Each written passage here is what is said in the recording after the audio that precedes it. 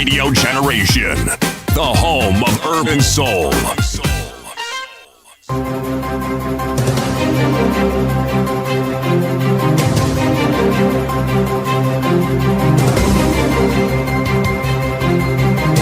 This is the Radio Generation News. Good morning, I'm Winnie Maganga. The DCI has begun a probe into the incidents of violence and disruption reported during the Kalou parliamentary by-election, including allegations of armed and hooded individuals taking part in the chaos. The Directorate of Criminal Investigations says detectives are using forensic analysis, digital evidence review, and witness interviews to identify and arrest those behind the incidents. Interior CS Kipchumba Murkomen had on Sunday confirmed that the probe is underway. As it stands now, all Kenyans who have complaints, who witnessed any of those acts, beyond just seeing them on camera, it's important to have proper witnesses record a statement with DCI so that proper action is taken to make sure that this nation is safe.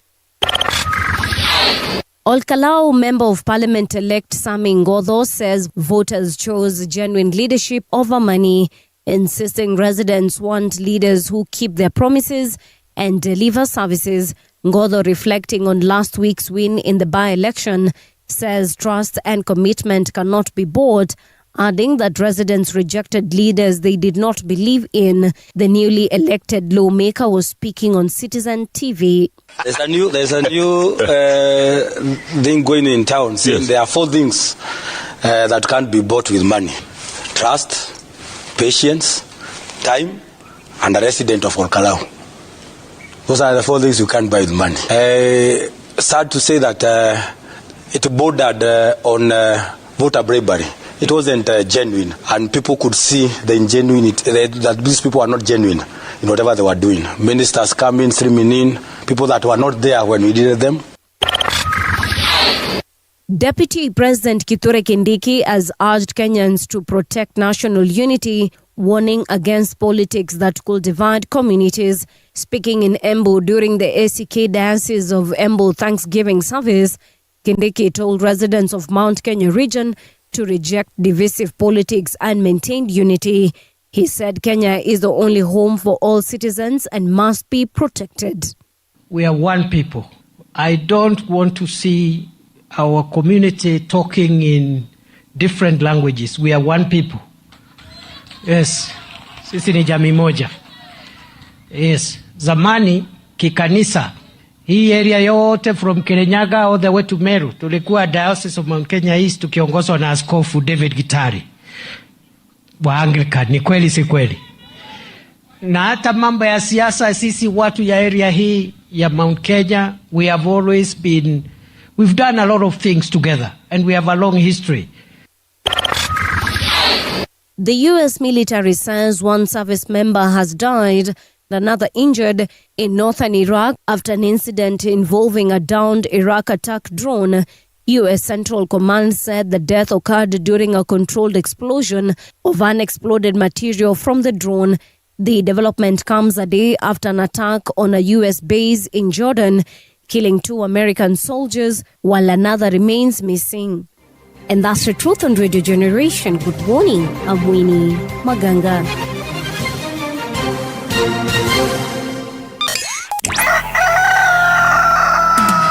In the beginning, there was morning radio. But now there is Radio Generation's The People's Breakfast. Curious and bold, getting facts from the shadows. That's what it is. Now, as the city wakes and secrets stir, a bright new voice shines. The People's Breakfast. Your morning, your voice, your journey. Good morning. Good morning, my neighbor. Welcome to the home of hard truths and bold insights. Radio Generation. A very good morning to you and welcome indeed to the home of hard truths and bold insights. My name is Mungala Mbuvi and the time right now is 5 minutes past 6 o'clock and Spain are the world champions as far as football is concerned. City Muga kwa hapa kwenye studio, anakaa ni kama macho yametoka kulia. City, have you been crying? About what? I don't know, about someone, something. No. Yeah? No. You're sure? your heart was with, but you are a Spaniard, you are a Spain fan. Nimekumbuka wewe ulikuanga tu sawa. Tulikuanga on the same team. Na kwa kweli hiyo team haikutuangusha. They performed really good. You know, they played the entire 90 minutes without scoring a single goal. There were, of course, very many attempts on targets on both sides. But then the final moment came when they had to go into extra time, and let me tell you something. Maajabu. Mimi nilikuwa nimelala kwanza. Hizi vitu zote ni review nilikuwa nafanya asubuhi. But nonetheless, Spain emerged tops, and I'm happy for them. I'm happy for us because at least my support was not in vain. My prayers were not in vain as well. Nilikuwa nasema hii Argentina ilishinda last time bwana. Wawachia hao wengine. Na indeed waliwachia hao wengine. Hawakuachia, walishindwa bwana. Si ndio hiyo nasema? Ndio nasema kuachia means you more or less give it to them. They didn't give anything. No. In very many words, City, that is what I was trying to say. They tried their best, but yeah. So there's this guy called Torres. He scored in the 106th minute. Walicheza vizuri sana that header which was going out, somebody headed it back in. Hata sijui kama ilikuanga header, ilikuanga ni futa ama ilikuanga ni knee. That thing has imekuwa kwa mtandao. That's why I think you don't ever watch any games. Yes. But siko kwa mtandao. Niliona. That's how it went down, eh? Actually, I watched the first half, and then second half I think I left at the 60th minute. Hapa nilisema by the way, if I continue watching this thing, kesho asubuhi sitaamka vizuri, sitaweza kuja kazini vizuri. I wondered why there was noise because my neighborhood haina kelele. Were people for or against Spain? I got the impression they were for Spain. Because when the goal was scored. Yes, I got the impression because that noise actually woke me up. I was already asleep. Man, they were shouting as one to these people shouting. I remember You thought maybe the Nini's on fire. The place is on fire. There's a problem somewhere, so you wake up thinking, do my neighbors have a problem? Unasema sasa ni nini sasa? Then I realized it's football. Ukakumbuka. I went back to sleep. Kumbe ni wale watu. Well, good for them, man. I'm actually honestly happy for Spain. They played a very good game during the entire tournament, from the group stages all the way till the World Cup final, and also to Argentina. Argentina also, I know kumekuwa na mambo mengi sana, people saying, oh, Argentina was favored by FIFA, oh, Messi being favored by FIFA, oh, Messi this, Messi that. Guys, it is just a game. It is not just a game. I came to the realization that, guys, this thing is very emotional. It is not just. Na ndio maana saa zingine ukiona it is a game at the end of the day. No, it is not. That is why when your favorite team loses or when your favorite team wins, there is always justification as to how that result was obtained. Actually, where Argentina is concerned, and some of the refereeing where African teams were playing, there's no conspiracy. There was an obvious bias in some of those cases. Obvious. I mean, even I, who doesn't watch football, when I saw the clips, I was wondering, what the heck is this? No. So, do you think... No. So, you think some of the refs... Let me tell you were biased? Yes. Yes. This one, I'm entering the realms of conspiracy. Okay. The African teams are not... If they, by chance they tried, they were not supposed to go beyond the quarters. Quarters, they could go. Yes. Beyond the quarters? Kidogo tricky. No. There'll be funny fouls, there'll be funny this, there'll be fouls committed against them, they'll be told to play on. No. But let me tell you something. At the end of the day, Spain has won. Had Argentina won, ile kelele ingekuanga hii Kenya sasa. I see Kenya, hii dunia. Oh, mara this. Oh, mara let's investigate this person. Oh, Infantino that. Infantino is the president of FIFA. Trump this. I know who Infantino is. Oh, sijui Messi that one. Oh, ingekuanga ni drama. Ingekuwa ni drama. Let me tell you, these guys, in my opinion, were at the brink of messing up this game. And there was a time the Africans refused to participate in this thing. Okay. They said, this is nonsense. I mean, an entire continent, and then you go to Asia, then you're allowed to use two teams. I mean... It doesn't make sense. No, it doesn't. Just make it a European and American contest, and you can play with yourself. Mutuambiange, si, tutawacha tuna ubaya. Yeah, so...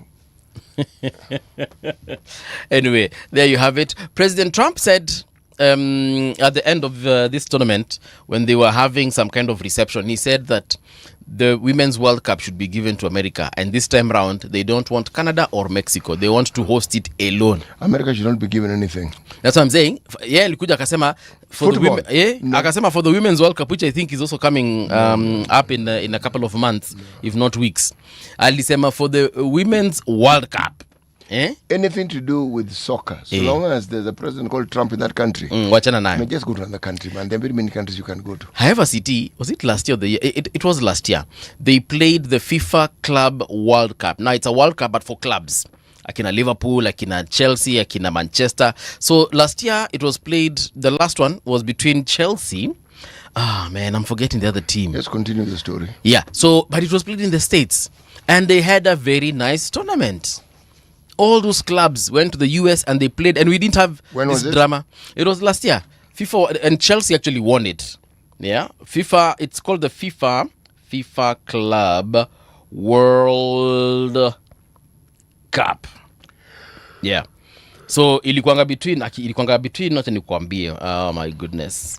I hope ifunguke haraka. But I know Chelsea went to the very finals. Okay, this FIFA club, this FIFA.com is bringing problems. But yes, it was a nice tournament. It didn't have the kind of drama we are seeing right now. No one was saying the refs were biased against any team or any players. Ilikuanga sawa. But it is what it is. Cameroon reached the quarters, I think it was 1994. It was the last time I watched football. 94 ilikuanga US? How many 98? Whenever 98, sometime there. Okay. No, 94 Olympics were in the US. My friend. Yep. After that, I figured, you know something? The other things that I can do with my life. Yeah. This is... Sawa City. Orash Boni amesema good morning CT CD na Mbuvi. Ka kweli hiyo team haikutuangusha. It's been a good World Cup nonetheless. Another Spain fan. Okay, keep them coming. We'll definitely give you shout outs. Day being 20th of July 2026. According to the United Nations, today is World Chess Day, and also it is International Moon Day. Now, City, do you play chess? No, I don't. Okay, do you know how to play it? No, I don't. All right. I used to know it back in the day when I was in primary. But over time I've forgotten how chess is played. But I know it's a good game. It's an interesting game. Lots of things have been said about this particular game. Apparently, if you can play chess and play well, whether you win or lose, apparently you're a genius. Good. How true that is. Clearly, I am not a genius. Yeah. Then it is also International Moon Day. Let me see what this Moon Day is all about. The General Assembly declared International Moon Day a United Nations designated international day to be observed annually on this particular day. In its resolution 7676 on international cooperation in the peaceful use of outer space. So International Moon Day marks the anniversary of the first landing by humans on the moon as part of the Apollo 11 lunar mission in 1969. The celebrations will also consider the achievements of all states in the exploration of the moon and raise public awareness of sustainable moon exploration and utilization. City, you know the Indians landed on the moon, a few months ago. No. I think it was either last year. I think it's last year. They landed on the South Pole of the moon. No. Where so I'm telling you, they landed on the South Pole of the moon where they are exploring for minerals. They're prospecting for minerals, and they're also prospecting water because they know there's ice there. So they're trying to see what else could be found on the moon. Now, the finding of water is actually very significant to the exploration on the moon because water has got H2O, right? I mean, that's what makes water water. Hydrogen and oxygen. And these two molecules can actually be utilized for energy. If you split them, you have hydrogen. Already hydrogen by itself is a fuel source. Oxygen also another fuel source. So they're saying that one day, one time, not in the very distant future, by the way, very, very, very, very soon, we'll be able to launch from the moon. So that means what from the moon? Launch space ships from the moon. That means we can go further and further and further using the minerals on the moon as what? As energy sources. So that is why the moon is currently one of the hottest pieces of, do I call it real estate in space? Let me ask this question because it's always puzzled me. I've been fascinated about the traveling to the moon and satellites and what have you. Yep. But to what end? Like I've told you, for the moon, they're exploring, number one, minerals. Yes, I've understood that. But and then number two, for energy. Yes. So, have we finished exploring things on Earth? No, we haven't. When we explore from the moon, there must be a higher goal we are trying to achieve. What is it? What is this big thing that they're trying to get to? You know, when you dominate up there, the moon specifically, you're more or less, you've given yourself a springboard to dominate the other parts of space. You were talking about other planets, Explore Jupiter. or dominate. You know, that's a Western perspective. Of course, they'll call it explore. That is absolutely, that's colonialism all over again. They'll call it explore, but my friend, it's exploitation. You see, You see, I don't understand. Yeah. India hasn't solved its hunger problem. Okay. It hasn't solved its poverty problem. Now it wants to solve problems in outer space. Bro, let me tell you something. But everyone is running there. When I say everyone, I mean the superpowers. We're talking about India, we're talking about the US, we're talking about China, Russia, and is there any other country? The European Union as well. Si hao wanatumianga hiyo space agency inaitwa ESA, European Space Agency. Those guys are rushing up there because the next frontier as far as conquering wars are concerned, it's going to be happening up there. And just to give you a very simple example, right now we are talking about Starlink. Starlink is capable, its capability is basically harnessed from where? From space. The other person who's now taking their Starlink lookalikes, anaitwa nani huyu jamaa? Jeff Bezos. Jeff Bezos is, I think, the fourth, third, fifth richest man on earth. Huyo jamaa pia aliona Elon Musk, ameenda huko ametengeneza pesa, wacha hata mimi nifike huko nitengeneze pesa. Na si yeye peke yake, China have also launched the equivalent of Starlink, and very soon they're going to be competing with Elon Musk and Jeff Bezos. What does that mean for us? Cheaper internet connectivity, if indeed it gets to us. So for them, they have realized the next frontier, whether it's on economics or war or any other facet of life they consider, it's happening up there. Now, the first one to get to the moon and harness the energy of the moon in terms of the water sources there or any minerals that they might find there, be it gold, be it diamond, be it whatever rare earth minerals, when they find them there, guess who will own them? The first person to get there will own them. Na hata Cordon even aseme ukitaka kukuja hapa ongea na mimi. The same way when they came and they scrambled for Africa, they colonized us and they said, if you want anything from here, ongea na mimi. That's how it's going to be, City. Actually, the scramble for Africa was more dignified. They divided it up. Yeah. They agreed.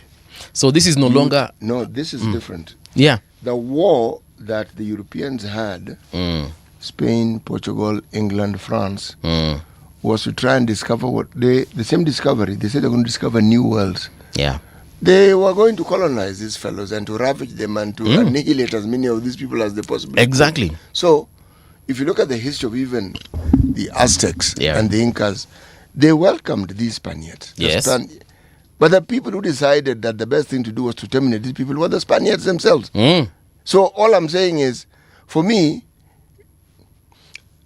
not interested. Yeah. But thank you for letting me know. I'm actually not interested. And let me tell you something. If they can colonize, let me call it that. If any one of them ends up colonizing the moon, it can also be a launch pad. We for are weapons. running away from problems. We've created some greenhouse effect. We have brought about a situation where the ozone is being manipulated and disturbed. Why? Because of our industrialization. We've realized that we have ravaged the planet Earth, and we have not treated it well, and yet we have been the custodians. So now we want to go and repeat the same thing on another sphere. But also, if you look at it from another perspective, in another angle, if we are able to, again, colonize the moon and use it well. For example, some of these experiments we do here for drugs, for viruses, akina rotavirus, akina COVID, akina HIV. Imagine if we can do similar experiments on the moon safely without the danger of having to expose ourselves to expose those particular dangerous pathogens to populations. Wouldn't that be a good thing? No. It would. No, given the people who are leading the charge for this exploration, no, it will not be a good thing. Tafutanga ka silver lining. There is no silver lining in this matter here, Bwana. Aye. So it's like telling me, me telling you the story of how I am planning to go to Brazil, because nikienda Brazil kuna kitu inaitwa Amazon pale, na hiyo Amazon nikienda huko hiyo forest man. No. Tupatie methali yetu ya leo City. We are in the Republic of Cote d'Ivoire, formerly known as Ivory Coast. Yes, sir. Okay. Cote d'Ivoire. Yes. Fast is well. Fast is well. Slow is well. But careful is better. Tuna wale wa haraka haina baraka. Yo. Si ndio Hack the hyenas back ndio hao. Which country is that again? Cote d'Ivoire. Cote d'Ivoire. AKA Ivory Coast. Ivory on the coast. Yeah. Yes. No, these guys are actually very intelligent. They are, but they had a president called Hufua Boigny. At independence, when Akina Nkrumah, Akina Sekou, people like Nyerere, people were looking and seeing this Pan-African thing can work. Yes. Hufua Boigny was a francophone to death, to the last core. Okay. Kabisa. So this francophone, this Pan-African thing, he didn't feel it. That thing, no, me wasn't seeing it. Alikuwa nasema at the end of the day we shall become people of France. He was a Frenchman. What do you mean? Yes. And he used to attend the assembly. Hey, so now what are you telling him, Monsieur Hufua Boigny? Yeah. He was like, this Pan-African thing is a primitive, is behind. It's taking you back to the Stone Age. Cote d'Ivoire. Yep. It was once referred to as the Paris of Africa. Right. That's before now they started internal conflicts. Yeah. What? Okay. We will be looking into those details later. Nimependa hawa watu. Can't wait to see what our guests will say about that one. Spain deny Messi perfect World Cup farewell as La Roya win second world title. Let's see. Hii imeandikwa na Shadrack Andenga. Shadrack amesema hivi: Spain are FIFA 2026 World Cup champions for the second time in their history after edging Argentina 1-0 after extra time in Sunday's final at MetLife Stadium in New Jersey, denying Lionel Messi what would have been a dream farewell to international football. Both sides began cautiously, showing respect for each other's attacking threat. Spain created the first clear chance of the in the fourth minute, but Lamine Yamal, he came in and tamed the effort and failed to trouble Argentina goalkeeper Emiliano Martinez. Argentina defender Lisandro Martinez was booked after fouling Spain captain Rodrigo Escalante before later leaving the field with a muscle injury 3 minutes before halftime. Now, coach Lionel Scaloni introduced Nicolas Otamendi as his replacement. Like I said, I watched this entire first half and a little bit of the second half. When this Martinez guy left, he's called who? Lisandro Martinez. When Martinez was given a yellow card, you could tell kulikuwa na tension because a second yellow would have red. Of course. Na hiyo ni kumaanisha Argentina wangecheza na watu wangapi? Watu 10. Hiyo kitu hata nisikudanganya. Even when he got that injury and left, mimi in my head I was saying, huu ni kujitoa, amejitoa kwa sababu amejitoa kwa sababu ameona he might cost the team. He might actually cost the team. Maybe that was my, of course, sasa ukiangalia kitu kama the final of the World Cup ama a final of such a huge tournament like this one, you start thinking tactics, why are they doing this? Strategy. Why have they brought this? Exactly, strategy as well. This person ameona hapa, my friend, maybe hata nikituali discuss huko before game ianze, akasema, my friend, ukiona umepewa yellow, you just find a way of leaving that pitch. Kwa sababu ileta shida. Yes, so I think that is what happened. But anyway, I could be wrong. But yes, it was actually an amazing game, man. It's just that ilichezwa on a Sunday night, so leo tunakuja kazini. I mean, who does that? They knew what they were doing. Hii kitu isipelekwa Amerika tena. DCI probing alleged armed goons in all Kalou by-election. Interior CS Kipchumba Murkomen has said the Directorate of Criminal Investigations is investigating allegations that armed goons were involved in the all Kalou by-election, warning that those found culpable will face the law. When he didn't see it. Have you seen that video doing rounds of a DCP truck been attacked by armed goons. They had this balaclavas thing going on, and they actually wanted to kill the driver. Kill? Yes. How do we know they wanted to kill the driver? Because alikuwa interviewed after the ordeal, na akasema watu walimwambia kunywe acid. Walimletea hivi acid wakamwambia kunywa. So I don't know how he escaped, because I was just reading it haraka nikipitia, but yes, ilikuwa mbaya. How did you know it was acid? We can call him for an interview. I don't know, but it's his word, so I'll just go with his word. But there's a video of the attack. The thing that perhaps I want to speak of regarding that particular election was when groups of people who were referred to as goons decided to do their thing, and the public simply created a wall. Yeah. And they retreated. Even fellows who are in those face masks and what have you. Yes. At some point, you'd see their car in the distance. Some would walk close by, but they would not dare move. Yeah. This is significant. This, to me, is very significant in the sense. When people are law-abiding, or they seek to be law-abiding, the police can do their work well. Very true. If people in their numbers refuse or disregard the law, the police will have a problem. Very true. Very true. They will have a serious problem. And part of the problem is they will feel they don't represent the law, so they do not see why they should listen or respect. Yes, they do not see. And when they do not, and there's an agreement and understanding that they do not, then we have a real problem on our hands. Ndio maana sitimi nilikwambia, during maandamano, when we see some cops behaving in a certain way, shooting into a crowd, I don't think those are the cops that were 100% kile kikosi ambacho kilituma. Huo ni mtu anakujanga, unapata kikosi cha watu ambao wametoka, let's say, wametoka Mlolongo police station. Sema hivyo. Huyu si mmoja wao. Then huyu anakuja, anaambia askari wenzake, let's do this. And then, or he just comes, and of course they know this is our fellow cop, but he's been sent there to just haribu mambo. Yes. By someone, whoever that person is, we don't know. I do not I disagree with that hypothesis. Because how do you explain? Because indeed, if the number of policemen, men and women whom we've seen, police service personnel whom we've seen, if they all had opened fire, many people would have died. Very true. The reason why you have individuals, there is clearly an individual or two who seem to have come there specifically to shoot. Ametumwa na mtu ama yeye mwenyewe amejituma, but the point is yeye hayuko part of the larger police group that was sent to keep the peace. That was not shooting to kill anybody. No. In that regard, you and I are in agreement. Because, for example, if you go back to the guy who shot the face mask guy, Boniface Mwangi, on a serious note, what the heck was that? Yes. What was that? The guy who shot into the crowd and killed Rex Masai. Okay, what was that? Yes. What about the parliament situation? Hiyo ilikuanga ni nini? But that guy was filmed.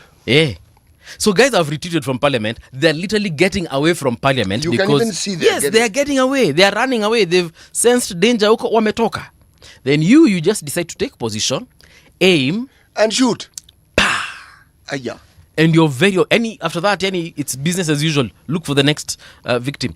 Mimi ndo nakwambia, because you could even see the other cops looking at him like, bro, what just happened? Yes, they were. Yes, you could tell from that video that was posted by the BBC.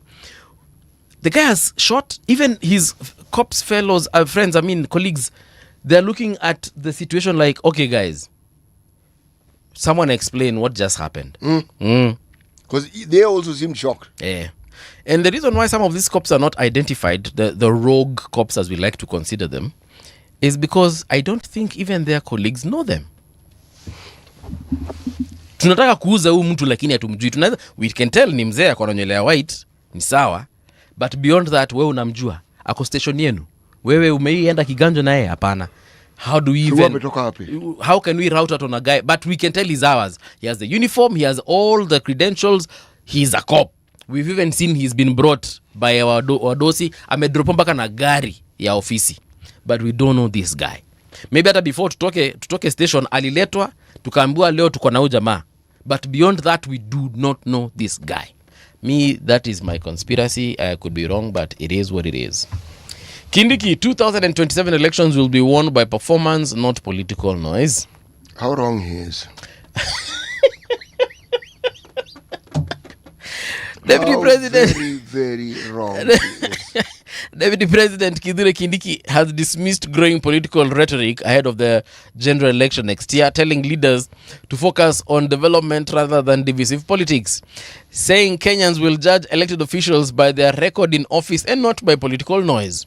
Speaking during the ACK Diocese of Embu's 36th anniversary Thanksgiving service at Kigari Teachers Training College in Embu County on Sunday, Kindiki expressed confidence that President William Ruto's administration will seek a fresh mandate based on its achievements, while urging politicians to stop attempting to divide communities, particularly in the Mount Kenya region. Sawa. Deputy President amesema, but CT anasema how wrong he is. He is absolutely wrong. People don't vote on the basis of development, man.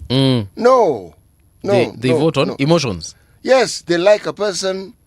They like waves.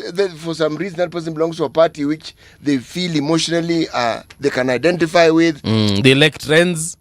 That's how people vote. Sasa nani ana trend ni Sifuna? Sawa, sisi ndio Sifuna. Okay, hata ukifika pale kwa ballot, you forget everything. You forget whether the person has performed or not. You're just like sisi ni. See, like now Sifuna has entered the race. Yes, he has. Now, you see, problem is you ask the first question. Where is his voter base? You have to have a voter base. I've been seeing him looking for the Luya Nation to rally behind him so that he can come back now as the Luya kingpin. Because currently, if you ask me, those guys don't have one, and I don't think they're looking for one. Let me tell you, it is a work in progress. Currently, it doesn't exist. Yeah. That voter base. You see, if you look at Rigathi Gachagua, he has a voter base. Okay. Clear. Kalou has a voter base. Clear. William Ruto has a voter base. Clear. Raila Odinga had a voter base. Clear. What is Sifuna's voter base? Si atatuambia. Because that is what you start off with. And you know when people discuss this issue of Gachagua, they talk about, Gachagua was impeached. Oh, really? The advisory in 2012, 2013, was that because of the indictment at ICC, yes, Uhuru Kenyatta and William Ruto were not eligible to stand. Mutula Kilonzo, who was then our Minister for Justice, yes, said as much. Now, you tell me, of the two situations, Gachagua's impeachment and Uhuru's indictment, yes, which one do you think was a more severe case?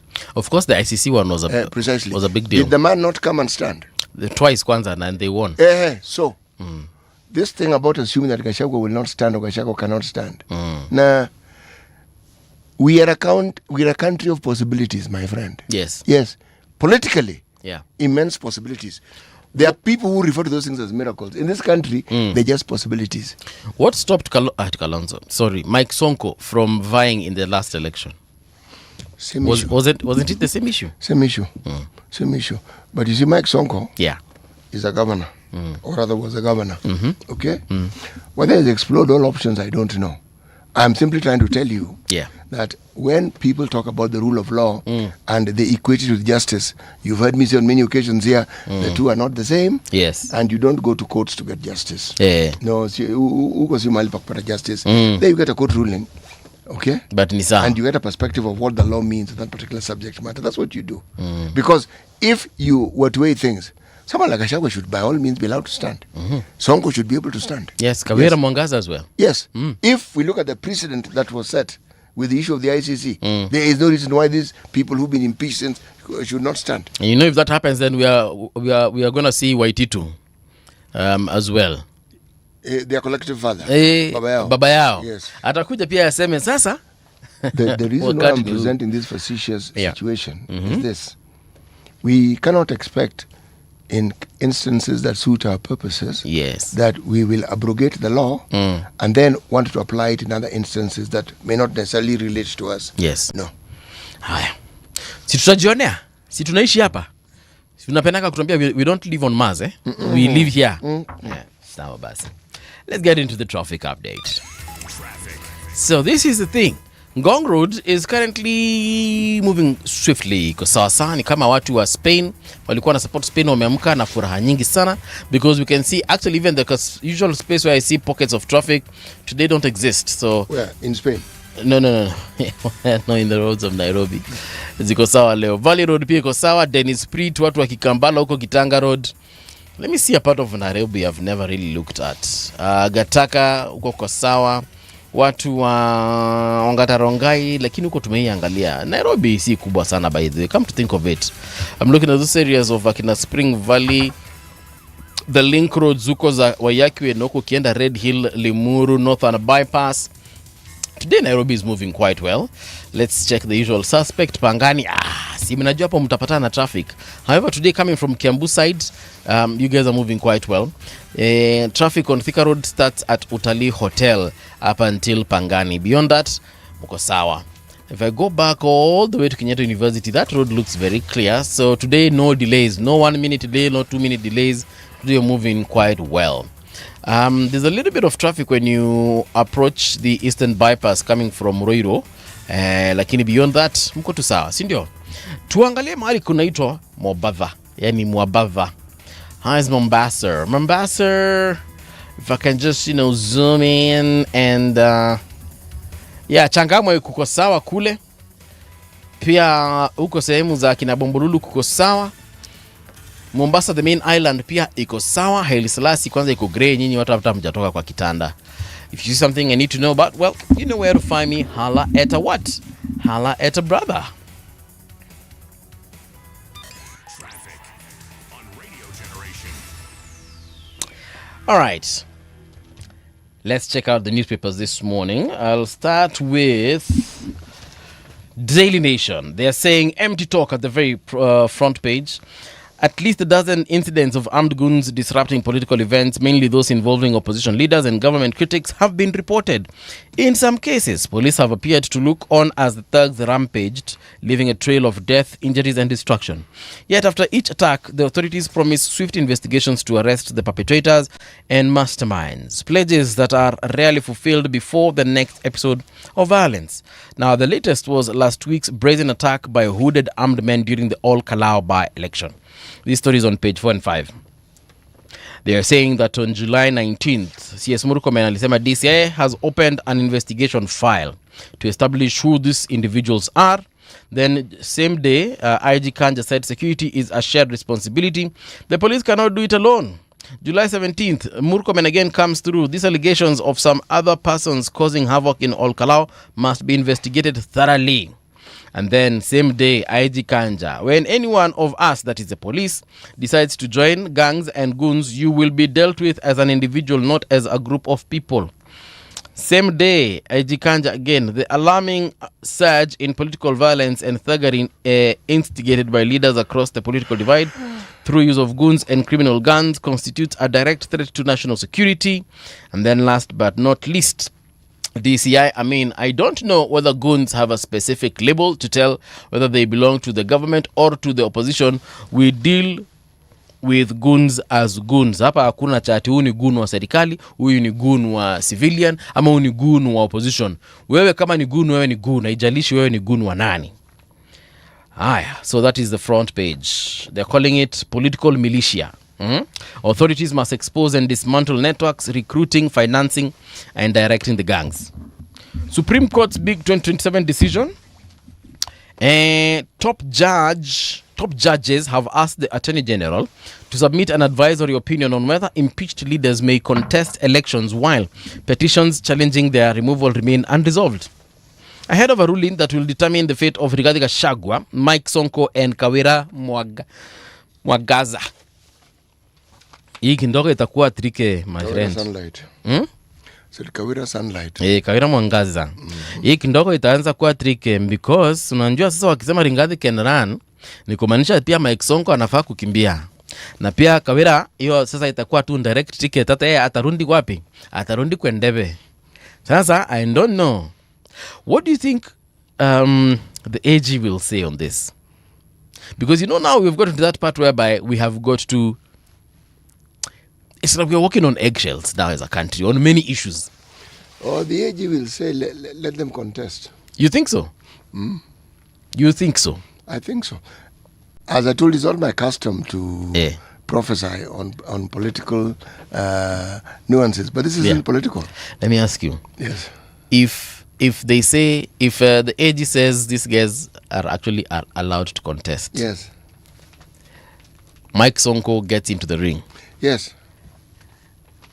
What do you think will happen? Well, what will he be vying for? He can choose to come back to Nairobi or go to Mombasa like he had previously wanted in the last general election. But if Mike Sonko gets into the ring, again, mi nafikiria sasa kama Mkenya layman, it's going to be bad. It's not just Mike Sonko. Gachagua. Oh yeah. No, Gachagua, we know that one already as it is. Gachagua is a force to reckon with. Actually, Gachagua's being out of office gives him more power than if he was back in power or he didn't have impediments. Yeah. It's a completely different story. Now, if Mike Sonko gets back into the ring, well, the choice is, will he be a government proponent or will he be in the opposition? You know, now he'll be, number one, he can be a gun for hire, or he can also be, he can go to the highest bidder depending. Now, you see, once you've understood that, then you'll understand why it is I'm saying it is very likely. It is very likely that the AG herself will be guided. Okay?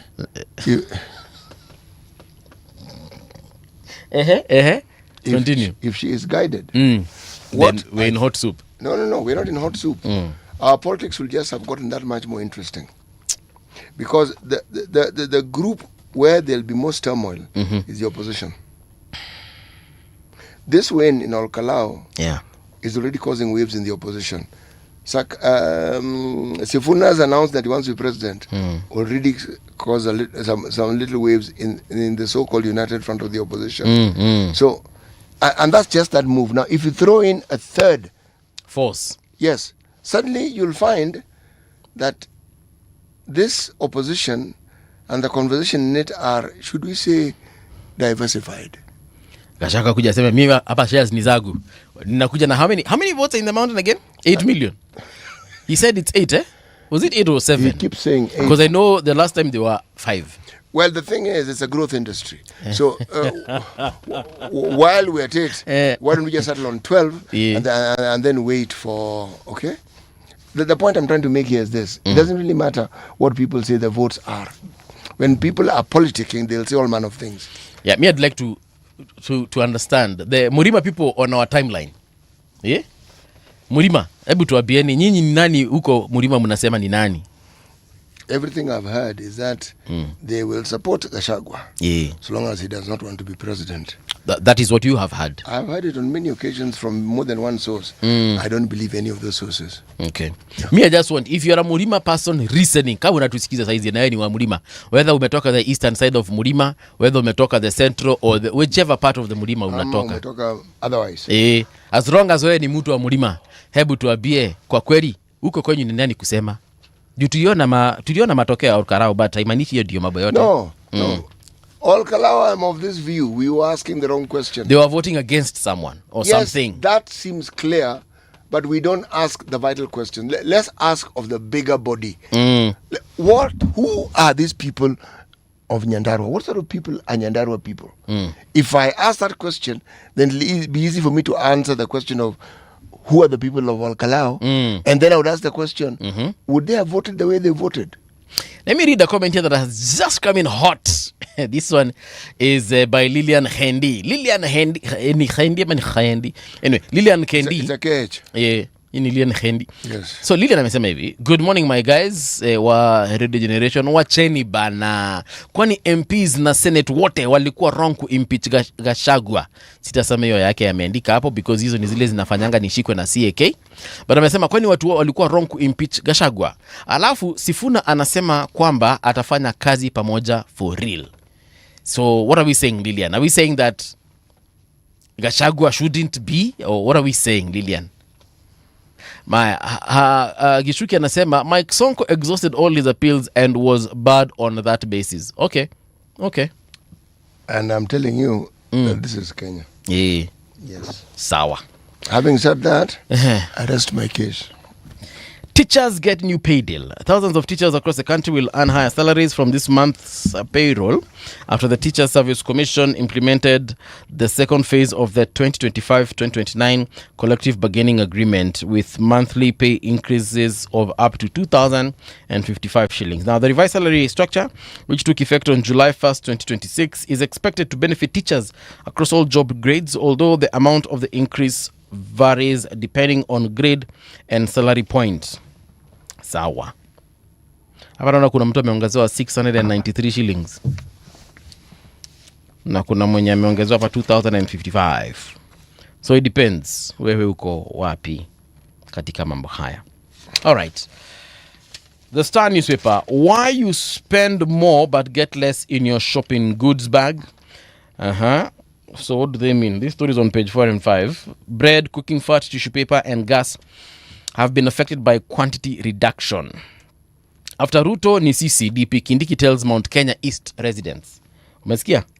Watu wa Mount Kenya East mumeambiwa ya kwamba after Ruto ni nyinyi. Tales of women rebuilding their lives after hard times in prison. Sitimu unacheka? Tales of women rebuilding their lives after hard times in prison. That story is on page 2. Nairobi Senator Sifuna heads to Western in career defining moment. Nilikwambiaje? Jamaa anatafuta kura za huko. Tafuta kura za Western. Na akifika huko Western ataambia akina Musahulu, akina Wepukulu na akina Wanjara na Afula na wale wengine wote ambao wanapendanga mambo ya mrenda. Tafadhali tukuchapo pamoja ili tufanye nini? Munipatie yako support ndio nikirudi kule nikuwe na sauti. Ndio sikwangi tu ni mimi Sifuna huko Nairobi. Sawa. PS Karugu, we must deliberately deepen regional integration. This story is on page 6. But this is the whole idea. Regional integration. Okay, sir. Story is on page 6. Over to you, City. Nimeambiwa Nairobian nisome baadaye. So Nairobian nimeishikilia hapa but ndaisoma baadaye. Over to you, City. Why trio in cannabis trafficking case lost 6 vehicles to state? This is on page 3 under radar. Banks reopened loan taps for households. Banks resumed bigger credit disbursements to families in the opening months of 2026 after last year's rare retreat from consumer lending, spurred by falling borrowing costs and a renewed appetite to grow the retail bank books. Safaricom wins affordable housing internet deal. Safaricom has secured a deal to supply fiber internet to the government's affordable housing program, extending broadband connectivity to thousands of low-cost homes nationwide. Treasury bill rates rise above 9% as U.S. renews Iran strikes. Nairobi policy signals parking fees to increase to at least 535 shillings. This one I have to read. The Nairobi County government plans to increase parking charges to at least 535 and roll out a time-based tariff under a new pricing policy. The Nairobi City County Government Tariffs and Pricing Policy 2025 to 2030 published last week seeks to implement a zonal and time-based parking fee system reflecting the cost of providing a single parking service that has been estimated at 535 per day. So per day. 500. The county government seeks to generate higher revenue from the new rates to more than recover expenditure, which include direct costs like paving and tarmacking, salaries for parking attendants, administrative and cleaning costs. There's no cost mentioned here that has not existed before, and it has been met by the previous charges. So what are they telling us? To begin with, they're supposed to have automated the system. That's number one. So number two, can they tell us how much it is they actually collect from their parking with the rate of, was it 200 or 300 shillings? It's usually 300 shillings a day. That they used to charge. But before you do that, tell us how many vehicles there are in Nairobi, how many comes to the CBD, because you have this, they have the data. How many public vehicles, in Nairobi? How many drive in? Let us understand the potential of what it is that you stand to make. And then let's look at what you actually make. And then let us ask ourselves what you do with it. Because this is something that requires public participation. Yeah. Yes. We've done this, we've added this. No. City holds revenue from parking fees in the financial year ending June 2026, 1.78 billion. Yeah. This doesn't make sense if we do not understand what the potential possibility is, so we can factor it as a percentage of what it is that has been raised. You look at the possibility, what has been raised, and you ask, this difference that we see here, because there is a difference. Yeah. Why we're not realizing it? You sort that out. You know, parking ya Nairobi na very expensive. It has always been expensive. I even understand the thinking about it. I even understand why it would be important to charge even 600 for the CBD. Understanding that would, in fact, help reduce the sort of traffic you have within the CBD. But it can't be a single charge and then you cover everything. You have to explain. As you move to the outer areas of Nairobi, like say Kenyatta Market, you can't charge me 600 for Kenyatta Market as the same as CBD. No. It's true. Well, you can't charge me 600 in Langata Shopping Center. Yep. As though it's the same as the CBD. No. I don't know. We need to look at other countries, how they do this. You know, there are countries where you can't get parking. Actually, parking in a place like a CBD will probably cost you upwards of like 20,000. Yeah, they'll charge you. 20,000. So you. they discourage you from coming to the city with your car. They ask you to use public transport because it exists, and public transport is not a matatu. No. We have the trams, we have the underground and trains. Public transport by its very nature tends to be subsidized. It's supposed to make travel affordable for everyone. Yes. So you make it accessible so that it's convenient for me to leave my car at home. The county government of Nairobi is privy to very many studies that have been done on this subject. They are privy to the suggestions that have been made, the diversity of them. But they seem to ignore those things. And every year you'll find that now they've mounted a new survey. And they don't tell you how they acted on the previous year, 6, 7, 8 that were there before then. Yeah. Yes. This is a cash cow. It is. Okay? So once you understand that, I need not explain the matter further. Ukiona ile pesa wanapotezanga through Kanjo collections, watu wanaitwa the parking boys that come and collect money and they tell you sijali ndakuangalilia. My friend, the amount of money they lose through that. Yes, once you charge 300, you are going to get somebody who's willing to take 100. Yeah. And you park because they're designated. If you put it at 500, they will now charge. It's even worse, yeah. Yes, they'll now charge 200 and you'll be losing 300. So, again, you're still losing. If they were talking about an incentive system that are given to the people who oversight these things, whereas if you collect a certain whatever, the system calculates and automatically a certain percentage is channeled into your phone immediately. Okay? They'd be surprised at just how much you would be collecting. Because the benefit is direct. You know, if I collect 10,000 by 12, 1,000 is mine. And that is 1,000 that you don't have to fight for. And one doesn't have to chase you. But again, when you're used to collecting more than 2,000 or getting 3,000, when the council now gets, or county government gets 7, it'll be difficult to convince such a person. The amount of money Kanjo loses. Hey. The amount of money that county governments lose is phenomenal. Yeah. CBK and Supreme Court differ over bank loan rates. Judges say Treasury not needed for new rates. CBK states it has sole role in directing bank costs. Absolutely true, not the courts. I agree with you. The Central Bank of Kenya has deferred the Supreme Court judgment requiring commercial banks to seek formal approval from the Treasury and Cabinet Secretary before changing interest rates. Here, the Supreme Court have overstepped their boundaries. Okay. Yes, among the functions of the central bank, apart from being a banker to the government, a banker to banks, it is their role constitutionally to set rates as well. Yes. That's where the whole issue of regulation comes in. Yes, they are the regulators. Yes.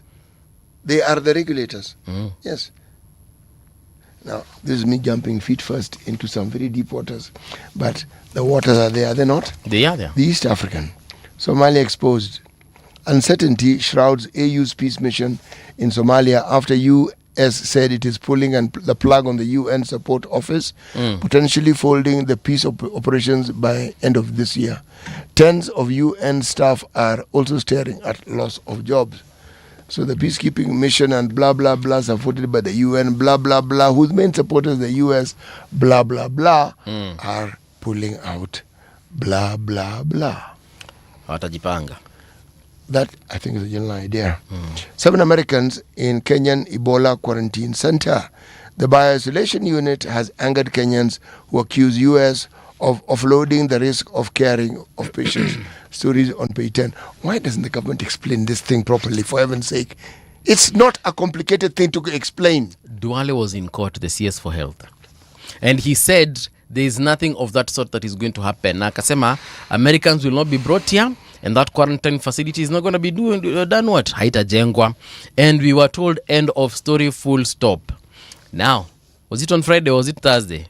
When we were told 7 folks from the US are currently in a quarantine facility in the same Laikipia air base that we were told will not be hosting anybody.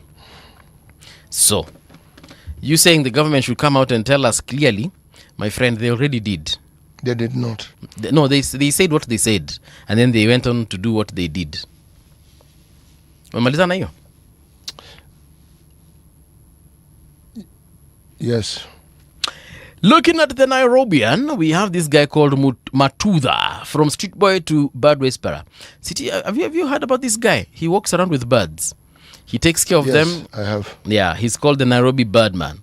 He's become a celebrity now. He's been featured on international media. Juzi nimemwona akiwa Doshwele explain his trade as far as taking care of these birds are concerned. But bang in the middle of the paper, like City likes to say, Barracks horror. Love, lies, and 3 graves. Kila Major, a family reunion ended in horror when military officer Peter Kagure allegedly murdered his estranged partner Joyce Siombwa and their 2 children before burying them in a shallow grave. Nearly 7 years later, justice has finally caught up with him, and you can read this entire story on pages 4 and 5. Man held over woman fatal plunge in Nairobi. A Kayole man has been detained for 14 days as detectives investigate the mysterious death of his girlfriend who plunged from the 5th floor of an apartment block. The story is on page 8. Then there's a story on pages 22 and 23. City, do you know, there's a lady called Cheryl Gabriela. Have you heard of her? Have you seen her? She's a TikToker. She's a celebrity, an influencer. She's a YouTuber as well. So last week, there were some pictures of her. And actually, it was a video that leaked. And where that thing has caused a storm as far as social media is concerned. So you can read that story on page 22 and 23 of the Nairobian. Premier League clubs hardest hit by World Cup. What do they mean? This story is on page 40. Majambazi, fear grips Kisumu over goon attacks. That story is on page 14 and 15. All right. Wacha nisalimie Orash Boni, Wangoi 3510. Then we have Hilary Ochieng. Wangoi kwanza amesema, I'm goons with Prados. What is there to investigate? Hilary Ochieng, good morning RG team. It's another week to remind Kenyans that nothing good will come. Kenya Kwanza government wajitayarishe kufunga waende kabisa 2027. Wangoi akarudi akasema Kindiki is so boring. Haron Yeshoki, Mike Sonko exhausted all his appeals. Hiyo tumesoma. Then there's Dennis Nyakeriga amesema, do you guys know that Kalou is originally a Maasai word meaning place of strong ant? Oh, is that so?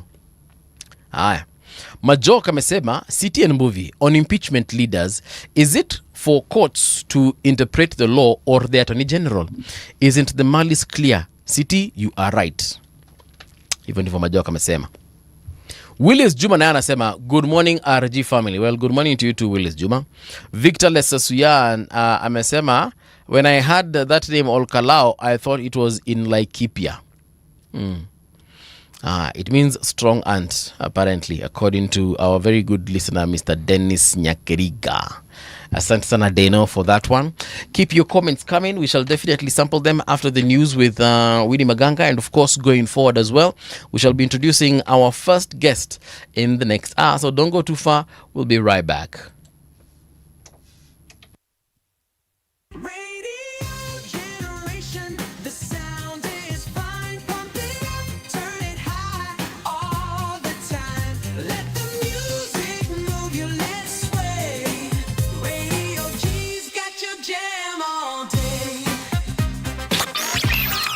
Radio Generation, the home of urban soul.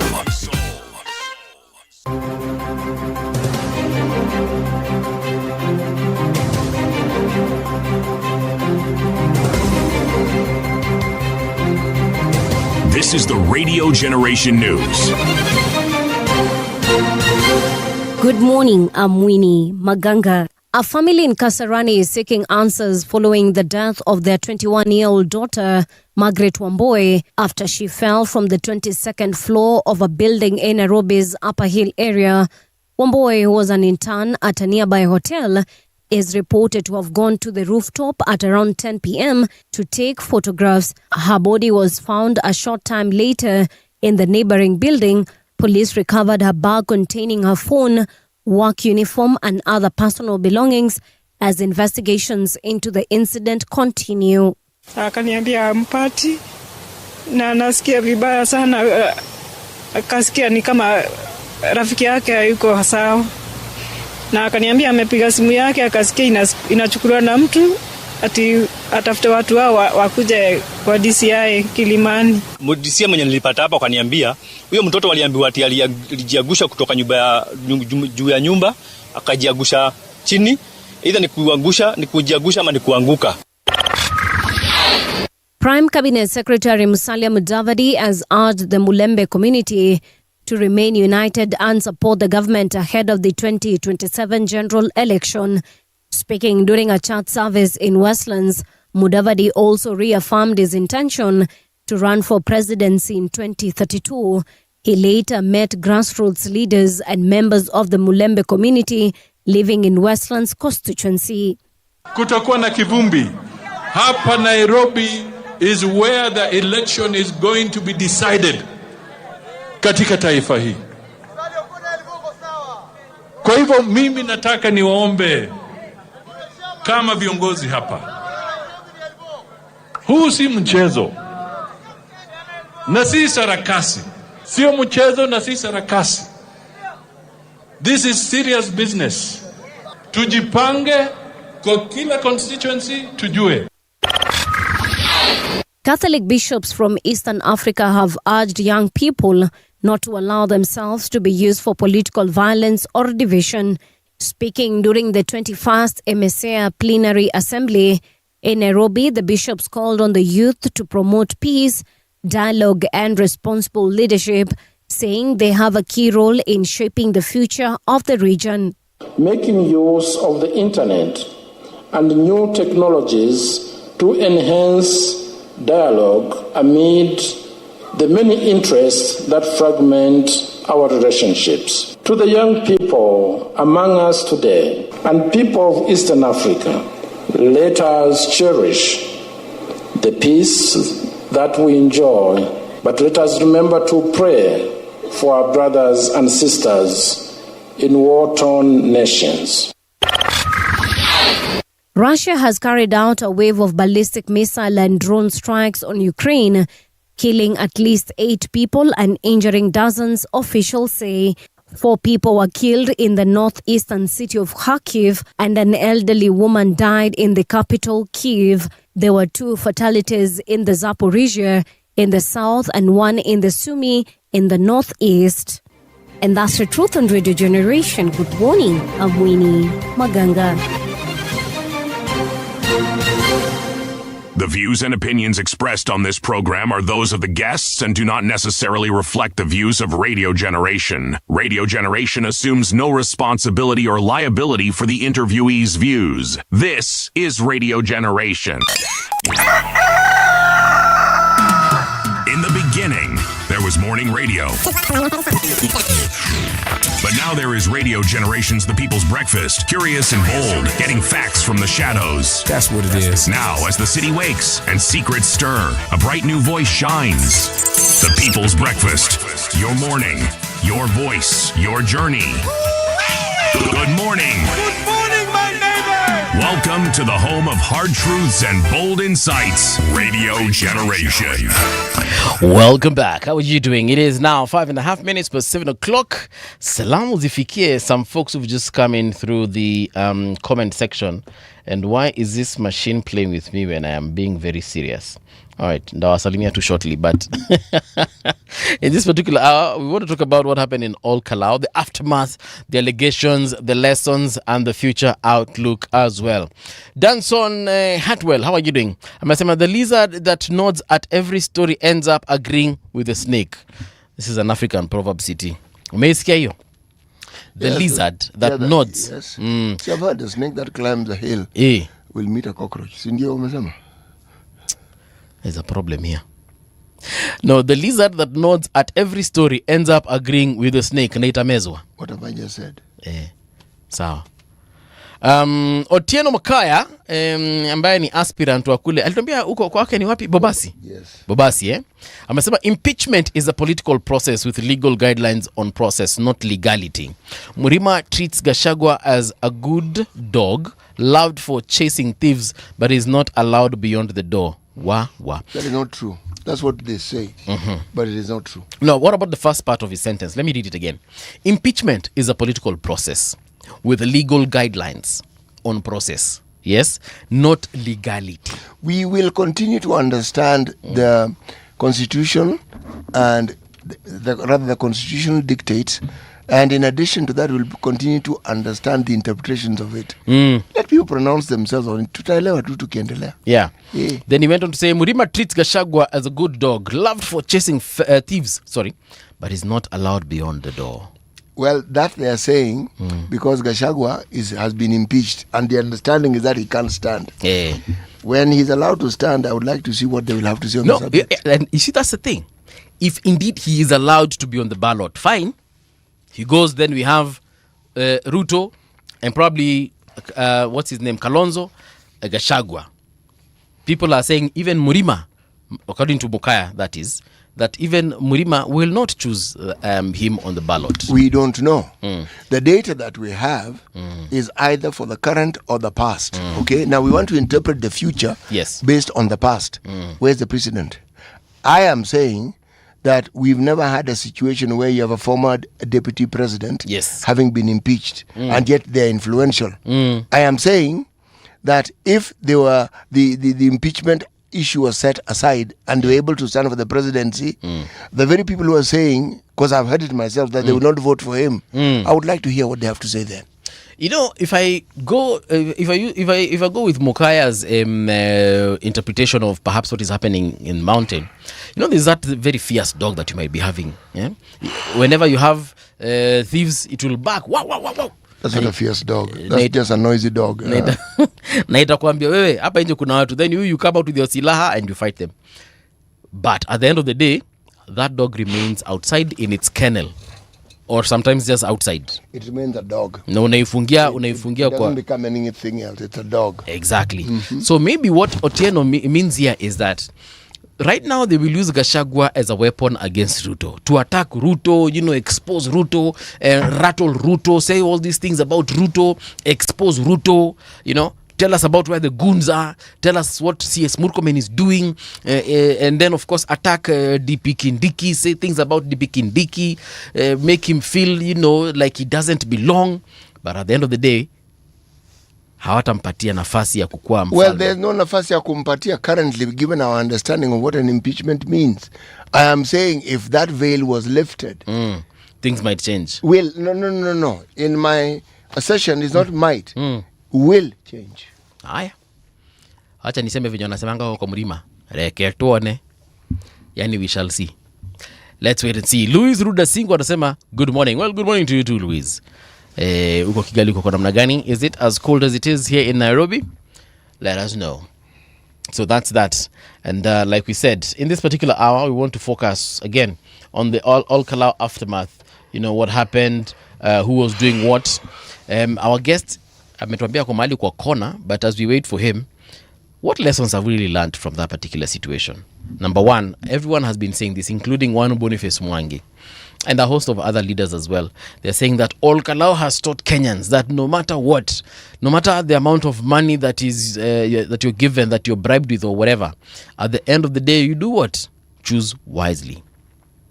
The people of all Kalou were given mattresses, they were given gas cylinders, and of course, opposition is saying that that was voter bribery. City, was that voter bribery? What, the mattresses and the gas cylinders and the electricity poles that are yet to be connected to the grid? Yeah, you could see it as bribery. My interpretation of all these things, this is political influencing. So they don't deserve electricity? That is why I'm saying it is. The timing is what makes it influencing. I've not talked about bribery. No. I'm saying it is influencing. And the question you ask is a valid one. Yeah. They do deserve to have power, to be connected to the power, to the grid. They also deserve to have mattresses. Yes. And gas cylinders with the gas inside it. Yeah, hii maneno kupika na makaa inakuanga ngumu saa zingine. You know, Paul. The issue of Kalou simply paints a new focus on what we've seen in other parts of the country when we've had a by-election, or when we've had even elections, okay?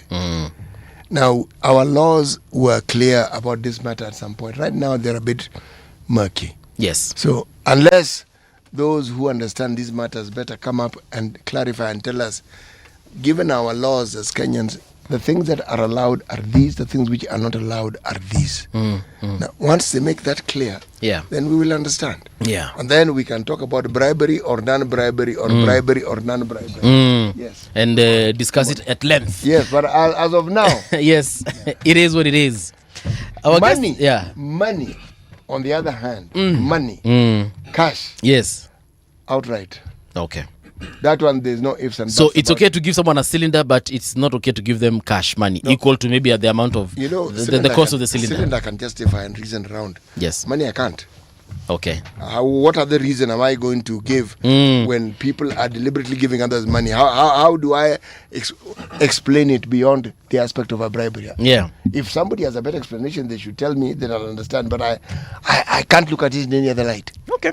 Yes. Let us ask the strategic advisor to Gava in the house, that is Mr. Frederick Okango. Frederick, good morning. Welcome back to Radio Generation. Good morning. Ulisahau mali tuko? While I was away, I was told so many things happened. Actually, you are right. A lot has happened since you were away, and we are glad that you're back. I'm happy too. Karibu sana. Asante na shukuru sana. Sisi umpatie methali yetu kabla tuingie kwa mambo ya all Kalou. Yes, the whole of this week we will be looking at proverbs from a country that was previously known as the Ivory Coast. It is now Cote d'Ivoire, an interesting country full of accolades in an earlier time, until they descended into civil war that more or less sent it back decades and decades into an abysmal state. Right now, they're in the process of trying to recover. Okay. But they still have the ups and downs and their wrangles. All right. All right. Fast is well. Slow is well. But careful is better. Fast is well. Slow is well. But careful is better.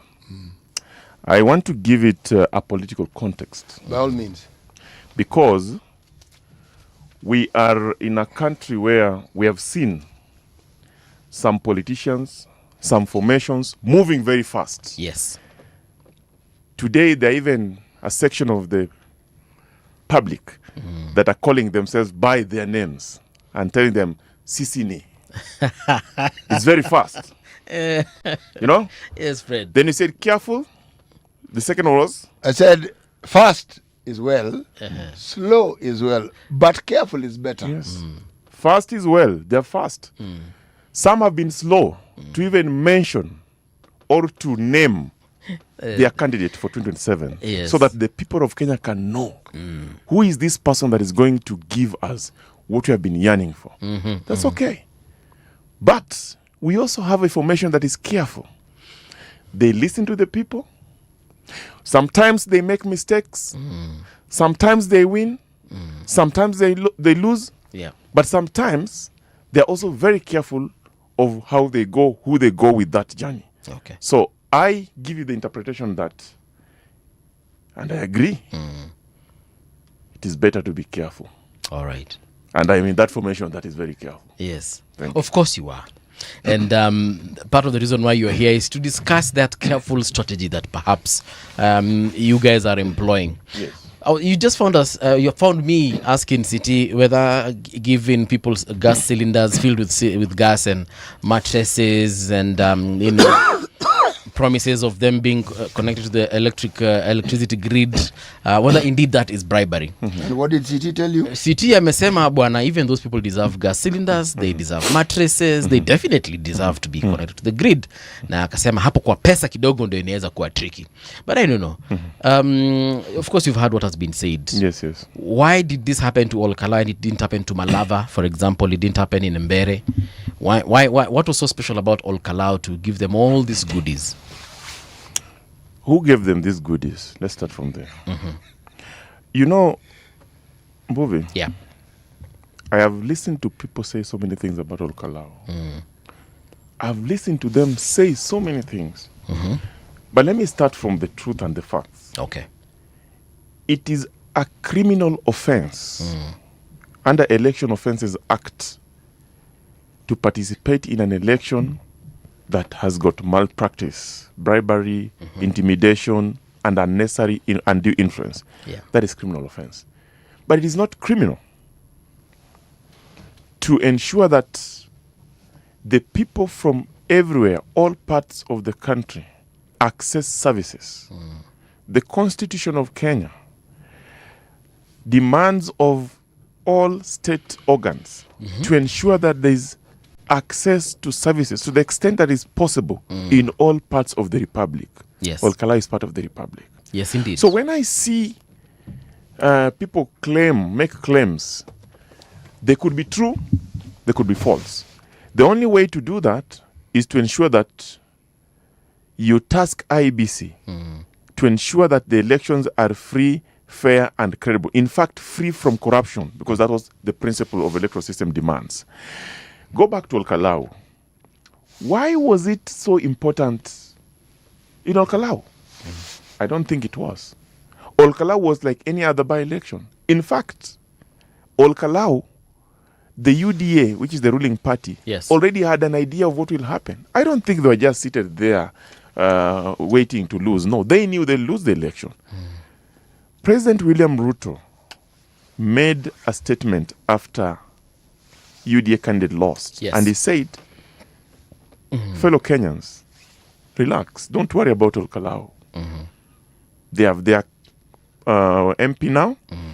And like any other leader, the expectation that the member of parliament elect Will perform and give service to the people. But he said that he's the expert in politics. Yeye ni fundi wa siasa. I looked at him and I analyzed those words. Yeah. And this is my conclusion. President William Ruto already knew the outcome of Olkalau. President William Ruto has accepted that the people of central Kenya, a section of that population, is no longer with him. And there's nothing wrong because political interests change. They Very have true. changed. Today, I look back and see what happened. There were mattresses. There were Mekos, LPG gases, yeah. gas. There were shoes that were given to... Shoes? Yes, there were shoes that were given to ladies. There are so many things. And those, and also to men, by the those have happened elsewhere. It's not only in Olkalau. It's only that they have been happening behind the scenes. But this time, it was happening in Nyandarua County. And it was an act of service delivery, in my view. Unless or until proven otherwise, that this was an act of bribery. Where, and I agree with City, if money was involved, that one I can say it was an act of bribery. I've not seen that. And in fact, The people who are competing, DCP themselves, yes, they said IEBC delivered a credible, fair, accountable election. They are happy with the results. They are. They say they won. The candidate, the UDA candidate, conceded and said he lives to fight another day. I think, as Kenyans, we must be very careful. However, I concede also that there are instances that we also saw that maybe would not come out to portray the environment of a peaceful environment. A peaceful election, for example. Yeah. The allegations of wounded men who are harassing citizens, those allegations are there. We don't know who they are. Because hold on. Are they allegations or we actually saw it? Did you see Prados, for example, with people shooting tear gas into the air? You see, I watched, yes, like you, yes, like any other. I was not there.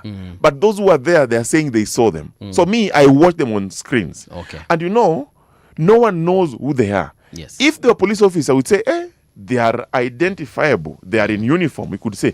And in an election, the police are under the command of IBC. You know that? The police are under command of IBC.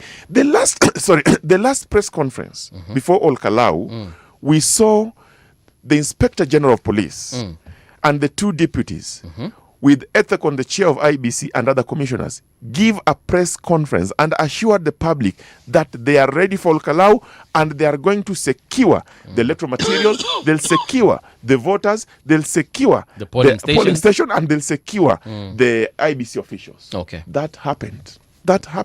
So these are the people they didn't talk about. So we need to know who are these people. CS Interior, Mukomen, also said that if there's anyone who participated in violence in whatever manner, then that person action will be taken because investigation is going on. I want to ask you, let's allow that investigation to go on. Maybe the investigation will reveal the true characters that were in Kalou. But lastly, moving. Yes. The All Kalou election was not just a by-election. All right. It was not. The All Kalou by-election was the tests that maybe President William Ruto needed to actually know his re-election strategy. Okay. The people of central Kenya have made it clear through All Kalou that they are no longer interested in being in government. They are no longer interested in getting development from President Ruto. Maybe from another president they will. From President Ruto. They are no longer interested in the roads. Their leader, the leader of DCP, said that the development is deceptive. It is fake. Those are his words. He said that you cannot purport to be building a railway that is fake. Yes. He made what we call propaganda, atrocity propaganda. You saw him. In my view, yes, that is not what the people of Kalou want. But their leader have spoken. They have listened to him because they won a by-election. We have asked William Ruto, this country is for all of us. Yeah. Don't listen to what they are saying. Offer services everywhere. But 2027, remember that you need re-election and you need friends that will be true with you. We need those friends from Coast, Nyanza, even part of Central. You have seen now Eastern are saying, okay, Mount Kenya East versus Mount Kenya West, a creation of Rigathi Gachagua. We need people from Western Kenya. President William Ruto must now start thinking but how that will happen. How is that the Western and the Eastern Mountain a creation of Gachagua? It is a creation of Gachagua because Gachagua in himself is a national security threat in this country. Okay. Yes. Gachagua made it clear, not even before Kalou, that him is the only one that the Mount Kenya must listen to. Yes, he has said that. He has said that he's the Supremo. He has said that he will give direction and he continues to give direction. The direction he gives direction that is against the majority of Mount Kenya. Not Central Kenya. Remember, they're different. Mount Kenya. The people from the West, the East, sorry. Yes. East is where Embu and the rest. Yes, they have said that for them, they will support the development agenda. Yes. They'll support education. They'll support infrastructure. They'll support issues of SHA and the rest. They'll support affordable housing. But does it mean that being delivered by does it President mean Ruto? that the West is not supporting the same thing, education, development, and Gachagua so on? has told them that they should wait for the next government. They should not support now. They should wait for the next government. Okay. Let's look at the facts. Yes. The government of the day is composed of almost all communities. Are you aware about that? Yes, it is. It is the duty of anyone doing appointments, particularly the president, to ensure that there's regional and ethnic diversity of the people of Kenya. Today, statistics show us that there are more than 8 cabinet secretaries from Mount Kenya region. Right. There are more than 15, there are about 18 permanent secretaries from Mount Kenya region. Yeah. There are more than 47 or is it 67,000 Kenyans qualified, suitable from that region that are serving in public service. Gachagua told us that Mount Kenya is under siege and they have been discriminated upon by President William Ruto. What a lie.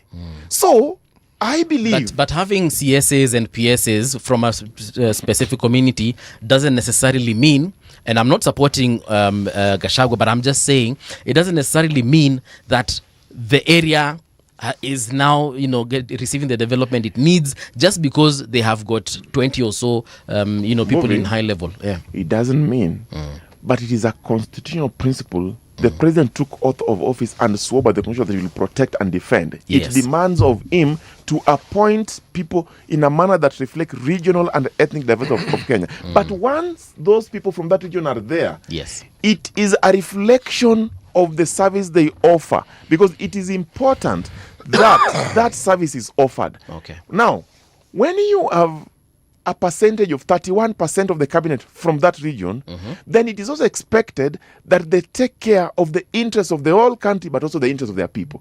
That is happening. When you have PSS, 19 of them out of 51, it is also expected that while they do other regions, they also take care of their regions. It is a fact. Those are political appointments. They're not appointed to go and sing in church. No, they're appointed to offer service to the people. And the people includes their people. Now, if I'm to follow what Gachagua is saying, yes, that Mount Kenya has been discriminated, that Mount Kenya is under siege, you know what that means? What? That is what we call, in political science, hegemony. Hegemony. Hegemony theory. And he wants it to come out like that so that he can incite his community against the government of the day. Yesterday, you listened to him when he was continuing to do what is called the victory parade. He said that he's now giving order and instructing all the investors not to step in Kenya because Kenya is a goon economy. This is a gentleman who has been he didn't instruct them. He said even tourism is suffering. He said, how did he know that tourism is suffering? Well, that one now is up to him to answer. Exactly. But that is what he said. So I'm telling you. He didn't say that. So I'm interpreting what Gachagua said. Gachagua said that this country is a goonism country and investors should not come. That is now he didn't tell them not to come. Number two, Gachagua. he said. He didn't tell them not to come. What did he say? He said that they are not coming here because of that particular situation. He said that this country is a goon country. That he said, yes. And the investors have no reason to come because they should wait for the next government. Number two, there's this shuttle called Mololine. Mololine, yes. Is it Mololine? Yes. I think it's Mololine. No, it's Mololine. It is Mololine. Ama, there is Mololine and there is Mololine. Yeah, there could be Mololine, yes, but I know of Mololine. That shuttle city, it's a luxury shuttle. Yes. Gachagua did say that they ferried goons. And instructed the people from that region to not use them. That's economic boycott, sabotage. Gachagua said that there are 5 members of parliament. Yes. He mentioned them that are wasaliti, traitors to the community. Yes. You know what that means? That is incitement against the leaders. What if those leaders are targeted? Gachagua said that Gachagua delegitimized institutions.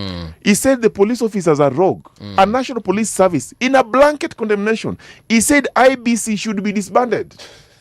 The same IBC he praised that his candidate delivering. won. That delivered a victory of his candidate. Right. I have to say, with all due respect Yes. to Mr. Gachagua, Right. that he overstepped. And I have to say that the government of the day has been very careful, as per the proverb, my interpretation. Yeah. And they are looking at this issue in a manner that should not bring conflict, because this government serves everyone. Okay. President William Ruto has an opportunity to reassess his political friends with other regions. President William Ruto has an opportunity to relook at the future and know exactly where his re-election plan will come from. His re-election plan will come from Kenyans, yes. But let's be honest, election is about numbers. If a particular region gave him numbers, for whatever reasons, and today that region has made it clear that they want to chart another political path, we have Ukambani. Yeah. Ukambani can come in. We have Central, we have Luo Nyanza. They can come in. Western. We have Western. They can come in. If those regions want development, because if I give you development, not as a bribe, as a right, and you say you don't want me, what should I do? You give me a reason. You continue delivering. You continue delivering, Yes. but you have given me a reason to tell me that maybe I should make more friends elsewhere. Because it is okay to make friends. That is a legitimate reason. Frederick, It's a but legitimate. my question is, it doesn't matter who's president. Gachagua, Kalonzo. It does matter. Aden It Duale. matters. Ngoja kidogo. What I'm trying to say is, it doesn't matter who's president. Services should be delivered to the people of I agree. Kenya. I agree. To Whether the extent that region supports or not. Today, William Ruto is offering, his government is offering services to the Luo Nyanza. We never voted for him, but he's offering services because that's what the constitution demands of him. But I am saying we are going into an election year, 2027, next year, in a few months. Yes. That election is persuaded by issues of lived experience. That is development. President William Ruto knows that he is seeking for re-election. Yeah. He is working hard to ensure that he convinces Kenyans on the aspect of development. He has done that. This country today, you can walk around and drive around, you will see development. You can see it. We don't want to talk about it, but it's the truth. People just say Why quite don't about you it. want to talk about it? Because when we talk about it, they say we are already campaigning. But facts speak for themselves. Facts speak for themselves. I personally think you should talk about it, because not talking about it creates a much bigger problem than talking about it. Yeah, Because yeah. when you don't talk about it, then some assume that those projects don't exist. Now, City, I agree with you. But you have seen our competitors have criticized those development. They have said they are, skewed. They are not done to the standard, and they are not offering alternative. Our competitors have not offered alternative to any of the development agenda that President has done. But back to Kalou, moving, we have to admit that the President was the winner in Kalou. The president? Yes, he was the winner. How so? I can tell you. When you go into a by-election and you put all your bests to win it, remember it was not your seat. It was a competition between Jubilee and DCP. All these parties are in opposition.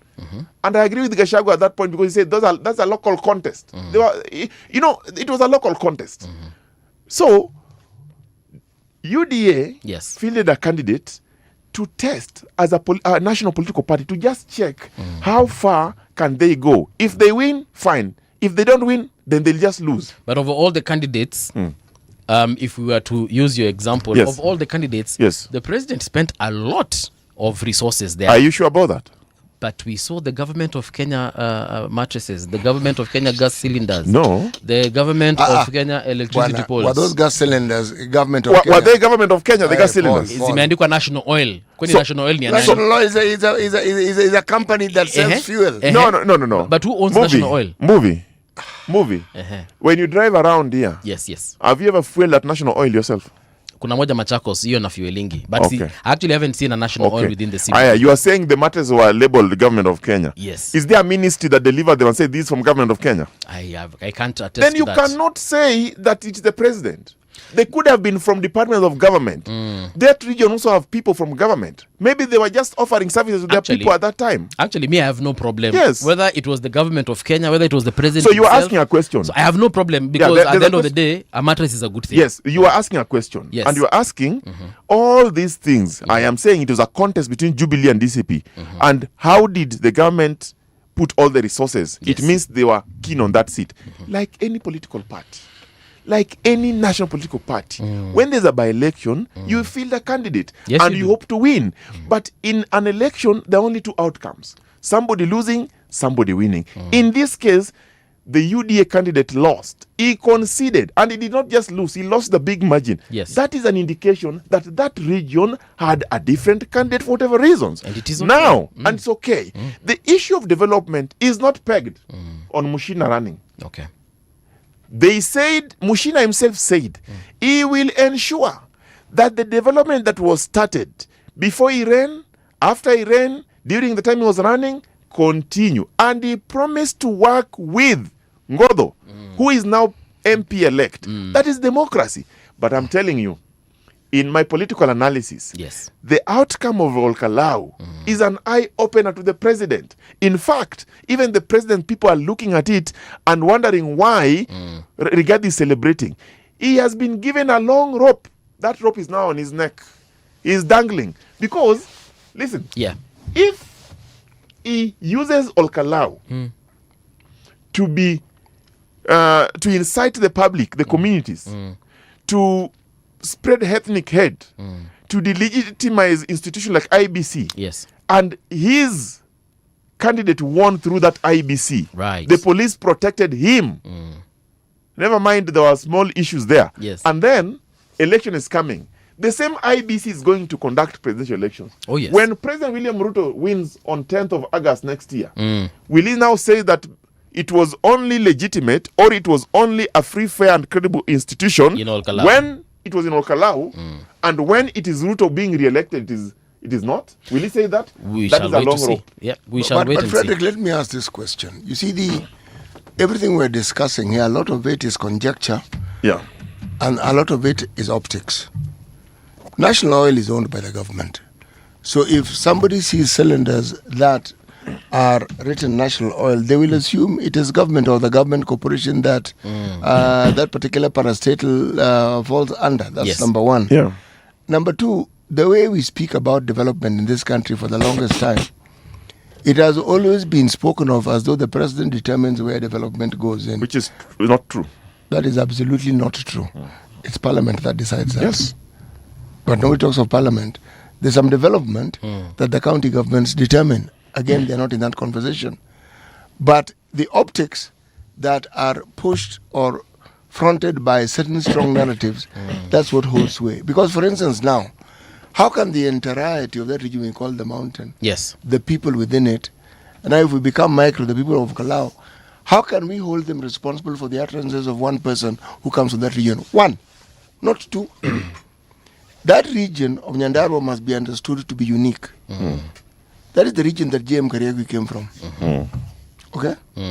That is the region that is, in essence, is a diaspora for the people of what we would call Central Kenya. Yeah. Diaspora in the sense that you'll find people from Kiambu, from Nyeri, from Kirinyaga, from Muranga, from Kiambu. They're all there. Okay. Okay? So, this is a question I asked him before the elections.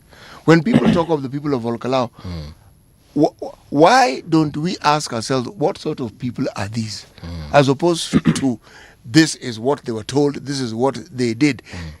That region, Kipipiri is in that region. In the previous century, a by-election was held in that area, and similar things that we're seeing here on a smaller scale happened. Yes. DP won that election. There's something about this election that was spoken of by one of the deputy party leaders of Jubilee and said they were courteous in Mbere, and because they wanted to function as a united opposition, they stepped down and let the DCP candidate run. The DP candidate run, sorry, not DCP, DP. Yes. So they took the view that, look, it is our candidate who had been Jubilee candidate who had been member of parliament here. Should the same courtesy not be afforded us? that courtesy clearly was not being afforded. Yeah. Okay? So, in all honesty, there is not one narrative about Kalou. There are very many narratives. Several, yeah. Yes. But what is clear is this. There is a culture we developed over time where if people are persuaded or swayed by a certain narrative, they will believe that narrative even if it works against their own interest. Okay. I still remember President Uhuru Kenyatta building Bridges Initiative. There's something he sought to introduce, given the numbers of the people of Central Kenya. He thought that 40 constituencies should be added to the numbers that existed. If you looked at the numbers, it was not a proposition that was difficult to actually propose or even to justify. That BBI was dismantled and it was disagreed with in totality. Yes. He talked about the roads that he had built in Central Kenya. He was told to take those roads and take them to where? To Ishaweri. Kabisa, which is in Gatundu. Yeah. Okay? We are a strange people. If we're not voting against someone, and when we're voting against someone, we don't care, in essence, whom we vote for instead. And then we marvel at why it is our lives are very strange. I have always marveled at how we Kenyans elect our leaders. Now, if you look right now at what it is that happened in Sembere, we had the pleasure of interviewing the gentleman who won that particular. That man was so erudite. He was so clear. And it wasn't the first time he had stood. No, clear-minded. When you ask him what the things he wants to do, he was very clear-minded. So I had to ask myself that same question that I always ask, how do we vote exactly? What do we consider? I think part of the problem he has had in the past was the parties he belonged to were not considered to be popular. But the one individual who there has been a narrative created against is President William Ruto. So when you talk government is synonymous with William Ruto. So when people say William Ruto, they're saying government. Yeah. When they say government, they're saying William Ruto. So anything they concoct which doesn't agree with them, guess who they point a finger at? Government. Oh, sorry, president.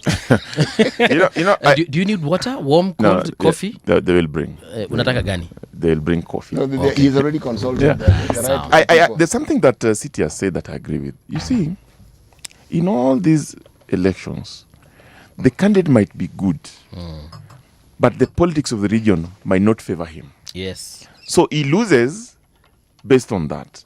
But we are also having these people calling themselves kingpins. They come out to control the region. You know, these are people, they weaponize ethnic identity. Weaponization. That's what Gachagua has done. And he considers anyone who goes against his wish as a betrayer of the ethnic region and an enemy. And people fear. So people submit to him. Rigathi Gachagua made serious allegations against the police officers. Atrocity propaganda. Do you know what he said? The rape case? He said that 68 women were raped. That is serious.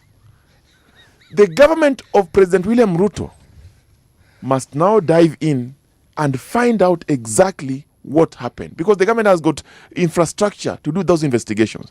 And if it is true, then it's unfortunate. But because we have not seen any reporting, IPO has not confirmed any information. Remember, these are allegations against a police service that is expected to be professional, led by the IG, who was leading the police providing security in that region.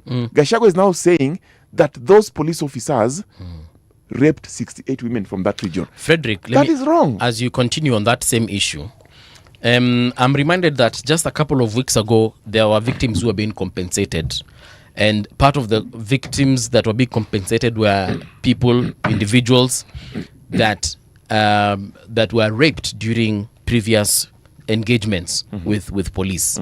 So is it possible that indeed someone or some people might have been raped? I wasn't there. You've also said you were not there. Mbovi, yes. I serve as a technical expert in the panel of experts on compensation of victims of human rights violations. I remember that, including from demonstrations and public protests. Sikuna watu wa rape muli-compensate. Now, the issue in the current compensation as an arm of restitutive justice is an issue that is very, very, is done in a very careful manner. Yes. And these victims have been verified, authenticated, right, and categorized as such. That's why they are being compensated. Yes. They have been verified, authenticated, they have been identified, verified, authenticated, and categorized as such by experts and doctors. The issue on Kalou that Gachagua is talking about is an allegation that has not gone through that process. Yes. So I agree with you. There are victims of sexual abuse before in the qualifying event 2013 to 2025. They are there.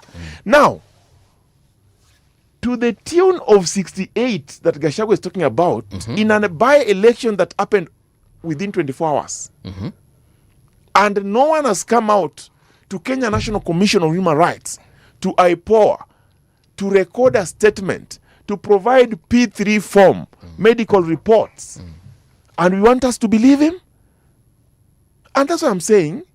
The government have got infrastructure. Not necessarily to believe him, but to investigate his allegations. That was said by Murkomen, that the government is going to take that matter seriously and they're going to investigate. What should we do as a government? If the government finds out that it was all atrocity propaganda meant to divide this nation, meant to create division, meant to paint the government and the police force in a bad way, what should the government do? Follow the law. What does the law say? I don't know. What Take does it action against such people, because it is an act of incitement. That will happen. Number two, we have also seen issues of militarization language. You militarize the political language, where he has told the young people from that region to come up, rise up, and defend themselves. Yesterday he said, if the police doesn't, he said, because I watched what he said. He said, if the police does not protect citizens, citizens will protect themselves. Now let me tell you, na nimeparaphrase. Citizens will protect themselves. Why should the citizens protect themselves and we have a police service that is professional? And he's using the word if. The police you know doesn't. why he's doing that? Because he has said that before. He even made allegations that the police officer went to Haiti to learn how to be goons. He said that with these people. Those are allegations that are serious. These are people that have a plan. You do realize you're dealing with Gachagua? No. I don't know him. I've never met him. But I've listened to him and I'm analyzing his statements. His statements are bordering something else. And that's why I said Mr. Rigathi Gachagua is more than a national security threat. Ethnic division, ethnic incitement, delegitimization of institutions, militarization of political language, and many others. Just because of Kalou, an election that you won, instead of putting his house in order and looking at how he can win more election in 2027, he's now doing a victory parade, a short-lived, in that region, and inciting the public against the very government that protects him. He's protected by the government himself. And he calls the police rogue. The police officers allege that they are raping women. There's a time that his security was withdrawn, right? Is there any group or individuals who don't seem to agree with the Gachagua, whom he has not spoken of negatively? I don't think so, including his own people. If you can, okay, you have. Let me answer you, because you're saying his security was withdrawn at one point. Personally, me, I don't have security. You don't have security, government security, but they protect you. Yes, they do. Today, if something happened to you, the police will protect you. So I'm saying, the police officers that Gachagua is calling names and calling rogue and saying that raped the women are the very police officers that are expected to protect life and property, including him. So me, I listen to what Gachagua is saying, and I wonder. I wonder because he's making serious allegations. It's like Kalou was a deathbed. It was something that somewhere that people were all manner of bad things were happening. I saw him when he said those things. Yeah, when he said what, 68 women? He said so. Yeah. So on that issue of rape allegations, I honestly believe that, because by the time Mtu anakuambia 68, he didn't say 72, he didn't say 51. He was very specific. He didn't say 14. Correct. He didn't say 2. He said 68. Correct. Government should work with him. And nimeona Murkomen amesema ndio IG Kanja akuje tu amwambie, bro, give us these 68 names, or at the very least tell us how you came to this figure of 68. You know, Gachagua is manufacturing victimhood. He's a very clever politician. He manufactures victimhood so that he becomes the victim. My people are under siege. They are being mistreated. They are being raped, because he's preparing a narrative for 2027. William Ruto is going to win in 2027. It is a fact because of his work. It is a fact. Let me tell you. It isn't. No. A fact is something verifiable. Okay. It is not a fact. It is verifiable. Yeah, we can say that he's leading in polls, but we cannot say that he's it is verifiable that William Ruto has delivered development to the extent that any Kenyan, including his political opponents, can see. It is a fact. It is also a fact, City, that William Ruto is the candidate to beat. So we can actually conclude as his supporters that William Ruto, if this trend continues, then he will win. But now, again, it is contested depending on which lens you're looking at. When you put it that way, we will not argue with you. Except our people don't vote for people on the basis of their development record. Unfortunately, they don't. I mean, remember earlier on I was telling you about the former President Uhuru's attempt to add 40 new constituencies to that central region. I was a member of BBI technical team, so I saw that. You know, what I marveled at, and when I have an opportunity to talk to a politician for every year, I will ask them, did they not see what Uhuru was doing? Uhuru, because of the numbers that you have in that region, Uhuru was guaranteeing them something that did not require an election. With those numbers, anybody who wanted to become a president of this country would have to consult that region, simply because of the numbers they have in parliament. Simple. It was an extremely smart move. But my mind was taken back to Kibaki. Haki, within the first 2 years, Kibaki's unpopularity was in his backyard, that so-called central region. Look, what Gachagua, the flame he's fanning, is something that is called social identity theory. Yes. That's what it's called. There are two gentlemen who developed this. One was called Henry Fagel, another one was called John Turner. What they say is that there are people whose method of uniting people is to find a common enemy. Once you find a common enemy, you ensure that common enemy provides you with a common threat. Now, once you have a common threat, people will galvanize around you for a long time. And the people of that region, in the time and life of Jaramogi Oginga Odinga and his son Raila, they had been fine-tuned to see these individuals as threats. Now, so long as they were considered as threats, it was very easy to galvanize the individuals against them, irrespective of whatever else. So again, what we saw coming into being, the people they elected on the basis of ensuring that these other individuals do not elect, because that particular theory was being played out. They had a common threat and they had a common enemy. Now, how on earth do you ever make progress when all you do is first create a threat, sell the threat, and then people believe that threat, and then they vote against the threat, instead of focusing on what they should do to actually elect people who will do good by them? City, I agree. And that theory, Gachagua plays his best. You know, I sometimes wonder, why is it that a specific region can come out, do their very best, register as voters, and then hold the numbers and decide what they want to do with the numbers, but not decide what the numbers can do for them? Okay. Because in deciding what you do with the numbers, you decide, I'm going to vote somebody out, I'm going to vote somebody in. But you are forgetting that your unity and the numbers is the strength.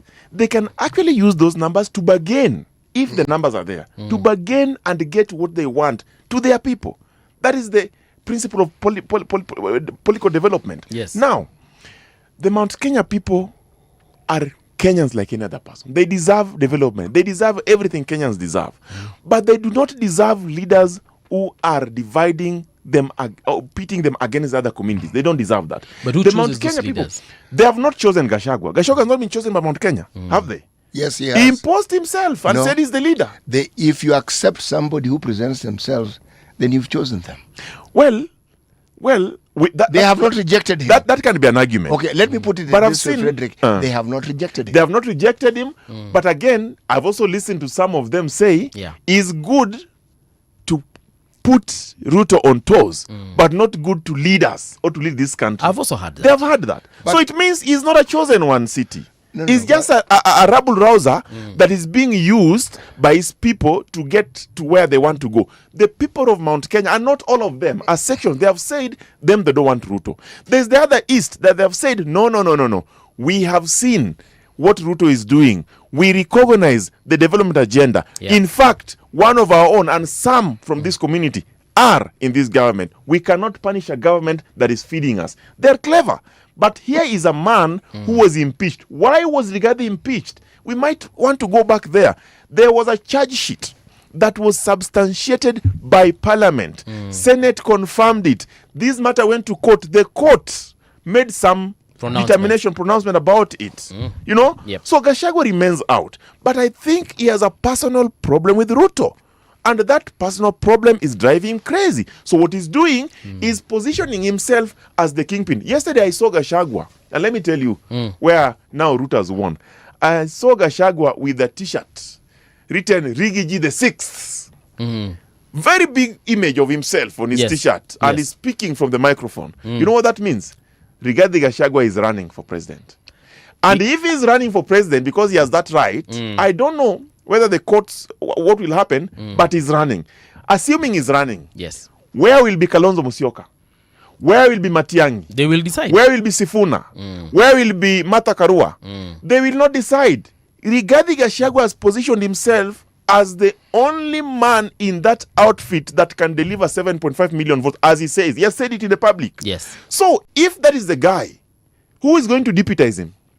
With all these ethnic tension that is bringing.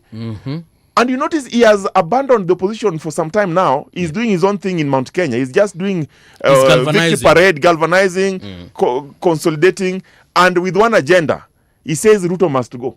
From what I understand, no policy. From what I understand, the opposition, they will decide somehow. They will use a formula. Whether they will do a poll and decide, okay, if Gachagua comes out on top, then they might end up making I am now telling you, bearer. If Gachagua comes out on top, because that's what he wants, Kalonzo will leave.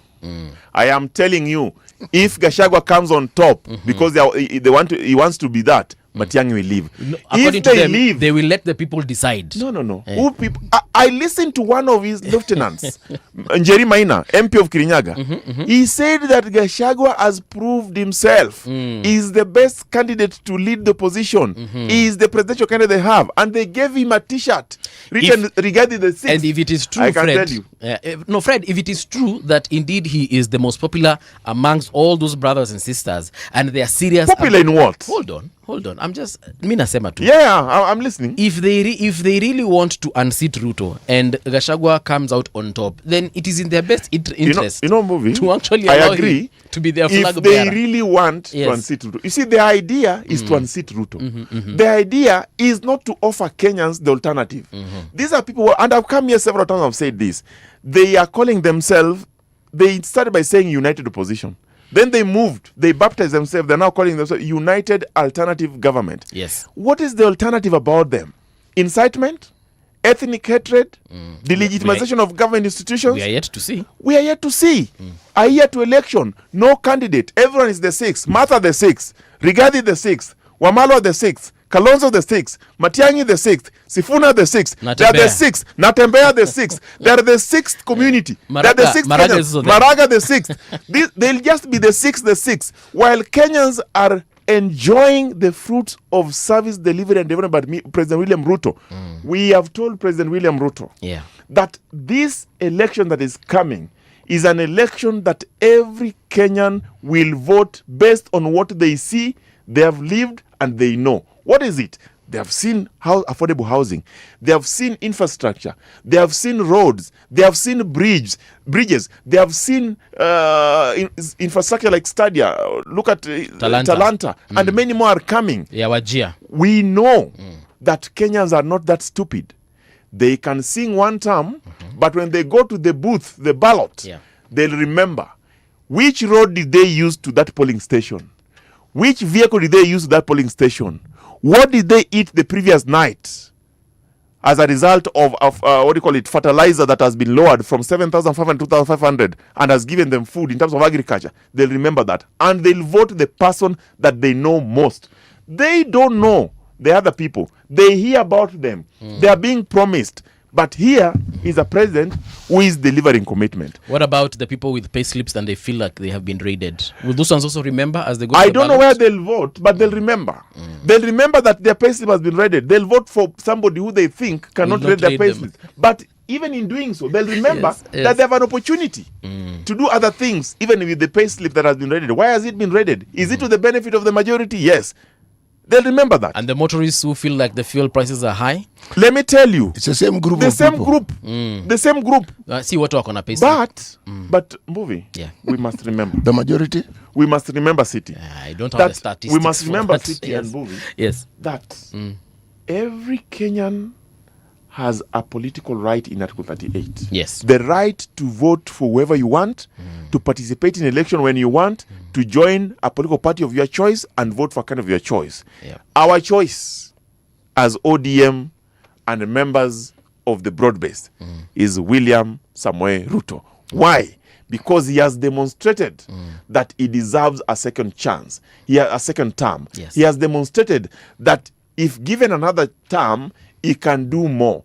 And we are going to support him. They have been saying watamtoa. Si tunasema tutamweka, tutampigia kura, tutamlinda, tutampenda, tutamchagua, Can I suggest something? Can I suggest something? Yeah, but it was this thing was always heading in that direction. It would help tremendously if the brigade that is supporting the current president took a little more time in communicating to the entire country what it is that this government has done. Correct. You are doing a terrible job. At your development track record, yes, at advertising. When you come here, you talk about it, but 1 hour doesn't give enough time to talk about it. That is true. And this is good feedback. I'll take it up. Yes. No, we tell people who are in that space. Yes, all the time that, guys, you are assuming that everybody knows what this government has done, and we're saying they don't. And if they don't, they will not see any reason why they should vote for this government. 1, 2, the narrative of one term is not a logical narrative. It's an emotional narrative. And people have picked it up and they're going along with it. If you took the time to actually explain what it is the government has done and you took questions about it, you'd be amazed that this particular government, in the time it has been in power, may have done more than the Uhuru government and Kibaki government combined. I agree. And that's a challenge that maybe the government is facing, and it's feedback that we keep receiving. And I have to say that the people of Kenya deserve to know. The government has got a responsibility in explaining or to explain to the people, the citizens, what they have done, what they are doing, and what they intend to do. Then ultimately, the people will make a choice. Do we take them back or we take them out? Frederick, actually, let me just challenge you on one thing. And I will talk to Edna, our producer, urudi hapa. Hata ukitaka kuja na another government person. You guys from A to Z, and come with photos, by the way, videos if you can. Tell us this is what the government has delivered in 47 counties. Mimi personally, I will vouch. You get 2 hours. We discuss that. Nothing else. Hiyo ni sawa. Hata tutakuweka na ni mtu wa opposition ati mpigane hapa. Ukuje tuambie A for apple, B for bicycle, C for chair. In summary, I'll tell you the 5 pillars, and you know them, but I can just remind our listeners. Affordable housing, digital superhighway, MSME economy, universal health coverage, and which one else? There's one I'm forgetting. Those 5 pillars are a living testimony of this government. And they have been done from the very bottom place. That's why President Ruto, in his pillar, he called it the bottom-up economic agenda. The people that feel it the most are the people at the very bottom. They have lived the experience of seeing them move from a slum to a unit called affordable housing that has got water and electricity. They have now registered in 31 million of them into SHA. They have gone into business through MSME. They have seen the digital superhighway being constructed. They have seen these houses. I want to believe when we come back here to explain to the public why the 5 pillars of President Ruto are pillars that can take him to another 5 years, then it will be an opportunity for Kenyans to agree with us. And for those who don't agree with us, it's okay. But we believe we shall have communicated and we shall have said it in a manner that they listen and make informed choices by themselves. Sawa. Shukran sana, Fred. Unfortunately, that's where we shall stop. But thank you so much for making time for us. Thank you so much. I appreciate it. All right. Folks, don't go too far. We're getting into the news. Then when we return, of course, is it third hour? Wow. Tushafika ni Masai imekimbia.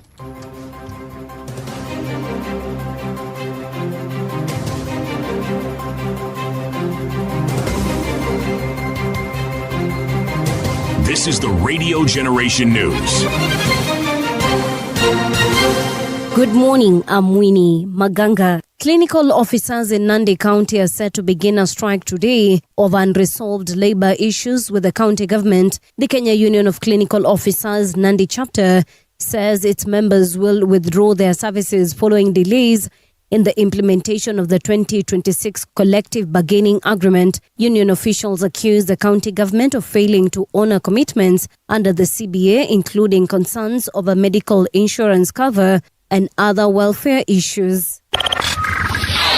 A family in Kasarani is seeking answers following the death of their 21-year-old daughter, Margaret Wamboi, after she fell from the 22nd floor of a building in Nairobi's Upper Hill area. Wamboi, who was an intern at a nearby hotel, is reported to have gone to the rooftop at around 10 p.m. to take photographs. Her body was found a short time later in the neighboring building. Police recovered her bag containing her phone, work uniform, and other personal belongings as investigations into the incident continue. Akaniambia ampati na nasikia vibaya sana, akasikia ni kama rafiki yake hayuko sawa, na akaniambia amepiga simu yake akasikia inachukuliwa na mtu ati atafute watu hao wakuje kwa DCI Kilimani. DCI mwenye nilipata hapa akaniambia huyo mtoto waliambiwa ati alijiagusha kutoka juu ya nyumba akajiagusha chini, either ni kujiagusha ama ni kuanguka. Prime Cabinet Secretary Musalia Mudavadi has urged the Mulembe community to remain united and support the government ahead of the 2027 general election. Speaking during a chat service in Westlands, Mudavadi also reaffirmed his intention to run for presidency in 2032. He later met grassroots leaders and members of the Mulembe community living in Westlands constituency. Kutakuwa na kivumbi. Hapa Nairobi is where the election is going to be decided katika taifa hii. Kwa hivyo mimi nataka niwaombe kama viongozi hapa.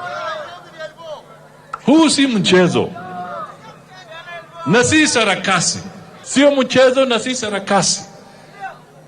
This is serious business. Tujipange kwa kila constituency tujue. Catholic bishops from Eastern Africa have urged young people not to allow themselves to be used for political violence or division.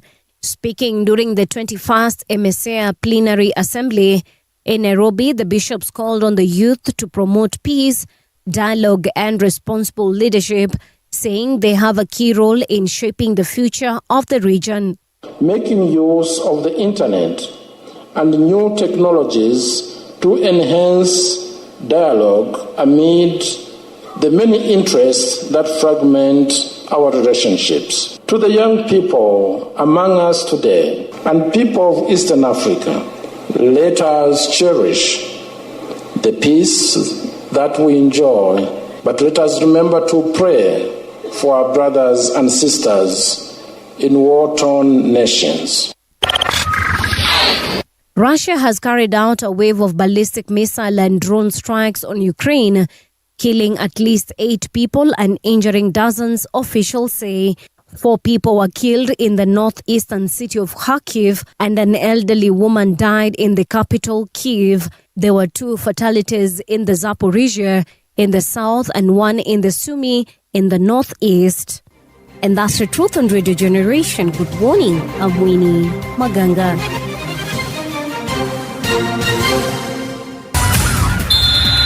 Sports on Radio Generation. Good morning, I'm Samuel Otieno. Kylian Mbappe won the 2026 World Cup Golden Boot with 10 goals, finishing 2 clear of Lionel Messi. The Argentina great was unable to respond to Mbappe's 2 goals in France's 6-4 defeat to England in the third-place playoff on Saturday. Drawing a blank as Spain won yesterday's World Cup final 1-0, Mbappe becomes the first player to win the World Cup Golden Boot twice, having also claimed the prize at Qatar 2022. Mbappe is also the World Cup's all-time top scorer with 22 goals. The Argentina coach Lionel Scaloni broke down in tears after his side's 1-0 World Cup final defeat to Spain, saying he's yet to decide on his future. Scaloni, who guided Argentina to the 2022 World Cup title, became emotional during his post-match press conference when asked whether he would remain in charge after his contract expires in December. Spain secured the title thanks to Ferran Torres' extra-time winner. And that's your sports update on Radio Generation. Good morning, I'm Samuel Otieno. Sports on Radio Generation. The views and opinions expressed on this program are those of the guests and do not necessarily reflect the views of Radio Generation. Radio Generation assumes no responsibility or liability for the interviewee's views. This is Radio Generation. In the beginning, there was morning radio. But now there is Radio Generation's The People's Breakfast. Curious and bold, getting facts from the shadows. That's what it is. Now, as the city wakes and secrets stir, a bright new voice shines. The People's Breakfast. Your morning, your voice, your journey. Good morning. Good morning, my neighbor. Welcome to the home of hard truths and bold insights. Radio Generation. Welcome back. The time right now is 11 minutes past 8 o'clock. How are you doing? My name is Mungala Mbuvi na kama KCT Muge is in the studio. And we're just about to get into this particular hour. I'm looking at your comments on YouTube and I'm like, we, hizi hata siwezi soma hizi. Kwa nini? Hizi hapana, hizi wacha zikae tu hapo. Hizi wewe ukitaka kuona tu fungua tu YouTube na usome. There's someone called Slumdog Masai. Anasema ati movie Kanyanga Shingo. Anataka ni kanyange shingo ya Okango kwa nini? This is one of those days, eh? But people on this particular nini. Kuna jamaa anaitwa Willy Kitala. City amesema City, you've nailed it, pewa double black kwa bili yangu. City anakuanga mtu wa Makalan. Wait, you're speaking, wajua nimeketi hapa. You're speaking on my behalf. I'm actually here. Nataka ukipewa ndio unipatie. Okay. Makalan ni? Makalan. Single malt whiskey. Hiyo ndakwambia baadaye. So huyo jamaa Casey Calif amesema, so what's the problem between Okango and Rigiji? Hakuna shida. I don't think there's a problem. Oh man, this conversation this morning is hilarious. I absolutely love it. Keep on sending your comments on our social media spaces. We shall definitely read them. Kuna mtu ameandika hapa hivi, like I've said, hizi sisomi. Robert Aduda, lakini nimeiona. Mimi sitasoma hiyo sababu mimi ninaogopa Subaru. All right. Let's get into this particular hour. If you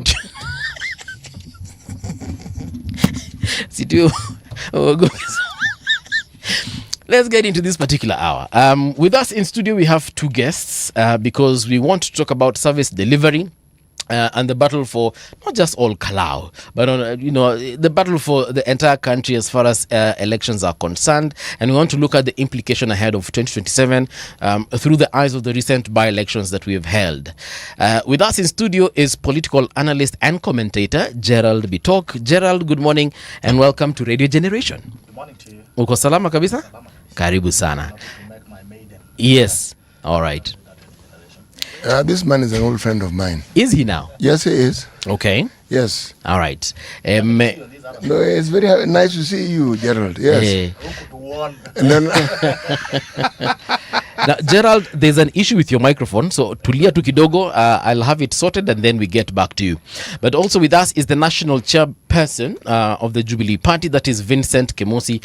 Vincent, good morning and welcome to Radio Generation. Good morning. Uko salama? Asante sana for inviting me. Nice to see you. All right, the last time ulikuanga hapa tulikuona na tukasema ya kwamba kuna mambo mengi yanakuja na yamekuja. Kwanza all Kalou nakumbuka nikiuliza kama mko serious na all Kalou. And I promised we will win. Not necessarily Jubilee, but the united opposition. Yes. And we made a victorious entry. Yes, you did. Yes.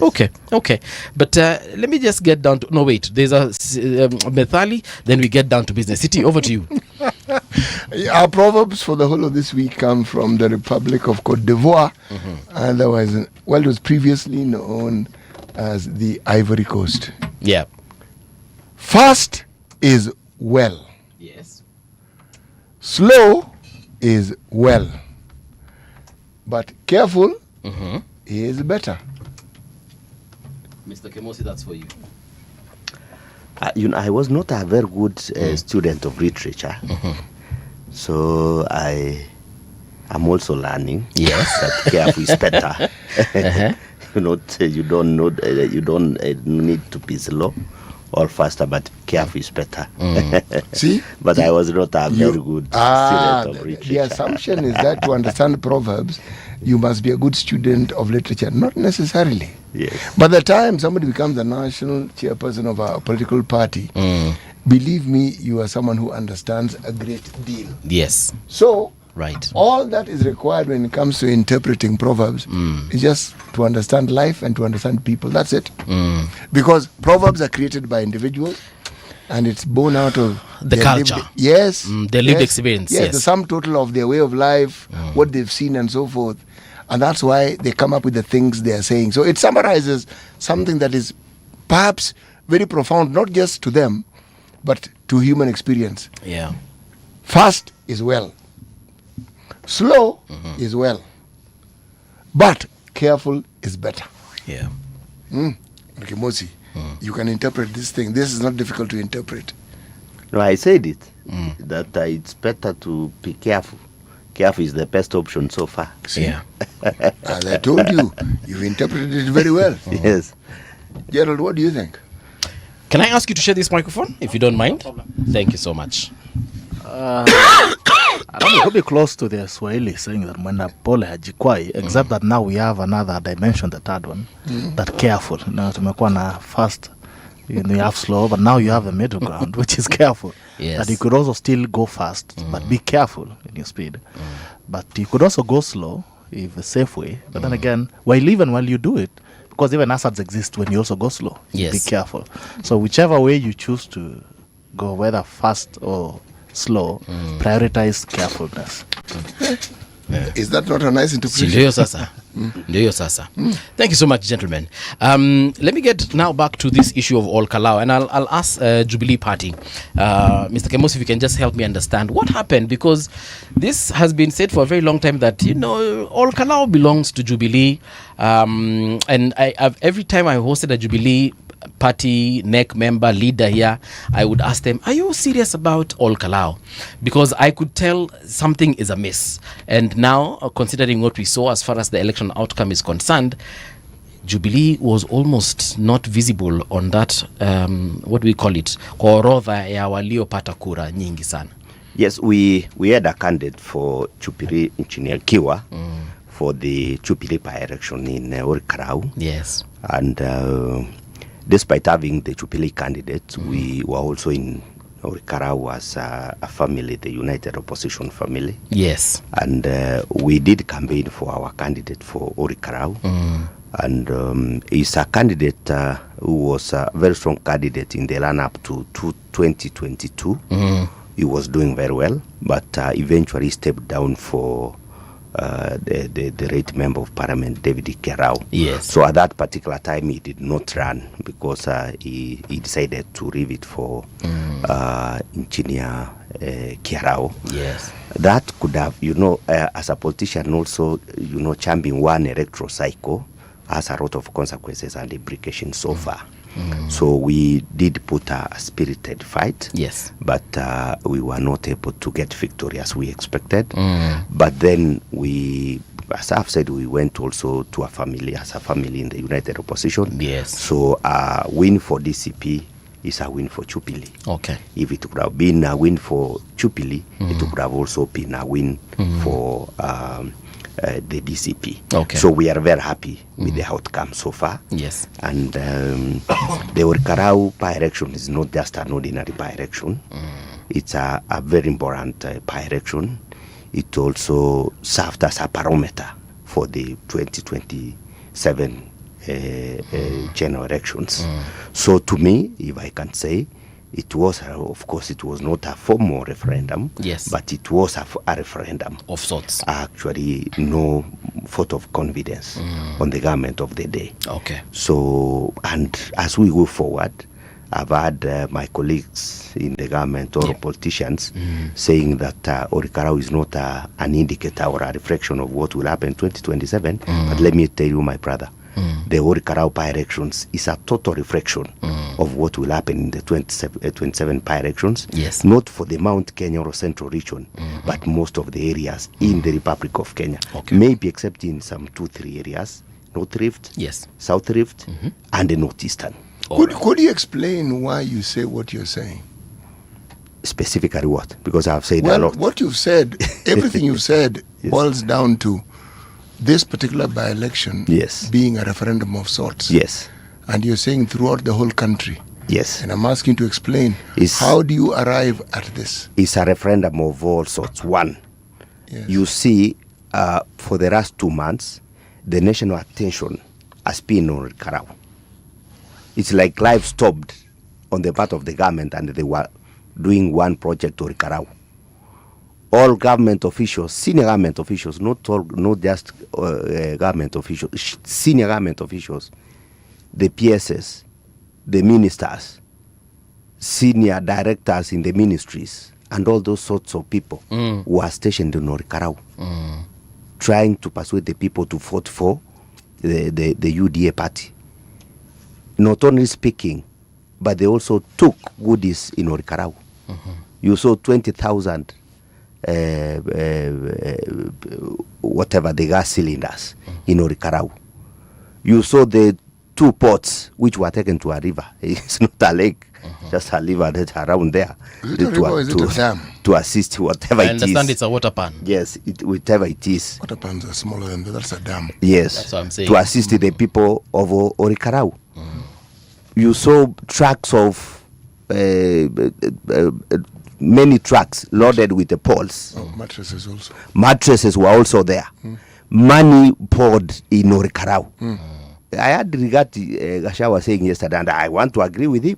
One vote costed 3 million shillings, average.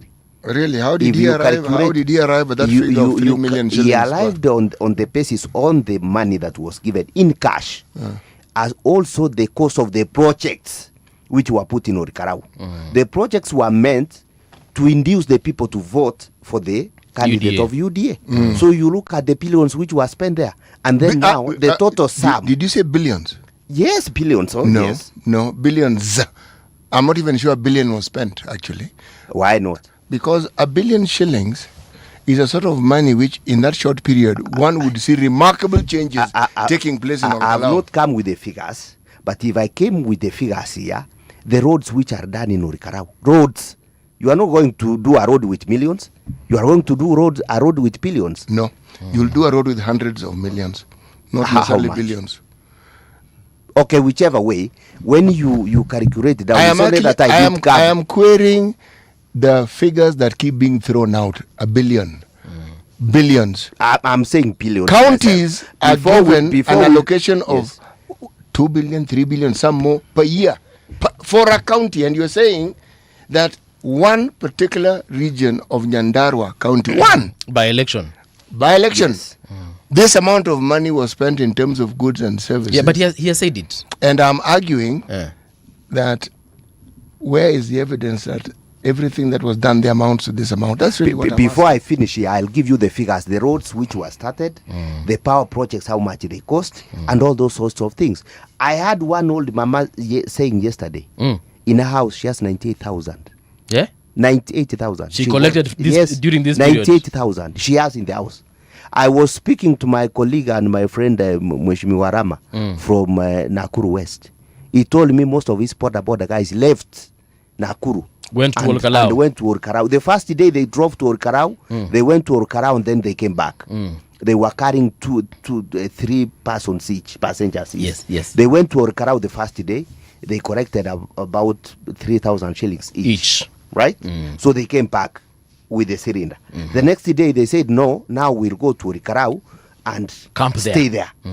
Take a lodge of about 500 or 1,000 shillings and now start, passing around. So averagely they were collecting 5,000 shillings and you pay a lodging of about on a day. 600 or 700 shillings. And you have also had people saying, hey, hoteli sasa imefungwa. Sasa wacha turudi nyumbani. One old man was saying, bwana na pipi hawaonani, sahi hakuna kutengeneza watoto hawako sahi, imekuwa suspended. That is Orikarau for you. All right. Let me get Gerald's voice on this one. Gerald, what happened in Olkalau, according to Jubilee, they're saying that this was actually, in a way, some kind of referendum. Do you agree with that? First of all, I've heard my brother Kemosi say a lot of things, including that they put in a spirited fight as Jubilee. A spirited fight with 198 votes, clearly, as he said, he's not a good student of literature. Also, I include that he's also not a good student of maths. How do you claim that you put a spirited fight to 198 votes out of over close to 70,000 registered voters? Okay. And actually, the biggest losses of by-election in Kalou is actually 73,000 registered voters. And they're saying they put up a very spirited fight to get 198 votes. He has also gone ahead to add another lie that they went in as a family. So if you're going as a family, then why do you have your other child in another house? So you have a candidate that you said you're campaigning for, and DCP had a candidate as well. So we had many candidates, including the candidate from a progressive movement. We had one from NLP, another one from PNU, who all seem to be pulling in the direction that Kemosi is pulling to. So you'd be lying if you suggest that they went in as Jubilee, as a family of united opposition, which is actually disunited. So if you ask me, the biggest losers of that by-election is Jubilee. This was their seat to take home, and they lost it. So you cannot actually claim to have been a winner by losing a seat that belonged to you. Secondly, he's talked about by-elections as a referendum. Of course it's not. We've had more than 10 by-elections since the general elections 2022. And we understand the excitement. Albeit that Kemosi is excited over another person. It's like you're looking for a child at home. You mentioned about making children. You're trying so hard to have a child at home. Then your neighbor has a child. Then you move from your house, you go and celebrate with your neighbor. You clap for them until it's your turn. That is a bit aspirational. So you clap for them until your turn. It's a bit oxymoronic because if that was the case, then it would mean that if we base the by-elections as a voice for the national elections, then probably we would say then that the government is going to retain the seat. Because if you look at where all the other by-elections have gone, they have gone towards pro-government parties. So we should not look at it because by-elections are very local politics. And I'll tell you that by-elections, if you're a good politician and you've been around long enough, you realize that by-elections get a lot of attention because everybody puts in their effort there. The general elections will come. And this Sam Kamongo, by the way, who is a member of UDA, he ran on UDA in the past elections and actually garnered close to 29,390 something votes under UDA. So he's not his first time running. He's a member of UDA. He just moved to DCP and then under that ticket. He will be alone to defend his seat in 2027. Same as Kemosi will be busy in Kisii. I see he's been doing some activities there. So everybody will be left to fight their own battles. So the national politics should not in any way and any case be used as a referendum or a projector to what is going to happen at the national level. Okay. Because by-elections normally carry a lot of emotions. Post-Jubilee, I remember we had one by-election in Kericho. Aaron Cherio had emerged after the appointment of C.S. Keter. If you remember, there is kind of resources that were pumped in that by-election. Siri Muka has been around long enough. He will tell you it was massive. And if we are going to, if you are a good student of history, you'll not get excited over this. So we are leaving it to people like Kemosi to get excited. But then again, any politician would use any data to plan ahead. But for now, Kemosi should celebrate. Everyone has congratulated the candidates, Sam Ngoto. He won on a clean slate. We're happy for him. 2027, he faces another candidate. We are not going to run in Kalou. Kemosi is not going to run in Kalou. Gerald, every once in a while, the word data is mentioned, correctly so, that it can help predict the future. I've had occasion to question that notion for this reason. Data, by its very nature, at best will talk about the present, but it tends to talk about the past. If we were not in the information age, it would be quite correct that data could almost accurately be used to predict what was going to happen. But in this day and age, it is tricky. The data tells you the status quo. It tells you this is where we are. Okay? But if the question of why we are where we are is not asked, then even the answer to what it might represent in the future, those who claim to be able to answer that question are lying. You actually cannot predict. And actually, cannot. When you're also using emotions as a basis for data, it's totally different. How I feel now at 8 a.m. is not necessarily how I feel at 11. I'll feel differently. And there's been many occasions that have been used to try and conjure that idea that if you had, first of all, if you had done an opinion poll in 2024 during the Gen Z unrest and all that, they've gotten totally different data. If you repeat the same exercise now, you'll get totally different results. So the political landscape is very emotive, and people make decisions as they feel now. Like you're saying, where I sit now is how I feel now, so I make a decision at that point. So I cannot use the feelings that I'm having now against city. Maybe I just don't like you now because of your white hair. But tomorrow, I may go to my hairdresser and I may change the color of my beard. You put yellow, and green. I'm like, city tosha. So politics is very emotive, and people make decisions for how they feel at that time. Okay. And as we move forward, I can guarantee you one thing: that things are going to change. And one of the things that, there are natural patterns of Kenyan politics that you'll not write off. As we move the general elections, you'll see those patterns aligning again. And when you look at these elections, these by-elections, because Kemosi, for instance, has indicated, because you're not started the national conversation, but it's good that he has started it for us. First of all, to what end is this mobilization? Even if Jubilee manages to marshal, let's say, 100 MPs, and they don't have a presidential candidate, because most of these parties don't have presidential candidates. At the end of the day, the owners of these parties will go in and negotiate with someone who is about to win. And I know most of these guys, I've worked with them. I've worked with Rigathi Gachagua very closely towards the elections of 2022, and even prior to that, I've worked with them very closely. I've been in Jubilee, where the President Uhuru Kenyatta was.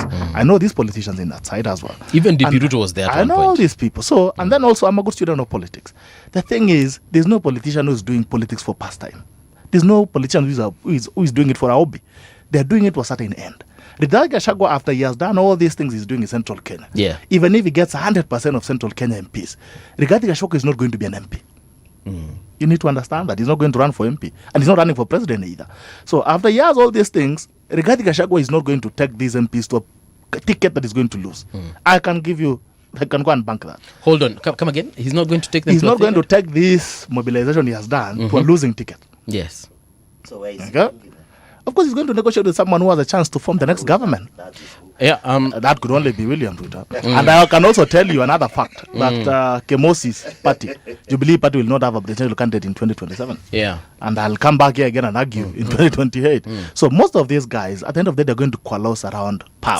All these guys are trying to get into power. All these agitations you see outside here is people trying to get into power. I was with City post-elections of 2022. He knows how crazy that was on the other side where he was. And I used to tell them that all these are guys, at the end of the day, they will negotiate for their space on the table. We're seeing most of these guys that we used to fight in these interviews. We work together today, including Okango who was here in the morning. So politics is very fluid. Yes. Yeah. And I can tell you that you'll not be surprised if you see, by the way, Kemosi in 2027 saying 2 terms. Kemosi, is that true? Let me say this. A lot of things have been spoken. Let me say this. I still insist and I stand with my area position that the by-election is an indicator. Both my brothers here must have disputed that. Politics is a game of perception. People change not because they have seen this is the right thing to do. Yeah. People change based on the perception. People change based on what conversation is taking place in the village in the evening. That is how people change. Very true. The Orikarao conversation was all over the Republic of Kenya. People in Kisii spoke about Orikarao the whole day in the tea buying centers. People in the evening sat in informal parasas discussing Orikarao throughout the Republic of Kenya. And what does it bring about? It brings about that now the big brother has given direction in Mount Kenya. Right. And that is what they said. If you remember, before they said, the leaders from Mount Kenya, they said now, as a big brother, we are going to give direction. And they have given a direction in Mount Kenya. Regardless of Mbere North, I think Mbere North, where UDA won. So it's all about perception.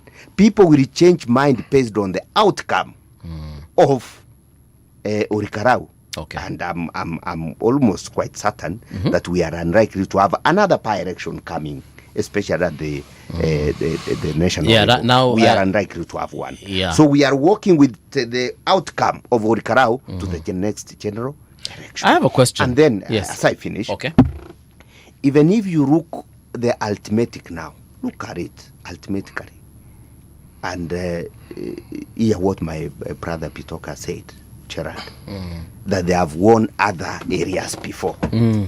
And he said that there is excitement here. There was excitement when they won in Malava. Yes. There was excitement when they won in Mbere. And even here in Narok, they were excited. The president himself was excited. He took the whole week speaking about the by-elections. Oh, watu hawana mpangilio. They have lost all the by-elections. Everybody will be excited. If the president becomes excited, who am I, Kemosi, not to be excited of a victorious win, a landslide win, not just a win, a landslide win.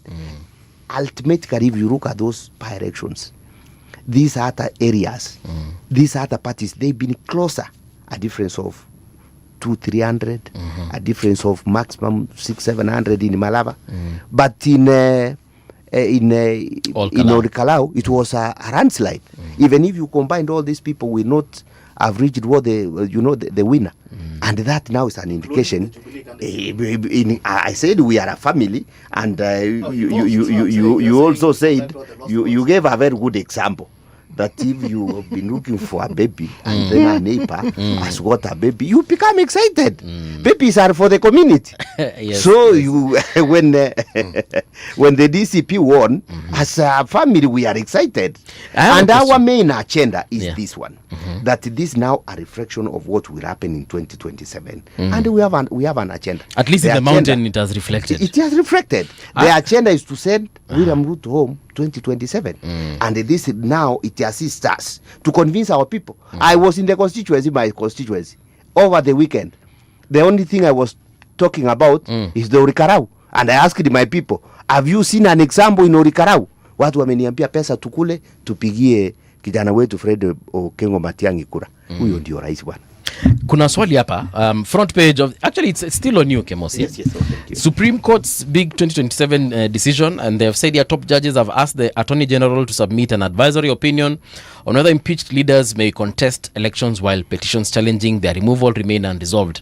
So in very many words, they are saying that Gachagua, Mike Sonko and Kawira Mwangaza of Meru might have a second chance, or at least an opportunity to contest if this decision by the court plus the Attorney General is anything to, if they do, say that it is allowable for these guys to run. Now, if it happens that Gachagua is actually allowed to be on the ballot box, what does that mean for the united opposition? It strengthens the united opposition further, more. Because Rigathi Gachagua has always said that he's also a candidate in the united opposition. So the time is coming, or time will come, when now they will sit down and now identify a candidate for the united opposition through free, fair, transparent, and scientific method. So Rigathi Gachagua running strengthens the united opposition. You see Kalonzo playing second fiddle to Gachagua. Oh, in fact, I'm not asking. I'm about to continue. You see Martha Karua playing second fiddle to Gachagua. Absolutely. You see Eugene Wamalwa playing second fiddle to Gachagua. You see Jimmy Wanjigi playing second fiddle to Gachagua. Or even Gachagua playing second fiddle to anyone. Yes, and that is what we have said. That is the heart of the matter. Well, thank you. That is what we have said in the united opposition now and then, that when it comes that time, and that time is now coming, because now we are 448 days to the next general election. Now we are saying now, when that time comes. Did you say 400? Yes, 400. If you add 365 to the number of days we have, it's not too far away. Yes, it's 448. Okay. Actually, it could be even less. I'm assuming it's less, but yes. Proceed. Yes, no, it could be less. It could be less because IEA is 365, and even if you add another 30 days, another 30 days, it will come to about 360, about 360 days to the next generations. So now the process must start for identifying the united opposition flag bearer or candidate for that purpose. And we have said, including Gachagua himself, he has also given an undertaking that once the process is concluded freely, fairly, transparent, and scientifically, he has no problem. If he's not identified, he will support a candidate who will be identified. And of course, that process will come in earnest. And before you do that process, because let me answer this, because you are going to ask me about it before you ask me. And now that process will start in earnest. And all the parties involved will sit down and agree which method to choose and which method to follow, and what are the parameters of this method that will be used. So that as we proceed, we find that they have agreed on the ground rules, and then the process starts. Whoever emerges will support the other, including Rigathi Gachagua. But Kimosi, if we look at what we refer to as history, I'm going to use Mbere and Olkalou as an example. DP had a candidate. Yes. Justin Muturi is a member of this group that calls itself the United Opposition, or the United Alternative Government. You had a DCP candidate, and then you had a UDA candidate. Safina also had a candidate in that particular. That's scenario one. Scenario two, we had DCP, we had Jubilee in this whole Kalou, and many other small parties that people don't care to mention. Now, if you look at the dynamics of our politics and the numbers, the one way in which DCP could lose against the united opposition is if actually they are united and they support one candidate. But you've been unable to do that.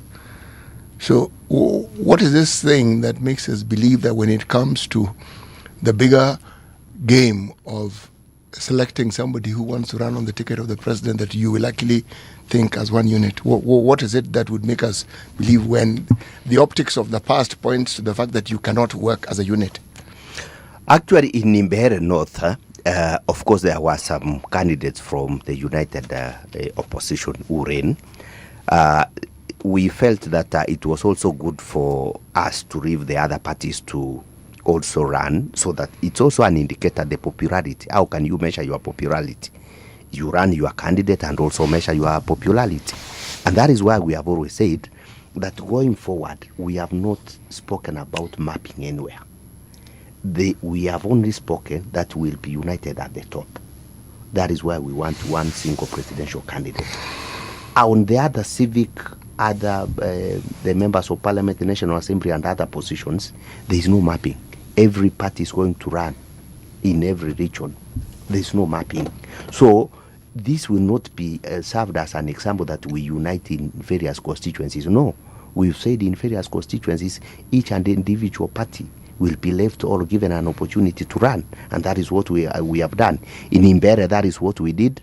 In Orikarao, that is what we did. All over all these places. But at the national level, we have agreed that come 2027, we are going to unite as NAC of 2002. And that is why I'm saying that the process will start very soon. I know there are so many people who feel that this thing may not work. It will work. In 2002, how we call it, Azimio United, Kalonzo Musyoka was expected to run. Martha Karua was expected to run. But they came, sat down and agreed and said, now it's Raila for the last time. So it's workable. Don't be doubting Thomas. We are here we are the leaders in the united opposition. We will do each and every effort to unite. Unless we unite, we will never be able to send William Ruto home. This thing we're discussing here, this thing we refer to as politics, yes, it's not an exercise in faith. Huh? Yes. I don't have to believe. Yes. I just need to see. The belief factor has to be supported by what I see. Yes. You see, this isn't the first time parties are coming together in this country. Yes. Parties have come together since independence, Kanu, moving forward to 1992 and so forth. Absolutely. There's nothing new about parties coming together. Absolutely. You see, what I'm referring to, so that I may be a little more clearer, yes, is the optics.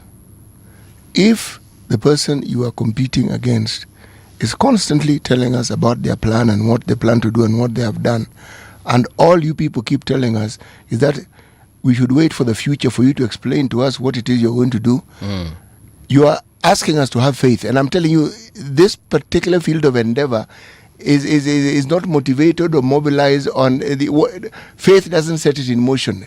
The optics for the united opposition is bad. It's actually, I agree with you, because we've been saying this a lot. But Bitok, perhaps so that I can also get your voice. There was a question for me, but I responded. Was there a question? Yes, I'm asking him because they keep talking, but the optics confound what they're saying. Yes, let me say this. William Ruto keeps calling the united opposition agendaless. Yeah. And we have an agenda. When you talk about this country, you talk about the economy of this country. You talk about the health sector of this country. You talk about the education sector of this country. You talk about youth unemployment. And you also talk about the development projects, roads, dams, and other things. And we have always said that as we take over this government, those are the areas that we are going to improve on. And as we improve them on, we must be able to do the policies that William Ruto has put in place. Among other the policies is they changed the NHIF to SHA. I for the first time I've had a patient in Kenyatta National Hospital who is registered with SHA. We've tried to run to whatever SHA is not paying. I had to pay myself. In the village, whenever I go, I get a lot of people coming. Why didn't the Kenyatta case get sorted? Why didn't they pay for the Kenyatta case? They paid the first time about 3,000 shillings and the money was depleted. That is what they paid.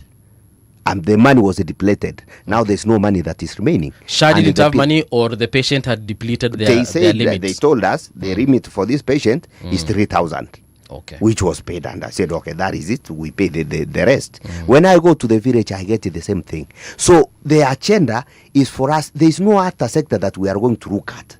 The sector that we are going to look at are those sectors that I've said. Okay. We see the health sector.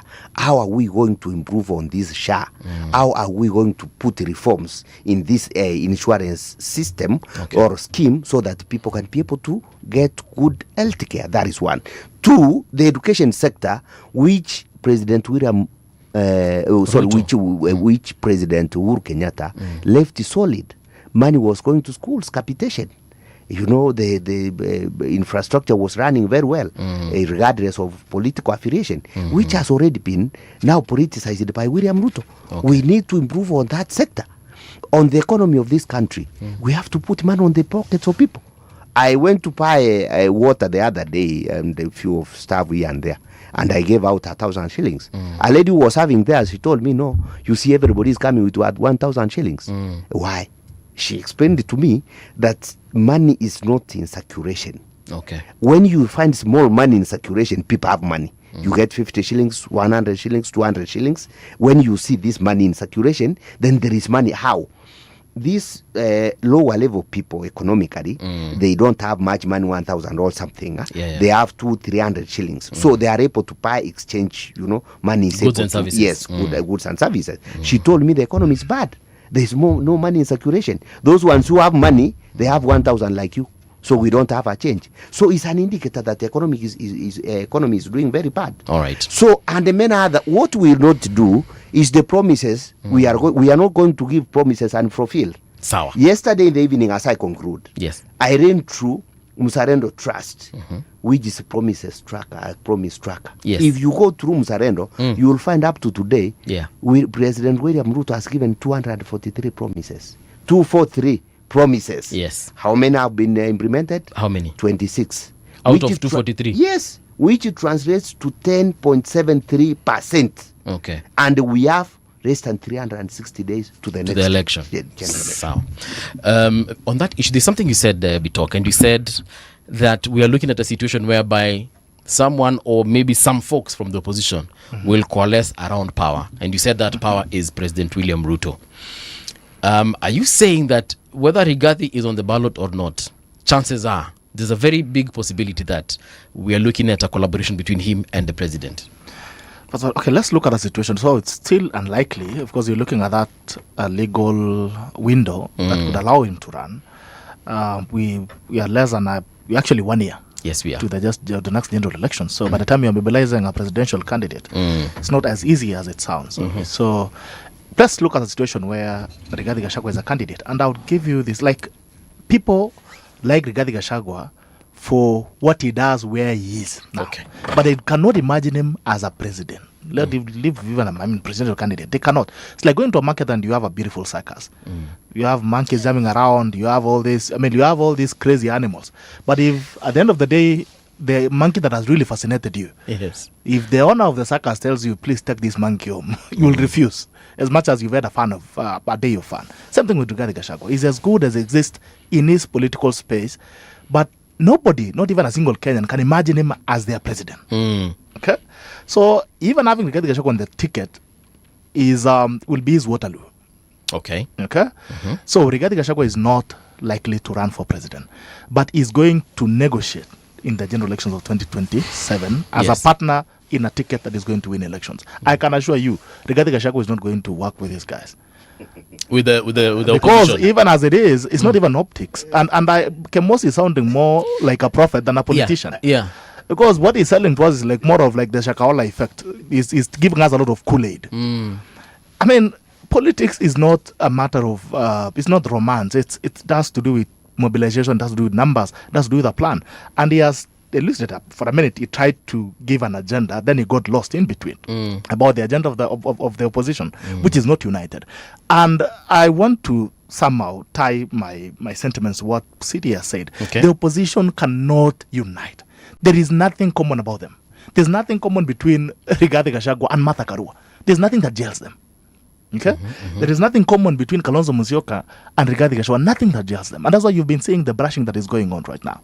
There's nothing that is common between Matiang'i and Rigathi Gachagua. No ideology, nothing.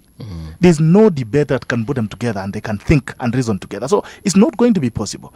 And as it is right now, they have not only struggled to show any face of unity, but even their act and the way they move, they have not shown any form of unity. Rigathi Gachagua has been moving along doing his own things. Matiang'i and Kemosi, they have been camping in Kisii, doing their own activities. Martha Karua has been quiet. Jeremiah Kioni was here last week. I watched his interview. You know what he had to say. And you have the other gentleman who was the former Attorney General, Justin Muturi. He has clearly said who this candidate is, and he has said it's Kalonzo Musyoka. Okay? So you have all these things going on, and somehow Kemosi thinks that they are Kenyans that he can convince that these guys are united, either by the way they look or the activity. There's nothing.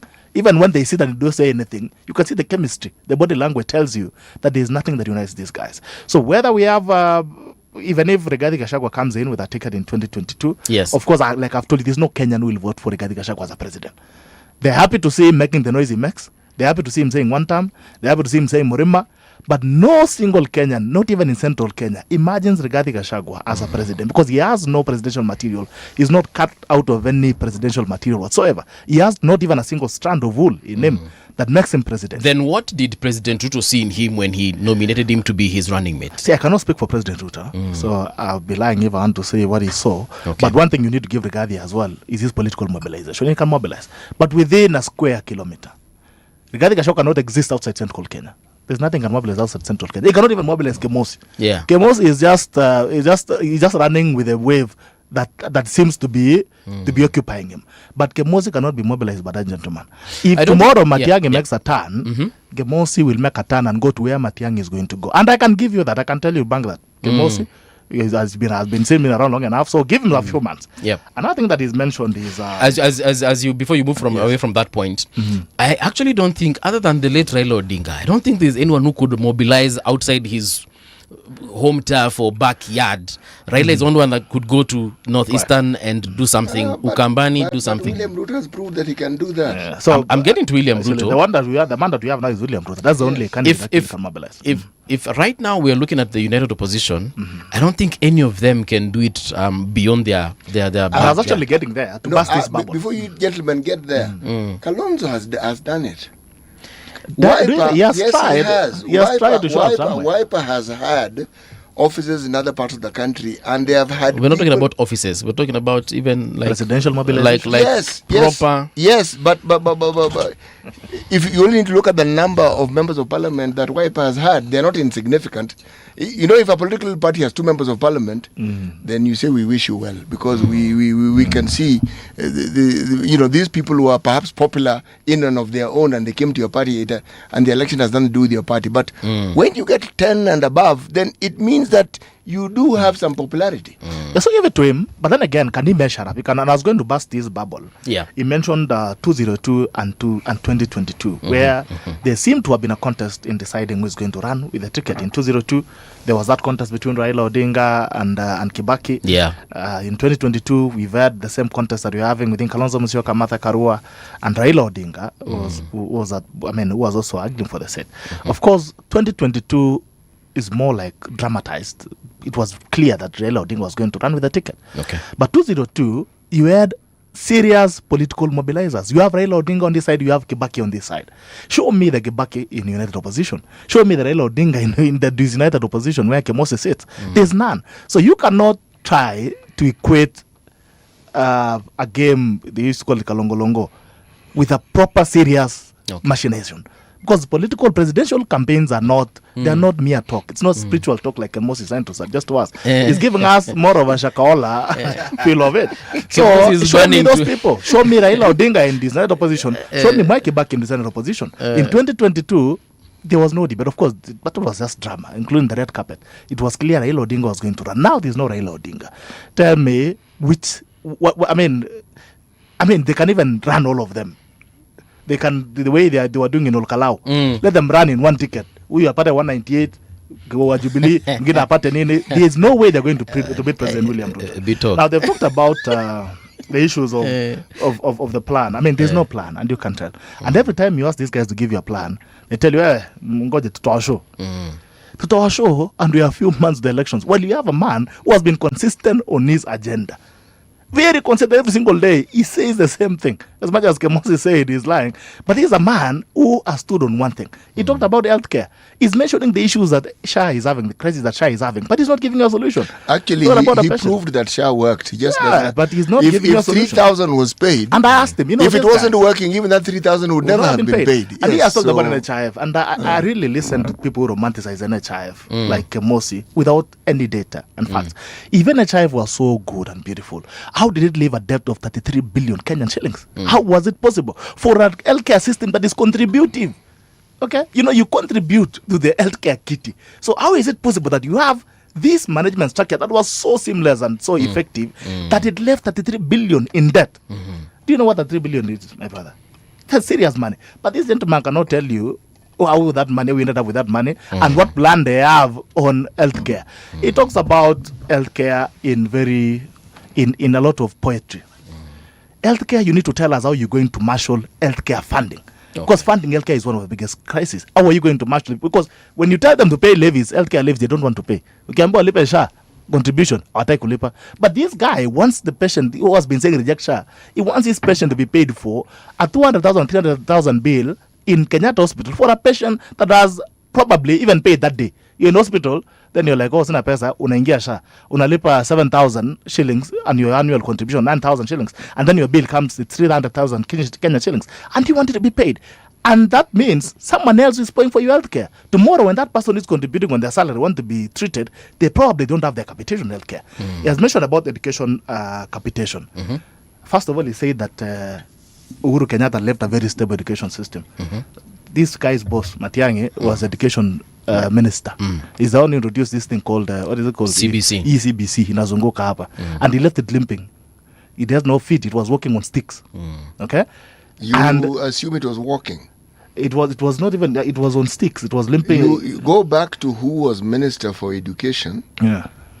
There's one Minister of Education in that same when Matiang'i was moved from that ministry, and they put in Amina Mohammed. Amina Mohammed said this thing is not ready to be implemented. To put it very politely, I'm paraphrasing. Amina Mohammed was moved. That thing was being set on the table before it was cooked. Correct. And these guys, they left it. They are doing all these changes. You see, education system is not something that you change overnight and you slip. If you're going as a system, as a regime or as a government, if you're going to make such series of education system, for instance, you need to ensure that first of all you have the time for continuity, because your idea means you are the one who only knows what you want to do with the system. So you need to ensure that first of all maybe you have the next 5 years to experiment with this system, do pilot, and by the time you're deciding that you're going to run it full blown, you have to be very sure that is what you want to achieve. You talk about capitation. This gentleman here has told you that capitation in during Uru's time was very high. In 2021, first of all, we're having news of capitation delays. Today, President William Ruto is paying capitation before schools open. Not teachers falling for capitation mid-term. Before schools open, you have capitation. In 2021, it was 1,420 for primary school. Today, it's 2,340. So those numbers that Kemosi is giving you, I don't know where he's cooking them from. And people, listen to people like Kemosi, who's only, they're snack oil salesmen. Like, they'll spin propaganda, you'll almost believe them. It's like those guys who are saying the finance bill was saying your land is going to be taken. They do it so passionately, but then you tell them, okay, show us. They tell you, no, where's in Uliza Maliko. So you have to be wary, because most Kenyans actually follow people like Kemosi who have no facts. Right. And if he wants to dispute those numbers, he needs to dispute them by facts. And he should tell us today whether we're having any complaints of capitation going to schools. All right. And CBC, he should tell us whether it's William Ruto who started CBC or it is Jubilee government where Matiang'i was a co-principal. Kemosi, I know you want to respond, and you will definitely respond. Let's take a short break kwanza tuingie kwa news because it's top of the hour. Then when we return, I'll see if I can sample some of your comments here as we continue the conversation with the gentleman in studio. So don't go too far. We'll be right back.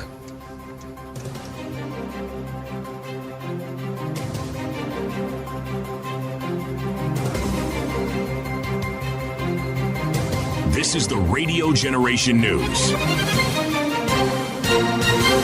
Good morning, I'm Winnie Maganga. Kenya Defence Forces troops under Operations Amani Boni have foiled possible terror attacks in Lamu County after discovering and destroying 4 improvised explosive devices.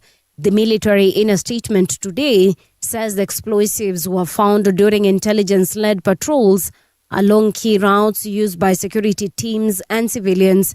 KDF says the operation highlights the continued threat posed by terrorist groups in the region, but assured that security teams remain vigilant. Strategic advisor Frederick Okango has accused the former Deputy President Rigathi Gachagua of promoting divisive politics and making statements that could threaten national unity ahead of the 2027 general election. Okango has called for investigations into Gachagua's claims of violence and sexual abuse during the Kalou parliamentary by-election, warning that unverified allegations could fuel tension and undermine public trust in state institutions. Gachagua in himself is a national security threat in this country. Okay. Yes. Gachagua made it clear, not even before Kalou, that him is the only one that the Mount Kenya must listen to. Yes, he has said that. He has said that is the Supremo. He has said that he will give direction, and he continues to give direction. The direction he gives direction that is against the majority of Mount Kenya. Not Central Kenya. Remember, they're different. Mount Kenya. The people from the West, the East, sorry. Yes. East is where Embu and the rest. They have said that for them, they will support the development agenda. Yes. They'll support education. They'll support infrastructure. They'll support issues of SHA and the rest. They'll support affordable housing. Gachagua has told them that they should wait for the next government. They should not support now. They should wait for the next government. Clinical officers in Nandi County are set to begin a strike today of unresolved labor issues within the county government. The Kenya Union of Clinical Officers Nandi chapter says its members will withdraw their services following delays in the implementation of the 2026 collective bargaining agreement.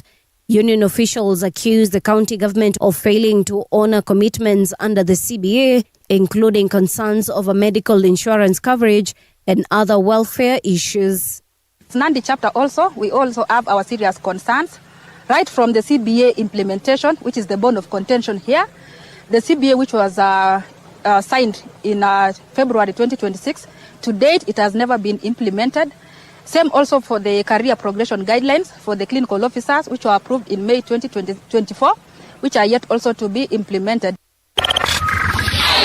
Deputy President Kithure Kindiki has urged Kenyans to protect national unity, warning against politics that could divide communities. Speaking in Embu during the ACK Diocese of Embu Thanksgiving service, Kindiki told residents of Mount Kenya region to reject divisive politics and maintain unity.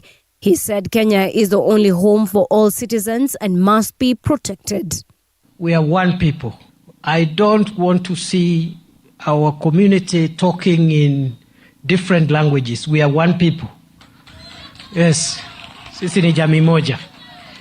Yes, zamani kikanisa, hii area yote from Kirinyaga all the way to Meru, tulikuwa Diocese of Mount Kenya East tukiongozwa na Askofu David Gitari wa Anglican. Ni kweli si kweli? Na hata mambo ya siasa, sisi watu ya area hii ya Mount Kenya, we have always been, we've done a lot of things together and we have a long history. Andy Burnham is set to become the United Kingdom's new Prime Minister today, replacing Sir Keir Starmer. Starmer will deliver his final address as Prime Minister before visiting King Charles III at Buckingham Palace to formally submit his resignation. The King will then invite Burnham to form a new government, after which the incoming Prime Minister is expected to deliver his first speech outside number 10 Downing Street. And that's the truth on Radio Generation. Good morning, I'm Winnie Maganga. The views and opinions expressed on this program are those of the guests and do not necessarily reflect the views of Radio Generation. Radio Generation assumes no responsibility or liability for the interviewee's views. This is Radio Generation. In the beginning, there was morning radio. But now there is Radio Generation's The People's Breakfast. Curious and bold, getting facts from the shadows. That's what it is. Now, as the city wakes and secrets stir, a bright new voice shines. The People's Breakfast. Your morning, your voice, your journey. Good morning. Good morning, my neighbor. Welcome to the home of hard truths and bold insights. Radio Generation. Welcome back. This is Radio Generation. The time right now is 7 minutes past 9 o'clock. How are you doing? My name is Mungala Mbuvi, and this is the People's Breakfast on Radio Generation 88.8 FM in Nairobi. Our guests are still in studio. Gerald Bitok, he's a political analyst and commentator. We also do have the national chairperson, Jubilee Party, Vincent Kemosi. Gentlemen, welcome back to Radio Generation. Enda break tukisema tukupatia nafasi ya respond to some of the things that we talk said. It regards the United Opposition. He has said that you guys are not serious about your agenda. No one is mentioning the agenda.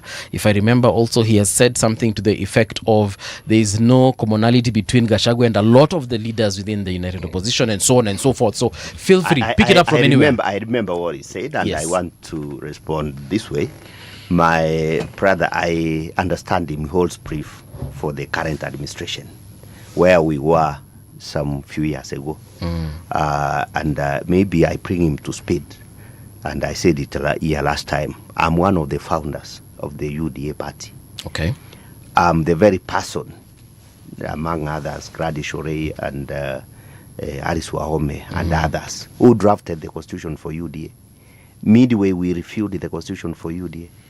I was the presidential coordinator for the entire Nyasa region for the presidential William Ruto presidential campaign team. I understand the current administration more than another person. Having said that, there are quite a number of people, I'll tell you, would never want to work with William Ruto. Unless you've been with William Ruto, you may want to work with him. Okay. Most of the people who have worked with him, myself included. Yes.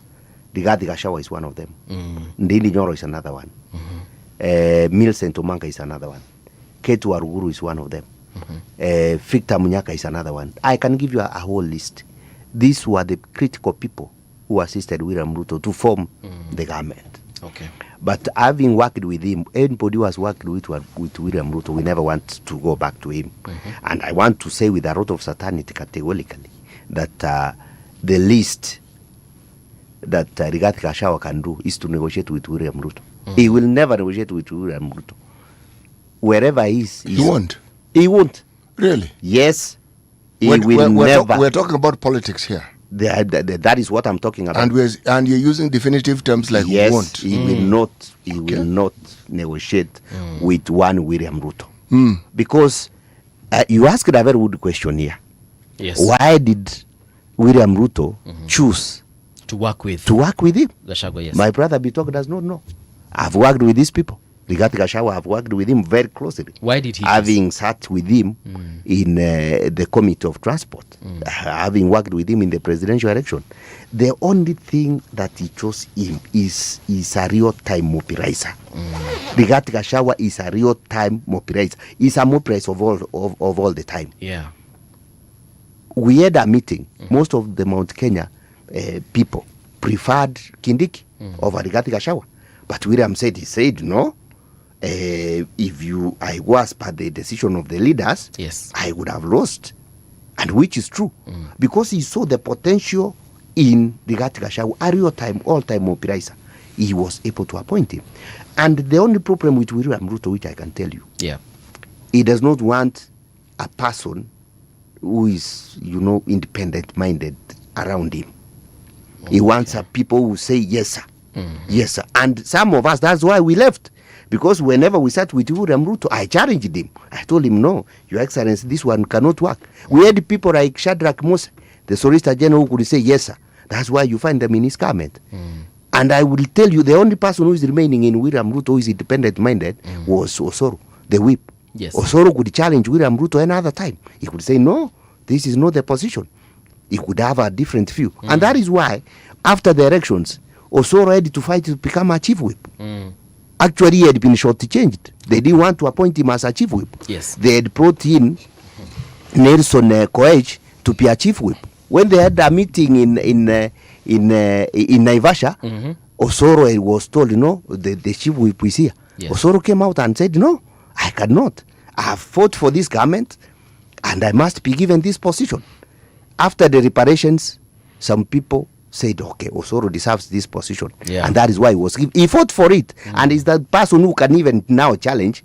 I'm not holding for brief for him. In any case, I don't like him associating with the other camp. But in your opinion, he's independent-minded. He's a person who can challenge. That is the only person. These other people are just there. Okay. Yes, sir. So I want to say with a lot of certainty, the one and only one, Rigathi Gachagua, is in the united opposition to stay. Okay. And is one of the mobilizers. You are talking about William Ruto to be a mobilizer. All these guys in opposition are mobilizers. We've been able to go beyond Kisii, the way my brother is saying that Kemosi and Matiang'i are coercing Kisii is aero where we were a week ago in Kisii. Is Kirinyaga where we were in Kisii. Is Kware in Coast Kisii. Is Samburu where we were in Kisii. So let us be very realistic. We are also doing our campaigns. We are mobilizing our people. There are various ways that you campaign, my brothers. Yeah. Some people prefer to get on the rooftop, go there, say, people make noise, some drunk, whichever way they come. That is one way of campaigning. Public rallies is one way of campaigning. Also, town hall meetings is another way of campaigning, where you interact with people one-on-one, and you get feedback. Okay. That is one way of campaigning. Meeting groups, various groups, that is one way of campaigning. So, and it's not necessary that the campaign should be reported in the media every other day. Okay. Some other meetings are private, where you are mobilizing people.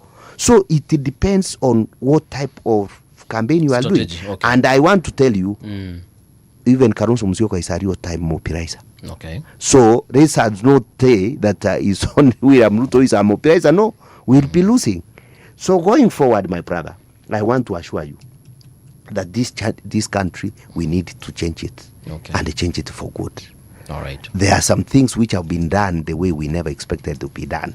And I was also there. I've seen the bottom-up, the better, bottom-up transformative agenda. I've seen it. If you look at it, the things that were promised have never been fulfilled. I had William Ruto when we were walking, each and every other place that he stood. The most about the thing he spoke about mostly was the predatory lending. Okay. By credit lenders. He spoke about it every other meeting. When he came to power, he has never spoken about the predatory lending. Go to the Kenya Law Report. See how many cases we have. Every other day, people are coming, challenging the predatory lending by these credit institutions, the credit companies. He came up with hustler funding, which is never spoken about. Nobody, I've not heard anybody talking about hustler funding, except the meeting that they had in KICC. They were given money in the last financial, what is it called? That thing that was voted the other day, the finance bill. They were given, but during the initial stage, William Ruto said, I'm forming the hustler fund to be a solution to the predatory lending. Okay. Is it working? It's not. The few shillings, you cannot take more than, if you are lucky, you take more than 6,000 shillings. Is that what you need to follow? People want to follow 500, 1 million shillings, even 10 million shillings. So those are the issues that made us now to walk away from him. And finally, watch this space. The government. Yes. UDA, they've been celebrating and they continue to celebrate that the united opposition is something that is on the books. These people have different views. Rigathi Gachagua has a different view. Yes. JP Muturi has a different view. Fred Matiang'i has a different view. Kalonzo Musyoka has a different view. Everybody has a different view. Your wife and you have different views. Very true. But at the end of the day, you come together on important matters, you agree. And we have different views. Our most important thing here is to agree and send William Ruto home. Okay. That is our main agenda. And when the time comes, that one we will do it. All right. Well, Akimosi, did you resign from UDA? He has not resigned. He's a member of UDA. let me say this. I've never been a member of UDA. Go on record. I've never been a member of UDA. So you are moonlighting that. I ought to have joined UDA in March of 2022. However, before we resign, some of us from different parties had come together and formed Tanga Tanga, which was a movement then. Okay. Not a political party. A movement. That's what I said, a movement then. Now, the people from Tanga Tanga, most of them are the people who sat down and said, now, life in Jubilee then, where I am, for William Ruto was untenable. Yeah. So what are we going to do? We advised William Ruto to form a party. Now, I was brought in as a lawyer from Tanga Tanga to assist in drafting the constitution of UDA. For UDA. Now, I was supposed to have gone to UDA in 2022 March. My party leader then, Moses Wetangula, because I joined the parliament using Ford Kenya. Moses Wetangula, among the conditions that Moses Wetangula came with is you allow me, when I come under Kenya Kwanza, you allow me, the members of parliament who are already serving in Ford Kenya, yes, you allow them to learn on Ford Kenya. They don't transit to UDA. Sorry. So the President Ruto told me now, since this is one of the packages and agreement, don't move from Ford Kenya. No Ford Kenya then. Or you were in Ford Kenya? I was in Ford Kenya. Okay, so stay and defend your seat from Ford Kenya. That is how I stayed there. Did you resign from Ford Kenya then? I resigned from Ford Kenya in 2024. Are you a member of Jubilee? I'm a member, yes. A live member of Jubilee Party. You cannot be a member, you cannot be a national chairperson if you are not a member of Jubilee. In this country, you can be anything. But for me, I am. All right. Back to you, Bitok. There is something that Kemosi has mentioned here, and it has been mentioned so many times that President William Ruto doesn't take advice, but kuna hiyo ingine amesema that President Ruto, there's no one who can challenge President Ruto and succeed at that challenging, if I understood you right. Why is this coming out so many times from different people? See, what is advice? Advice is something that is given, it's unsolicited. I can advise you that I think you should wear a white shirt tomorrow, but it's you to decide. For sure. Yeah. I say I don't like your checked shirt, please tomorrow when you come in, make sure you have a white shirt. But you decide whether you want to have a white shirt or not. Yes. So sometimes people feel, because many people have advice. When you're a leader, you receive a lot of advice. And I'm sure in every space, even in every space, the way you sit, the people can tell you many things. There's someone who can come here and tell you, no, I don't like this camera, where it's sitting, put it on this other side. As a leader, you'll always get a lot of advice. Doesn't mean that you take every advice. No, you don't. So you evaluate the substance of the advice. You pick what you think works for you, and you blend it something else. Because it will come and give you advice on the same thing. Then you come, another person will come. By the time it's getting to evening, you have around 2,000 advices. Just because you don't take expressively what Kemosi told you, Kemosi is now offended. You see, it's in your power to decide what advice works.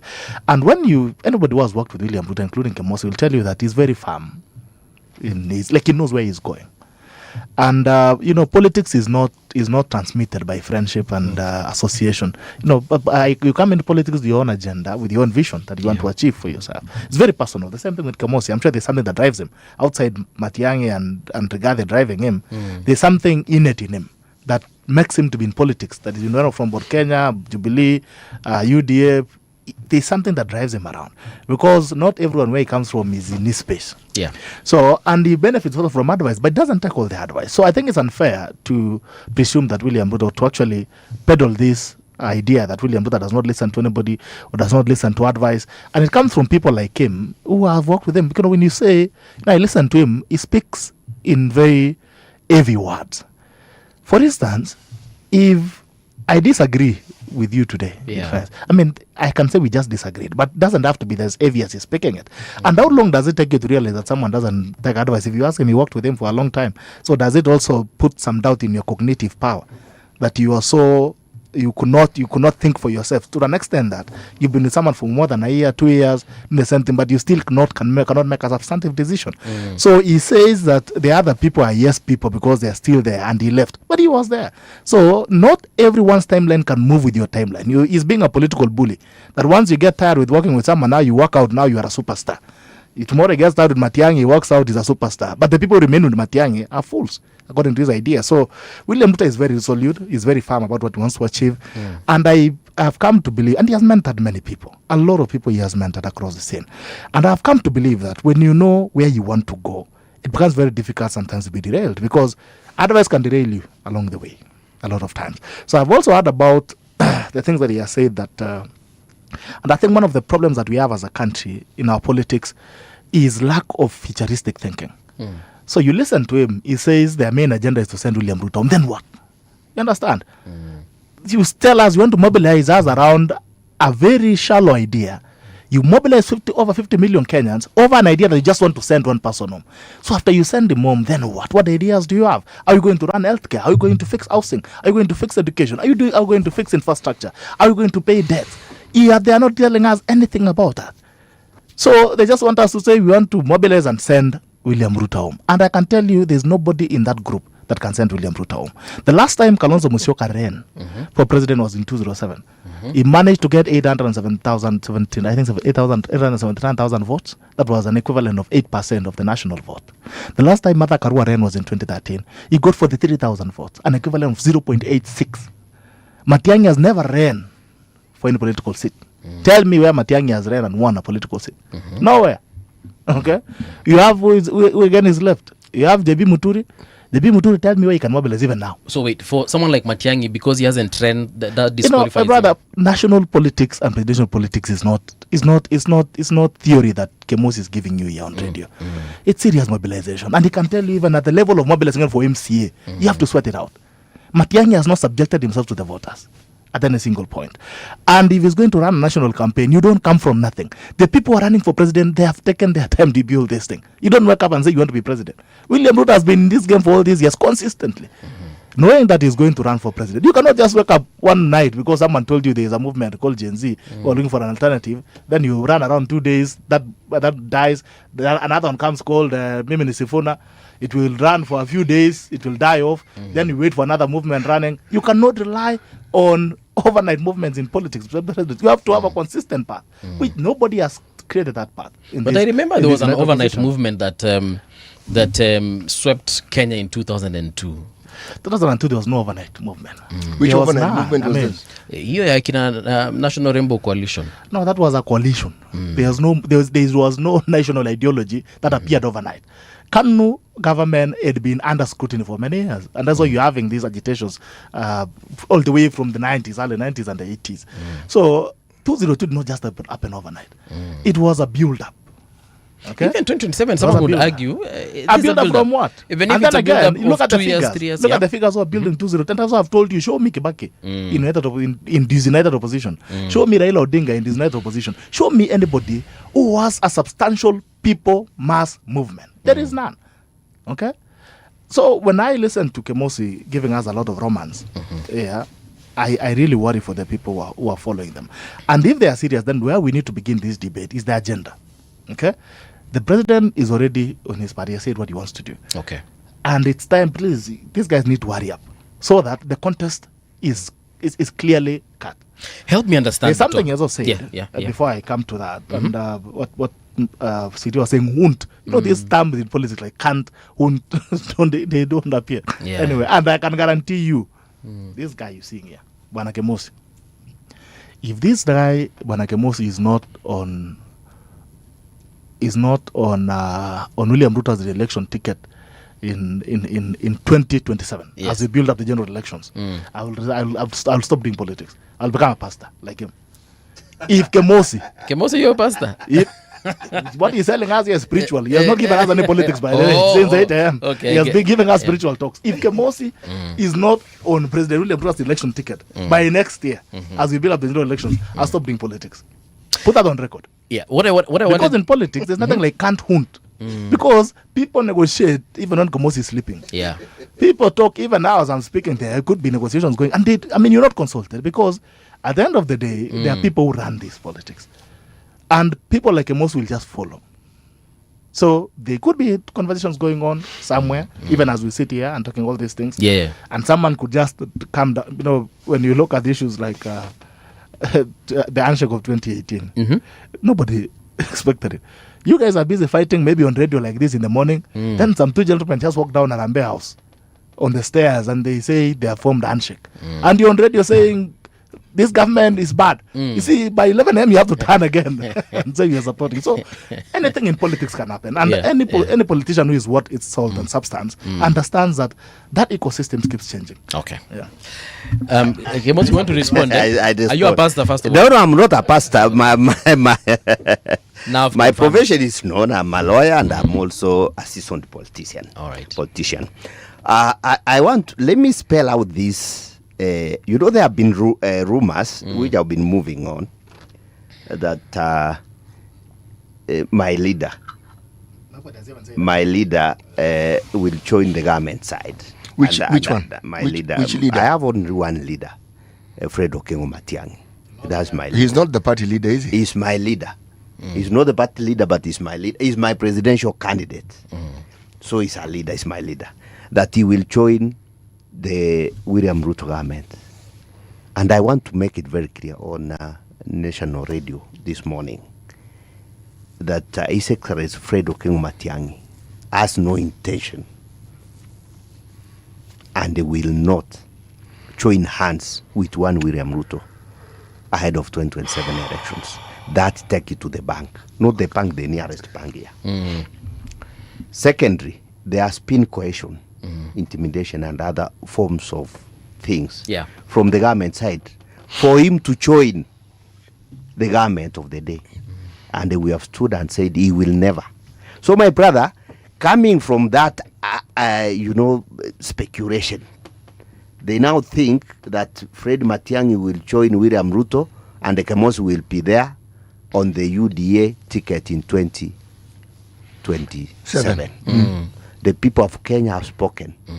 They do not want anything to do with UDA. For some strange reason, if in our wildest dreams or imaginations, if Matiang'i were to join hands with UDA, will Kemosi be following Matiang'i still, or independently you will say there is no imagination. Imagination is wrong. We don't even think of imagining. Leave alone reaching the imagination. We never even think of imagination. All right. Okay. Instead of him, actually we have advised this excellence. Instead of him joining, if he thought, which he has never thought, of joining William Ruto, he better go back and work with the World Bank where he was. Okay. So there is no imagination. Thinking of that imagination is not there. We are in the united opposition to stay. We are a government in the making. Why should we, as a coming government, assist another man to form a government, which we assisted him to form, and he has misrun that government?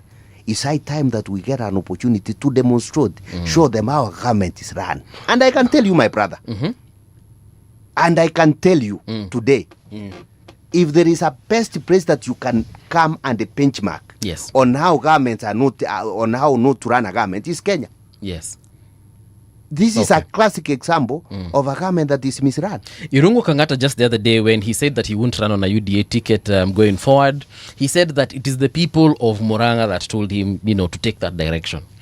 So if the people that support Matiang'i tell him, we want you to join UDA, and then he does it, are you saying that he won't do it? He won't do it because if the people that he leads tell him to join UDA. Yes, he will not join because his ideals and the ideals of William Ruto, they don't meet anywhere. Okay. Are you seeing? So where does the ideals of Matiang'i and Rigathi meet? Where do you guys marry like this? They meet here. Where? They meet here. Where they meet, one is both of them have the agenda of forming a government that will reduce the cost of living. Okay. Two, they have agenda that will make sure that the state institutions I'll not politicize it, independence of state institutions. They have an agenda of respecting the civil liberties and the human rights of the people. All right. They have an agenda of making a pay slip to be a pay slip with dignity. A person, when you are working here today, you don't have stress, of your money being deducted in the name of housing, in which they don't benefit you. Today, as we speak, more than 800 units of houses in Nandi have been completed, and nobody's in those houses. 800 units. 800 units. Okay. Have been completed. Nobody's in those units. When were they completed? Because almost a year ago. Okay. Nobody's there. All right. In my own village, where I come from, in my own constituency, they are putting houses in a place called Sironga. Sironga is a swampy area that they have reclaimed, and now they are building houses. Yes. Now, when you look around, before you build a house, my brother, look around and see, okay, I'm putting up the way developers do. Developers never go to the village and put houses there. Who is going to stay there? Who will be your customer? Who will be your client? The government does not look at that. Before you put a house, look at it. Okay, I want to do housing here. Yes. Who will be my clients? All right. Right? How much do they earn? Are they able to raise the 3 million, 5 million to buy a house? Are you seeing? Yes. Are these people in need of houses? Those are the issues that inform you. Now, once they finish those houses in my constituency, I can assure you none will go there. Why? The people who could have bought those houses, maybe if they were, they don't have the capacity to buy. All right. 2, the people who may want to buy, they have already bought land nearby and they build a house not for more than 1.52 million shillings. Okay. And then finally, they have their own compound where they are able to do some bit of subsistence farming and so on. Hapo umeweka kuku yako hapo, umeweka mbuzi hapo, ng'ombe iko hapo unakamua. Kuna Sasa hii kasungura. ng'ombe, hebu nikuulize, let me ask you. Hii ng'ombe unaenda kupepa uweke huko kwa ghorofa huko juu, unakuwa unakamua hapo. So these are the priorities which this government brought are upside down priorities, my brother. Okay. We are not saying this government is bad because we don't like it. We say this government is bad because it came with priorities which are upside down. All right. Give people. So what should they have prioritized, Bwana Kimosi? Because clearly you say their priorities are wrong. What should their priorities have been instead for them to be right? The priorities for them, create employment for the job, for the youth, which we promised. Now you are saying you have created employment for housing units. How long are those units going to take for construction? They take less than 6 months, maximum 1 year. After 1 year, where do you go? You're saying the affordable houses take 6 months to 1 year to complete? Complete, yes. So, and you are saying you have created employment. Tell me which employment you have created. So let me ask you, so in the 6 months that, if I'm to go by your reference, so in these 6 months, how do those buildings get built? If there are no people being employed to help build them? No, he's saying that there's no longevity in that employment. That is casual reparers. Yes, but that's employment. I mean, must employment be permanent for it to be employment? Any engagement for which you are paid is employment. Or what do you term employment to be? When we were campaigning for this government, we said we are going to create employment, long-lasting employment, employ our youth, employ our people. That is what we said. Casual reparer is an employment. After 6 months, you have gone out. Yes, it is employment. You may not think so.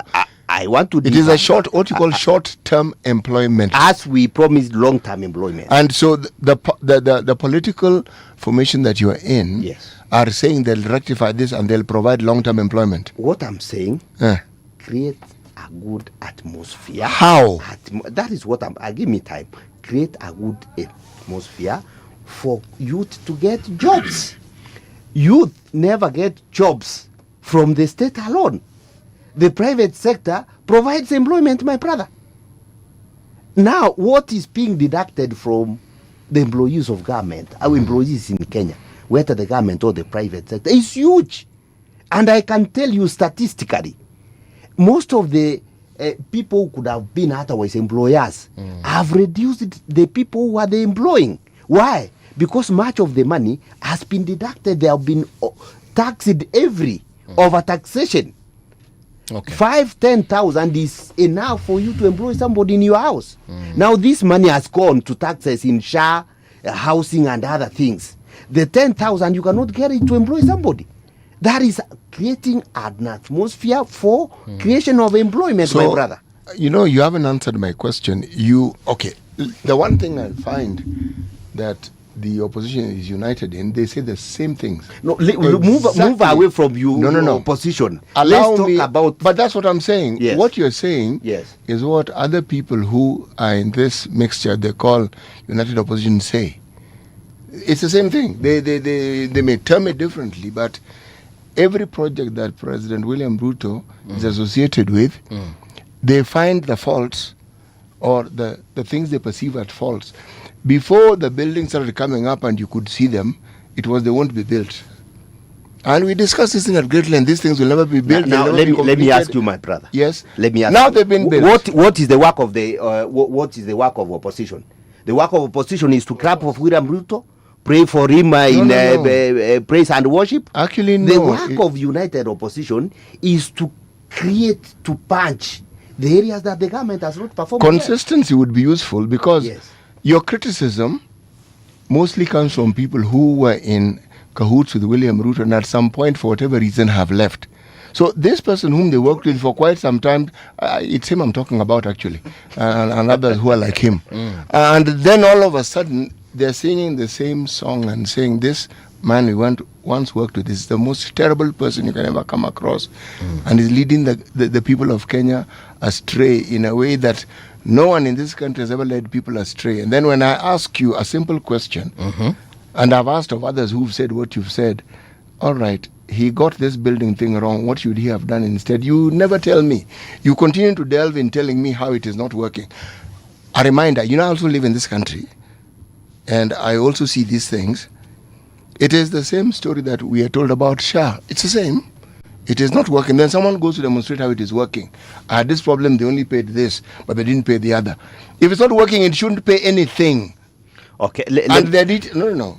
You pause for a second, because I listened to you very keenly. Thank you. I am saying this, sir, in one statement. Yes. It would help tremendously if you in this group called the United Opposition went beyond just criticizing. Because the questions we are asking are not questions that are beyond logic. We're saying you have offered the criticism we have heard. What is your offer beyond the criticism? That's really what we're asking. And you don't provide what you are offering beyond the criticism. Okay. Let me say this. My party leader, about 2 months ago, when we were in Kiambu, he spoke very eloquently and said, hii kazi kama imewashida, tafadhali, si museme musaidiwe. William Ruto released a parade of his young men and boys. Throughout the weekend and the entire week, they were abusing the party leader, Uhuru Kenyatta. Oh, you misran this country, oh, you did this. All sorts of, abuses to a retired head of state. The only existing head of state retired. That was a good gesture. That can you be able to consult so that we can be able to assist you to run this country? Wait a moment. Wait. I'm answering what you have asked. Yes, because but you seem to be talking about something else. Because is that how politics works? This theory about somebody is retired, you go and consult, is that how politics works? No, I'm saying, you asked me, I'm answering your question. What solutions are you offering? I'm saying the solutions, like, for example, the head of state said, okay, we can be able to assist you. Consult us, we assist you. The president said he cannot. So what again do you want us to assist him? Okay, let me say this. Okay, we will assist William Ruto. And for us to assist him, we want him to tell us this. One, where he puts the houses is a government land or a government donated by county government. That is one. Two, the amount of money he uses in constructing these houses is the money coming from the employees of Kenya, employees in the Republic of Kenya. Now, which means the profit is 100%. Let him tell us these houses, how much he has sold, where is the money. We assist him to tell him this money budget, this and this and this way. If he does tomorrow, we'll assist him. Bitok, respond to some of the things that because I saw you taking notes. I've seen my brother is really struggling. Not struggling. I'm not struggling. Really struggling to tell us exactly what we want to achieve. But it's very fascinating when you find newfound saints. These guys suddenly they are joined sainthood, and these are not new guys. Kemosi did not arrive in Kenya in 2026. He's been around, and he's been around all these political formations, same as his political boss Matiang'i. And by the way, just first of all to speak on unemployment. Unemployment is not something that President William Ruto came with. It's the same thing as finance bill. Finance bill, when people listen about finance bill, because it's the most talked about document since 2022. Someone would imagine that all these years that Kenya has existed, there has not been a finance bill. There have been finance bills. It's only that now this government is opening up the conversation on public accounting and public budgeting. For next time that every single Kenyan in every corner, including Kemosi, who is also doing propaganda, can contribute to the national conversation. Otherwise, these things have been there, but the documents are always being handled behind closed doors to an extent that nobody has the power to scrutinize. So the issues of unemployment have been there all these years since independence. We've still been grappling with the same thing, and probably it's not going to end with this government. Even if we give Kemosi presidency today, clearly he has no idea on how to run it. He'll still grapple with the same things. And employment, he has been asked clearly, how are you going to fix these employment issues? He's talking about payslip has shrunk. I mean, how does that go to do with employment? It has nothing. So he has no idea to fix unemployment, and unemployment is a global trend. It's a global issue. Every country in this world, even America, you find people who are not employed. So it's common stay.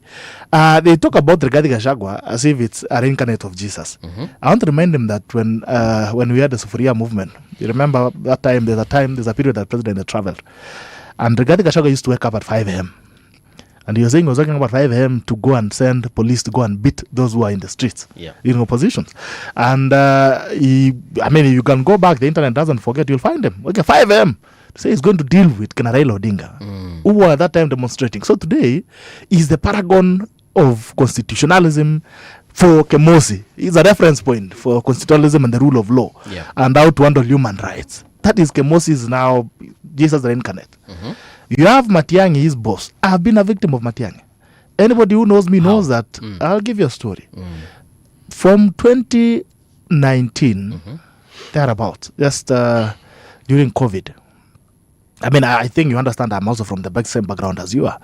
I was running one of the biggest political shows online, all the way to the general elections of 2022. Yes. And during BBI time, I was hosting most of the biggest critics of the BBI movement, and some of the people would say a lot of things that the government didn't like at that time. And Matiang'i at that time was the lab boy of government. I mean, he was the one who called the shots. When Matiang'i looked at your eyes, you had to run away, look for a country to utoke tu duniani utafute mahali pengine. If he had eyes on you, you are gone. If he comes to your school and he says he doesn't like you as a principal, the way you're running the school as Minister of Education, he'll finish you. During interior, we had all those things that are coming up, including the issues of killings, the issue of Rivayala and all that. I mean, you've heard about the killings that have happened, which I don't want to speak so much into now. But let me speak about my personal experience. I was running a platform just as you are running a platform here. Yes. Actually, one of our viewers has said that you need to reopen that podcast. Yeah, we'll get back there, but I was traumatized, so I stopped it a little bit because of Kemosi's boss. So I was running a platform as you are running. Open conversations. I pioneered social media streaming for conversations. And when people join it, they speak their minds. Like I've seen you saying is, you don't hold accountability for what people say. What I say is not what you've said. But then again, I was targeted because I was running the platform. And many times I received threats at that time.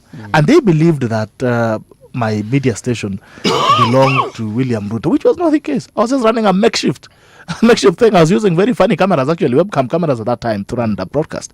And I remember one afternoon, I was at Java. There's a Java opposite the deputy president's office, remember? So I was having a meeting there. Then after my meeting, I was having coffee. I decided to walk the one on Harambee Avenue? Yes, just off Harambee Avenue. Yes. So after that, I decided to go to Trattoria. Opposite Trattoria, there's a forex shop there that used to have very good rates. Up, there is a restaurant. I think there's a Somali restaurant. Yeah. I need to meet a friend. Pronto. Yes. I need to meet a friend. I also need to change some little dollars ahead. So I told him we meet at that restaurant at the top, Pronto, so that I can finish what I was doing on the ground floor. Then we meet up. When I was walking on Parliament Road, I was actually on call. So suddenly someone snatched my phone, my right hand, twisted my hand, and someone else took mine. Just told me, don't make any movements, just stand. And I was standing and I was taken to, there's a DCI station across the road, Palace. I think it's called, what building? Intercon building or something. Across the road, where Parliament offices are. There's a DCI station there. I was held there for more than 48 hours. My phones were taken. Okay? And not for anything that I had done, because there was no criminal record. After being held and my phones being taken, I've been told to open my phones. I was kept in a dark room for 48 hours. And I think there's a guy called, it's on record. The person who actually came and got me out is a lawyer. I don't remember his name. It's called Joy or something. He's the one who got me out after almost 3 days. They also took my ID. We had to go back for my ID.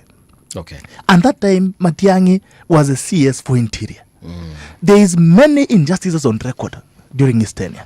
And it's not in my place as well to judge him, because there are systems to do that. But when you hear people like Kemosi, give us a lot of platitudes about this person, as if it's someone who just showed up in a white robe and now they are our messiah. It puts some of us, it gets us sick. But we just listen because it's political freedom and democracy. So we cannot claim that these are the people. Rigathi Gachagua, who was bludgeoning opposition leaders who were doing mandamano just a couple of years ago, is now the paragon of human rights. We have Matiang'i, who has a record of crazy issues behind him. We have the Ruaraka land scandal that's on his neck now. What Kemos wants to tell us that the person who is in power now is worse than this guy. Okay? This is a guy who talk about the Kenjakoma brothers. He will not tell you. Rivayala, the issues of acid drums that existed in DCI during his tenure. We have all things in record.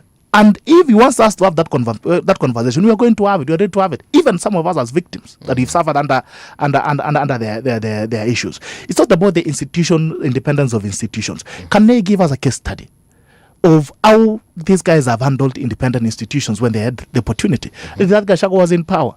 He should give us a track record that when I was deputy president, this is how I ensured that independence of institutions was adhered to. Police that he used to send to go and fight Mandamano guys, was that living? Post police is an independent institution. But if you wake up at 5 a.m. to tell us you're going to deal with these guys on the streets, it means you have entered into the independence of those institutions, and you're using politics to manage them. The issues of things that he has told us about the projects, this gentleman is a serious propagandist. And I give him credit for that. He has told us, first of all, that in Nandi County, they have completed 800 units. The government has earmarked 1,893, I think, units in Nandi County, the whole of Nandi County. As it is right now, that is in a framework of all this span of the next, probably the next general elections. Okay. And the finance year. 1,897, thereabouts. As it is right now, only 220 units have been completed. In Nandi County? Yes, in Nandi County. As we speak, no, my brother, when you're spinning your propaganda, I was quiet and just looking at you. Not because I was impressed, but I was mesmerized. As we speak right now, 100 units have already occupied. That is over 54%. Actually, over 54% of those units have been taken up. 120 units have been taken. So it tells you 800 units have been completed. Nobody is living in them. It is there, and City has mentioned very, very well. At first, it was they will not build it. Hii pesa anataka kukula. Hii pesa hii levy anachukua hii inaenda kwa mfuko ya Kasongo. Kasongo anaenda kula hii pesa. What that Kasongo did, that you're calling, he went ahead and ring-fenced housing levy to housing. That housing levy, you cannot spend it for anything. You cannot pick and say, okay, so we have a crisis somewhere, we're trying to tumia kulipa sha. That housing levy goes to housing levy. And the issues of, you mentioned accountability. You see, in the space of, in this era of information, where information is open data, you cannot argue like that. Kemosi is arguing like he's a politician in 1960. I mean, this information you can get it. The way housing levy is being spent. There's the reports from the government Auditor General's office. You can get it, which is an independent office. You can access those things. If you have an issue without this money has been used, you can raise an issue. The issues of tendering for this is public, and the estimates are well listed that we are using this much on a square meter. So and nobody goes beyond that. So Kemosi, you should make information your friend. Because you're not going to survive these elections. Going forward, you're not going to survive. Others, unless you go back to the elections of 1960. But in this era, you're not going to survive with information. He's talked about President Ruto's agendas. Talk, for instance, about Bombers of Kenya. Rigathi Gachagua came and did a press conference. And he had a bombshell. Yeah. What was the bombshell? That Bombers of Kenya has been sold to Turkey. Simulisikia? Kusikia? Akasema hiyo kitu imeuzwa. Si ndio? Imeuziwa Waturuki. Imeuzwa hadi shamba mpaka imeuzwa shamba ya National Park. Today Bombers of Kenya stands for every Kenyan to see. As you drive by, you will see Bombers of Kenya under construction. Unless we are in Turkey. Labda sisi wote tuko Turkey ama. Naweza kuwa tuko Turkey. Otherwise, if you go, you will see Bombers of Kenya being constructed. So, well, one of the things that we should not lose, especially, is to be guided by politicians who think that the country begins and ends with them. There will be Kenya after these politicians. After Kemosi retires, there will still be Kenya. Okay. And we must build Kenya for the progressive Kenya. And if you have any alternative ideas, they must be progressive. That I'm building on this. I disagree with you on healthcare. And this idea that I have on funding healthcare. Ensuring that healthcare is universally available. But if you don't have an agenda, an alternative that you're going to give it to us, then shut up. Your issues of housing levy is telling us the house was built on a swamp. But what is the problem building a house on a swamp? We're sitting on a swamp. All this area, I mean, you know, the way, the topography of this location, it still has issues. I mean, it's almost swamp area. The whole of Nairobi is a swamp, actually. If you know people who are here, if you're a good student of history, you'll know that this was a swampy area which was infested by flies during colonial times. But over time, rehabilitation, we have able to build infrastructure. So if you can tell us that we cannot build affordable housing in Kisii because it's a swamp, do you mean that it's animals who live there? Kemosi comes from Kisii. So does it mean that the people who are being the affordable housing is being built in somewhere in an alien area? No. So we must ensure that we are forward-looking. Okay. And the issues of land, when you go to Kisii where Kemosi comes from, and when I listen to conversations from leaders like Kemosi, who are otherwise supposed to give us solutions and also to prepare us for the future, I really feel sad for the next generation. All right. Because, let me ask you, we have issues of land fragmentation. Land, day by day, is continuing to be small. If we don't have the luxury of expansive land as used to be, go to Kisii. Hata maji ya mabati unajotea kwa jirani. Because you cannot water your own maji in your own compound. Because where your mabati ends is another person's land. So the issues of land fragmentation is quite serious. You talked about wezi pandisha ng'ombe kwa ghorofa. These are conversations that they should not find a place. Actually, do you know you can actually? It's just that that's not the discussion. Hata nguruwe unaweza kupandisha kwa ghorofa.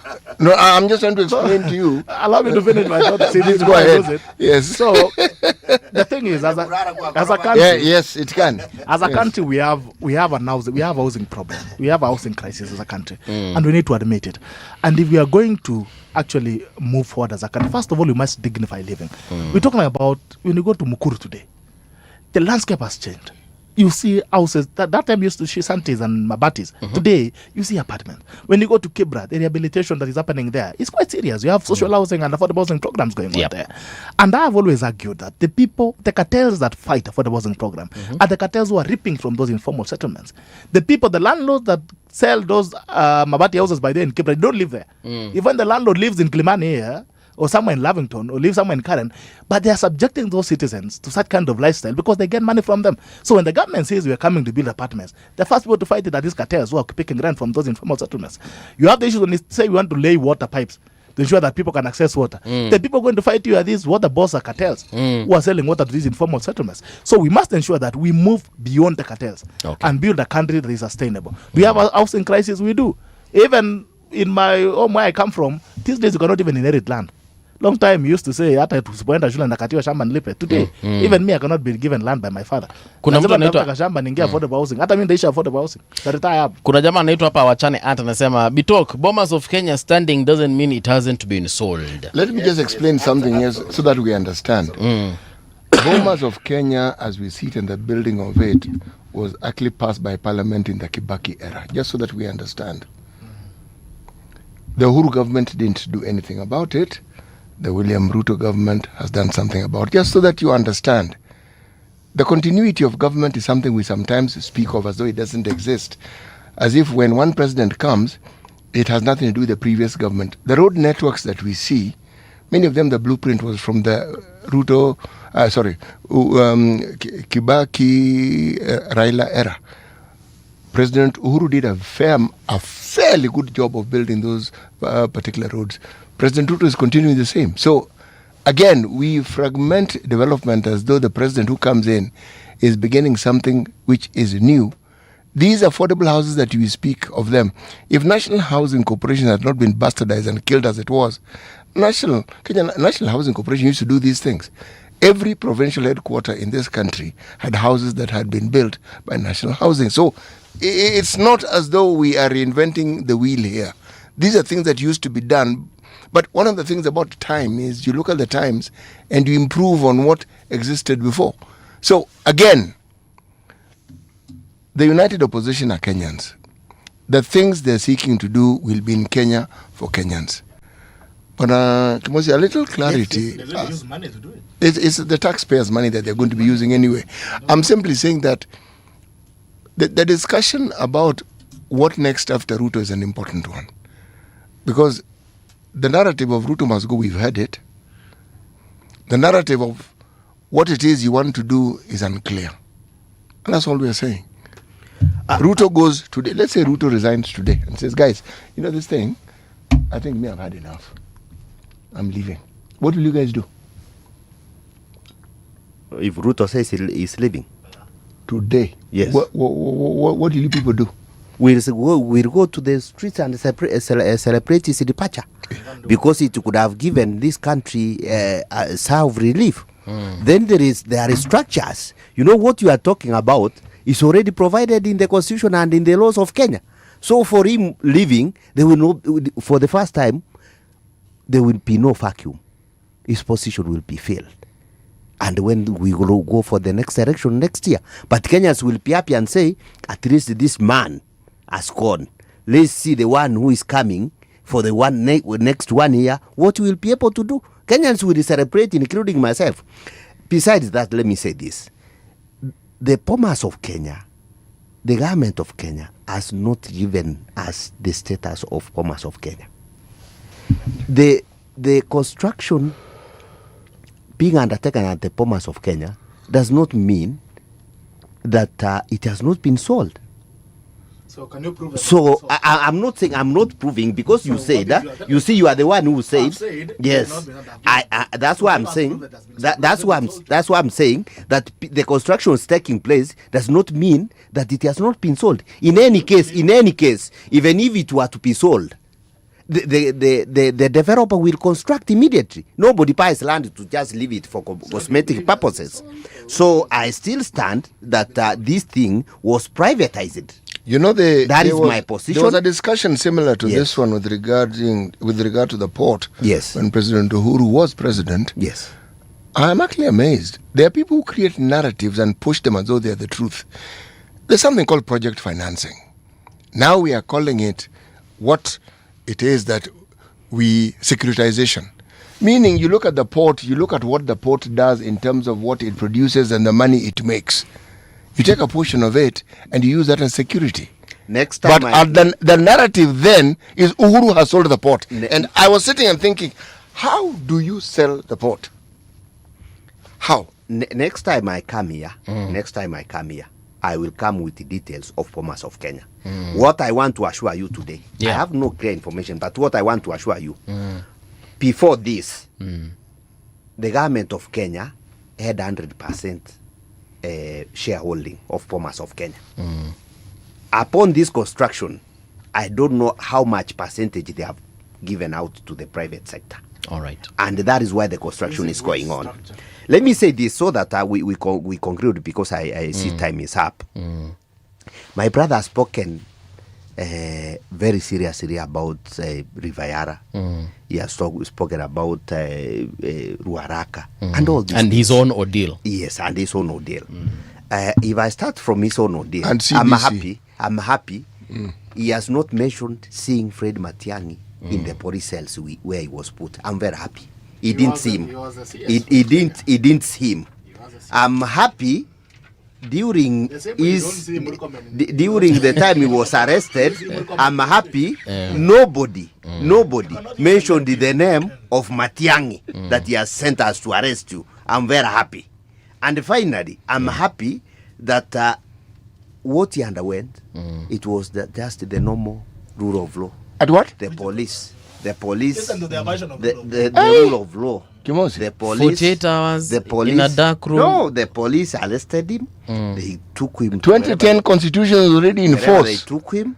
And you're using the constitution. He was left to go. Listen to me. He was left to go after 48 hours. This is an elite. The person we are dealing with is an elite. This one is an elite who understands the violation of human rights. By now, he could have cited, listen to me, he could have cited to me, this is my petition number in this high court. Challenging this. He has not done it. Let him do it. He has a remedy. That is it. If his violation, he says there was violation of his human rights. That is what he says. Yes, he has said it. He has said it. Yeah. And this is an elite. I want to agree with him. What have you done in a remedy? But he should have filed a petition. Challenge. He should have filed a petition for the violation of human rights. I moved from there. Did he not know everything you're saying? And did he not decide to take the step he took? Surely, is it not within his rights also? Even now, he can take it. If he didn't know, I've advised him. This is a free advice from here. Take or not take. Yes. It's up to him. Bottom line, the bottom line, he didn't see my leader, Fred Matiang'i, in the cell. All right. Then I finally say this because you are confusing me. Because you are confusing me. Let me say this. The issues of Ruaraka, they are talking about. The issues of Rivayara, my brothers, you are in government. The government has powers now. The only advice I can give you, unsolicited advice, the issue of Rivayara, form a commission of inquiry. Call Fred Matiang'i as a witness. Close this thing once and for all. Okay. Deal with it once and for all. Yes. Commission of inquiry, an independent one. And close this thing. Then don't tell us, people are coming here, they want to look as if they are Hori, or Ruaraka, or Rivayara. We have not spoken about Muhando. Mushando, sijui Muhando. We have not spoken about Kene. Those are issues we can also raise. We can also raise those issues. Chairman, thank you so much. Nobody's holding in all this game. What we want to do is to reparate this country from the chores of selfishness, from the bad leadership, and that is our agenda 2027. Bwana Chairperson, thank you so much. Bitok, final words. My final words actually to my brother Kemosi, and I want to tell him that we've seen liberators and none of them looked like him, and none of them thought like him, none of them made the ideas that he has. So he doesn't he has nothing that represents a revolutionary or a liberator by any strand of material or thinking. So when he says that he's going to liberate Kenya, it makes me feel like Kenya is darker with people like Kemosi. Because if someone I've really, and this is not something I'm not doing because I'm not doing politics with my ordeal. I was simply actually I'm the one who asked you to explain. And I was very clear that I'm not using it for any gain, but I'm just simply tabling my experience during that time. And when you listen at this argument, you really, first of all, you feel a lot of empathy for the legal profession where he practices for, because this is not a legal thinking, and this is not this does not at any single point represent constitutionalism, because even if you stand at a different standpoint of politics, there's still things that matter, including what is right and what is wrong. And if this guy was actually to be subjected to inhuman treatment at any single time, I'll stand with him. Whether it was, but you have not said the same way. You see, you have not said. I saw you, but now that was human right. I saw you, and I stand with you, and I stand with anybody who actually becomes a victim of misuse of power. Yeah. Because power is very transient. I've been even this guy has been around long enough to see power come and go. So if we must ensure that we protect ourselves as a society from excesses of human action.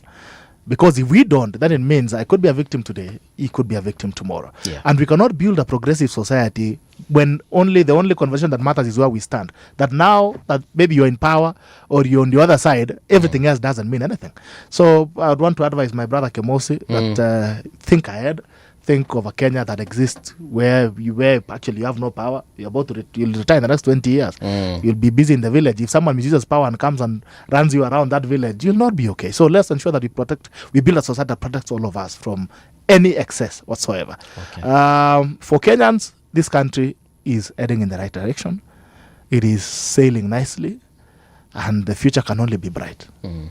And if anybody wants to provide alternative leadership, it's only proper that they provide also alternative solutions. Okay. So if you're criticizing government, you criticize objectively over certain actions by the government and give us an alternative, so that in 2027, when the Kenyans go to the ballot, they'll be able to decide that we are picking this over this. If it's healthcare, this is what we have now, and this is what is being proposed by Kemosi.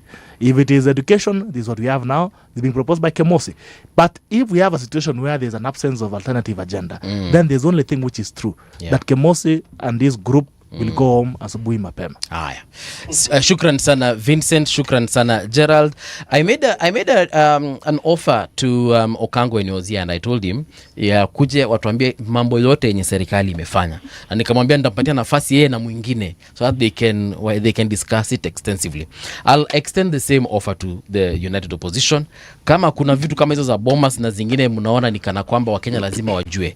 We also extend the same branch towards you so that you can come and discuss that and much more, so that when we compare, so that when Kenyans ask what is opposition planning to do, we can actually speak from a point of knowledge as opposed to sloganeering and everything else we have been seeing. So karibuni tena sana. Asante for your time. Thank you. They don't have a candidate. So they get the candidate first, then they can when they're ready, they'll come. I've told them when they're ready. Thank you. No, we'll organize. We'll come. But we don't need to get a candidate. That is they decide when they want to do whatever they We don't need to get a candidate. Right. We'll come. You give us a date, we'll come. Yes. With all the list. And when you're ready, tell me. Very good. I give you a date. I will give you. Thank you. We'll come with all those. Bitok, kuna mtu amesema hapa anaitwa Legal Matters. Amesema, why is Bitok not the government spokesperson? Dude knows his stuff. Thank you so much. Hapa mahali umetoka waambie waongeze kitu.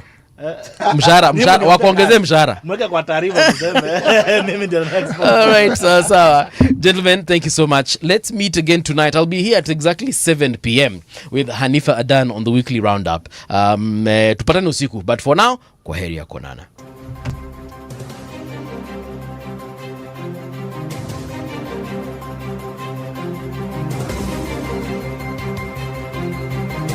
This is the Radio Generation News.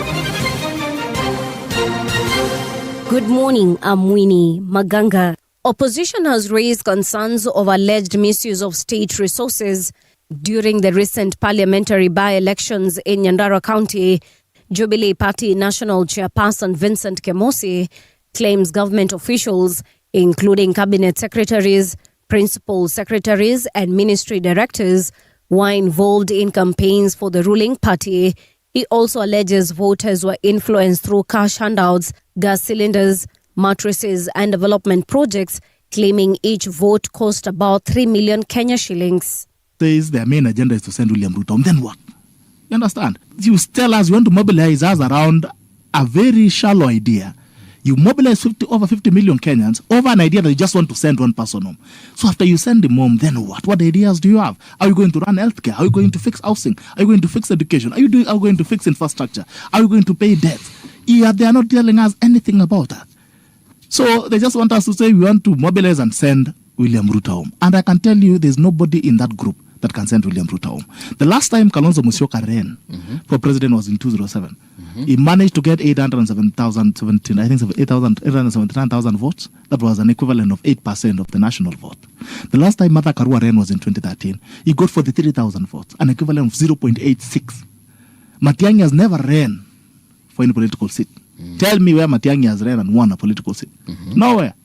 Okay? You have who again is left. Political analysts are questioning the opposition preparedness for the 2027 general election, calling for campaigns based on